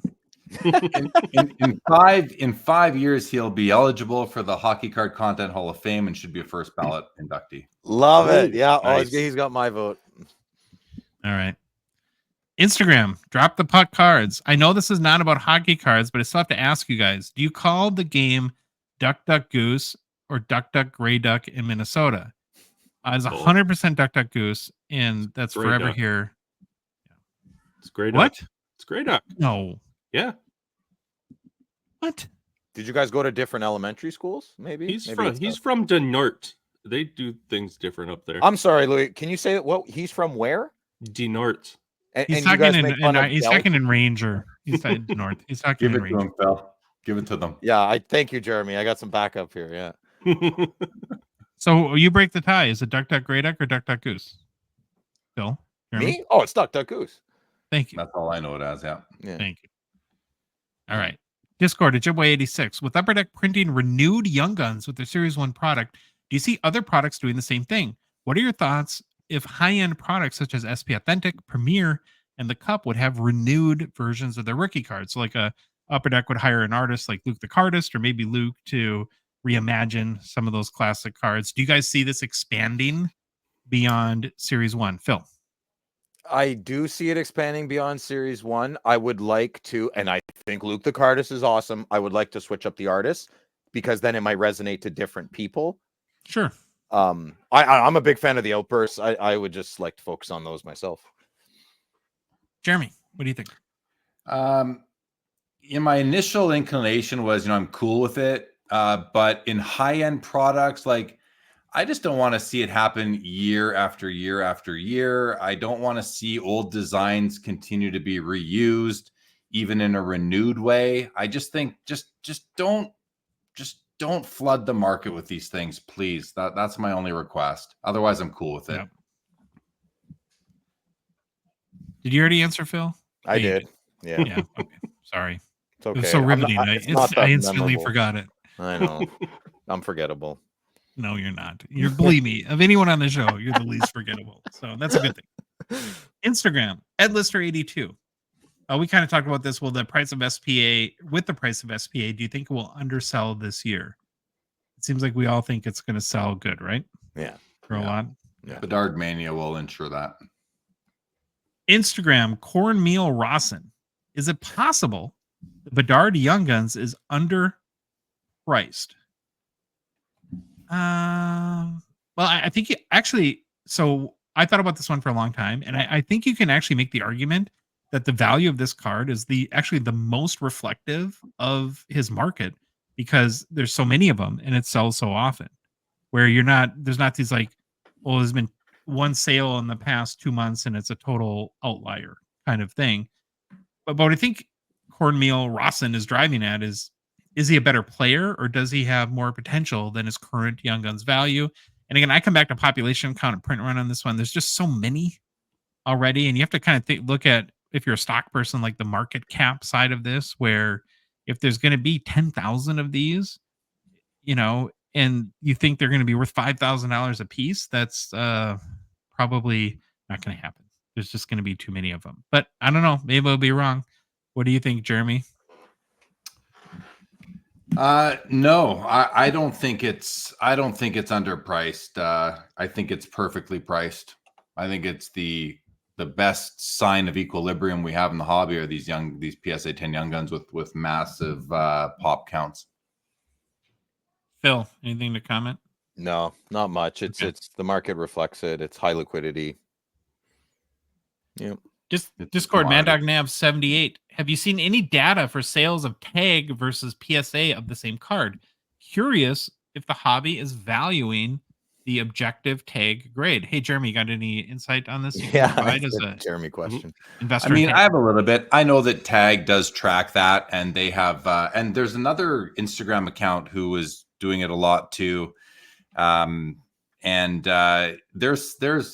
hundreds of data points showing tag cards outselling the same grade in PSA. There's probably thousands of those data points going the other way, but there are several where tag does outsell. And really in the world of TCG right now, I think that, these first edition Shadowless Charizards are kicking butt in tag 10s versus PSA and CGC 10s. So that's pretty cool. I think in the sports world, though, it's been slower to take hold. And but I really think it's just a matter of time because of the inconsistencies with the human grading. Yes, what Jeremy said. Human grading. Okay. Facebook, Dave Preston. Can you please explain again the process to turn an e-pack card into an actual card? Time frame, cost, process. He said, I know it involves COMC, not COMC, Phil. It's very confusing for this 54-year-old Englishman. Go BU. Thanks. All right, Phil, you got this. You're our resident e-packer. Is BU Boston University? I would assume so. Okay, but he said he's an Englishman. Anyway, okay, so Dave, I'm going to 65% answer your question. So I've never done this, but I've read the books. So EPAC and COMC are very joint. Josh, you can help me here as well. So they're connected somehow, some way. I haven't. Okay, I'm going to stop you right there. So when Upper Deck distributes, like when they produce the product and they send it out to distribution, all of the EPAC cards are shipped to COMC and they're stored there. Okay. And then COMC does all the scans. And so the EPAC cards are never actually, stored. They're not stored by Upper Deck. They're stored and warehoused at COMC. You're confusing Dave already. So Dave, we're going to have two entities, COMC and Upper Deck EPAC. There is a string that connects them, but they're still separate entities for this story. So if you're on Upper Deck EPAC and you buy a pack and you're like, oh yeah, I want this card. If you want to get that card, you have two options. You don't have to deal with COMC at all. You can actually get your card delivered from EPAC, not the base cards, but the hits. They can just mail that to you. If you don't want, my best suggestion to you is to get a COMC account, because then you can accumulate them more and do more trades and buy. It's a bigger platform to have more fun on COMC. Or you can choose just to stay on EPAC, Upper Deck EPAC, and deal with that community as well. I also highly recommend to get on the Facebook EPAC group. There's only one. Ben Barry is the moderator on that. It's the main one. We got to get him on here. After the expo. And Ben Barry is very helpful. It's a very helpful community as well. So the Upper Deck EPAC is its own community. The COMC is its own community as well. They are connected. My best suggestion to you is to get an account on both and transfer. It is very easy. You just transfer your cards with a couple of clicks on the Upper Deck EPAC website to your account to COMC. It is not reversible. Nope. That's a big one. It is not reversible. Yeah, right. Maybe I'll make a video just how easy that would be. You should. Yeah. Okay. Well. Instagram, Arsenal Carpentry. Last question. He says, looking to attend the expo for the first time in a couple weeks. Unfortunately, I can only make it for Sunday. Should I expect things to be pretty quote unquote picked over? Thinking dollar boxes, lower end stuff. On the other hand, I could expect some maybe better deals on boxes, singles, with it being the last day. Any advice on getting good deals on boxes, Phil? You always seem to get the good killer deals. on these boxes. Thanks for entertaining pod. Thanks for the entertaining pod for a few hours of my workday each week. Well, thank you very much for the kind words. I've actually never been to the expo on Sunday. We've always bailed for the last day, but this year will be my first time. So I'm going to let Jeremy and Phil answer this because I don't know. So Jeremy. I mean, yeah, it will be picked over badly, but you will be able to find deals on the leftovers. I almost never buy boxes, so I can't speak to finding deals on wax. Phil can probably do better with that, but I know as a vendor at the expo, I'm willing to give better deals on Sunday on the what I'll call the leftovers than I would have been on Thursday, Friday, or Saturday. And I'll go over to Phil for your opinion, Phil, and what you can tell about the boxes. So the wax, you want to pick up the wax right away. So if you're not going to be there till Sunday, so you're probably not going to find a lot of boxes and wax for sale because it'll be picked over hardcore by guys like me. Sorry. And for your singles though, Jeremy's bang on. If it's a big card, I usually as a big buyer buy it right away on Thursday or Friday. I don't dilly dally. If it's a small yet medium card, I kind of just usually end up forgetting about it. And there's a lot of leftover on Sundays. And don't be afraid to ask for a good deal on Sunday because, like Jeremy said, you're probably more loose with your asking price at the end of the show. All right. Made through it. Got through it. Personal pickups. Jeremy, you have a couple to share. Excited to see these. Yeah, I picked up that exact PSA 2 Gretzky O-Pee-Chee card at the Van City Card Show. I like the serial number on the PSA slab. It ends in 1000. That was kind of cool. I thought it's just a beautiful two. I can't resist a super high eye appeal for the grade Gretzky rookie, and it's one of the nicest twos. I'm holding it right now that I've centering, seen. Yeah. It does have a crease in it, but that's okay. I can barely see it. Just with a naked eye, you got only a certain angle. So I really like that one. And this is personal pickups, but this actually might make it into my showcase at the expo in 2 weeks from now. But we'll see. I haven't decided yet. Second card that I wanted to share is look at that! What a beauty. Nice. Oh yeah.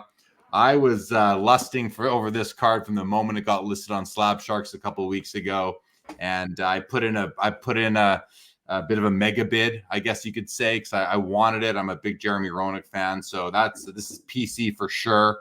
I'm really excited about it. And then the final one we talked about a bit earlier. Hold on, Jeremy. Can I say something about this card real quick? Yeah. Your Instagram reel about this card was like phenomenal. Everyone go to Jeremy's Instagram. Oh, I missed it. Account. Oh, you got to go check it out. He did an amazing reel that was really funny, and you intermix some videos. So just go check it out. Nice. Comedy always wins. Good. I appreciate that, Josh. Yeah, it's the second most recent post on my Instagram right now, or if you go to my Reels tab, it's the most recent. It's sort of got my face in the middle of it, so I didn't pick a good display image. And then the last one, we talked about it earlier, and I don't have this in hand, but there it is. I think this is really cool because it's a game dated Moments Gold. There's only 1,000 made. It's a PSA 10, which is helpful. Sorry, 100 made, not 1,000, only 100 made. I think it's a pop 23 in PSA 10.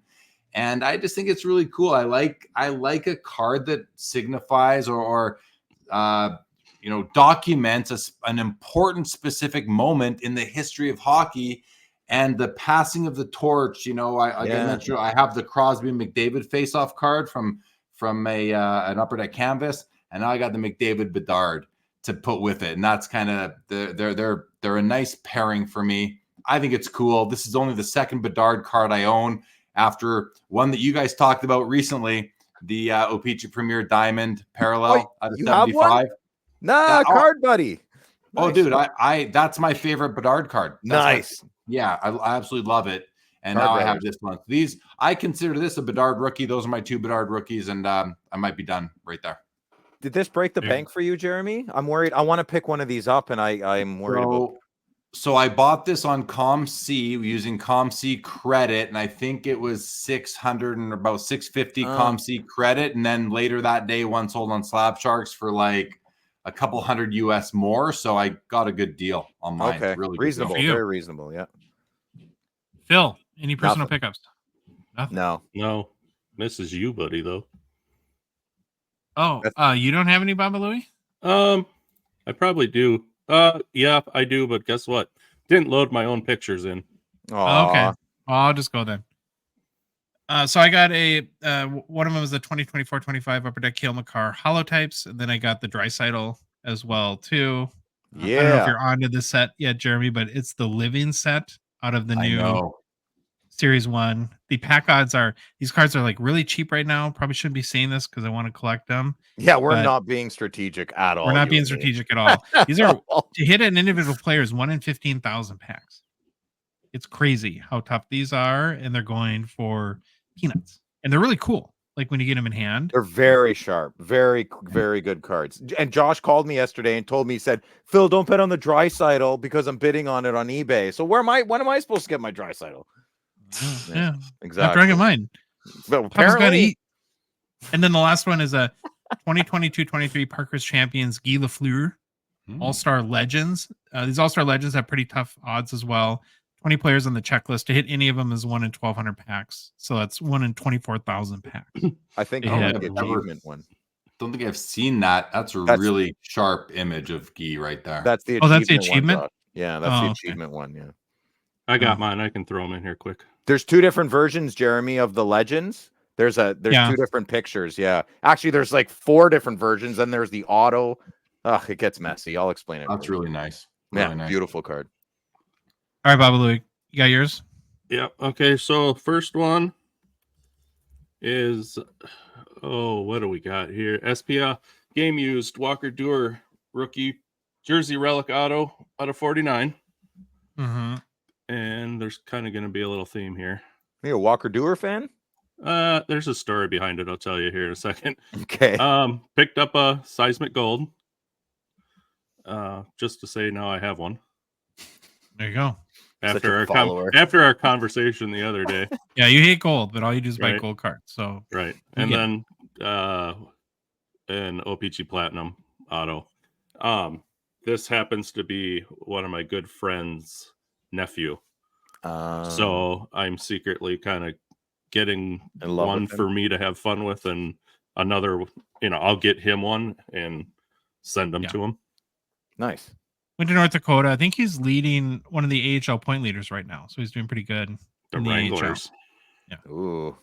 Well, we had our longest episode last Monday. And I thought, well, that'll never happen again. And knowing that the Chris McGill interview was 1 hour and 15 minutes, this is now officially the we don't try. But, I guess a lot of people will be happy. So if you like the episode, please leave a rating and review on Apple, Spotify, whatever podcast app you listen to us on. If you love the show, want to support us, want to chat with us on the Hockey Cards Gongshow Discord server, please consider $5 a month donation. Join on a $1.99 support level tier on Patreon.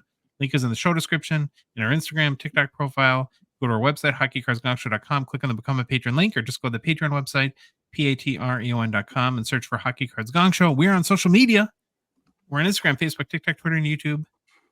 And our show, the Hockey Cards Gongshow podcast, is a production of Dogbox Ventures, LLC. Jeremy, doing the shows a lot. I know. Thank you. I'll see you in like an hour and for another 2 hours. So now you know what my Sundays are like. And I spend more time with you than I do my wife. I know, but again, I can't thank you enough. And your friendship, not just to our show, but to me, means the world to me. And just thank you. Thank you, Jeremy. Thanks, Jeremy. I love this. Right. Thanks for including me. Right on. All right, Baba Louie, take us out. Bye.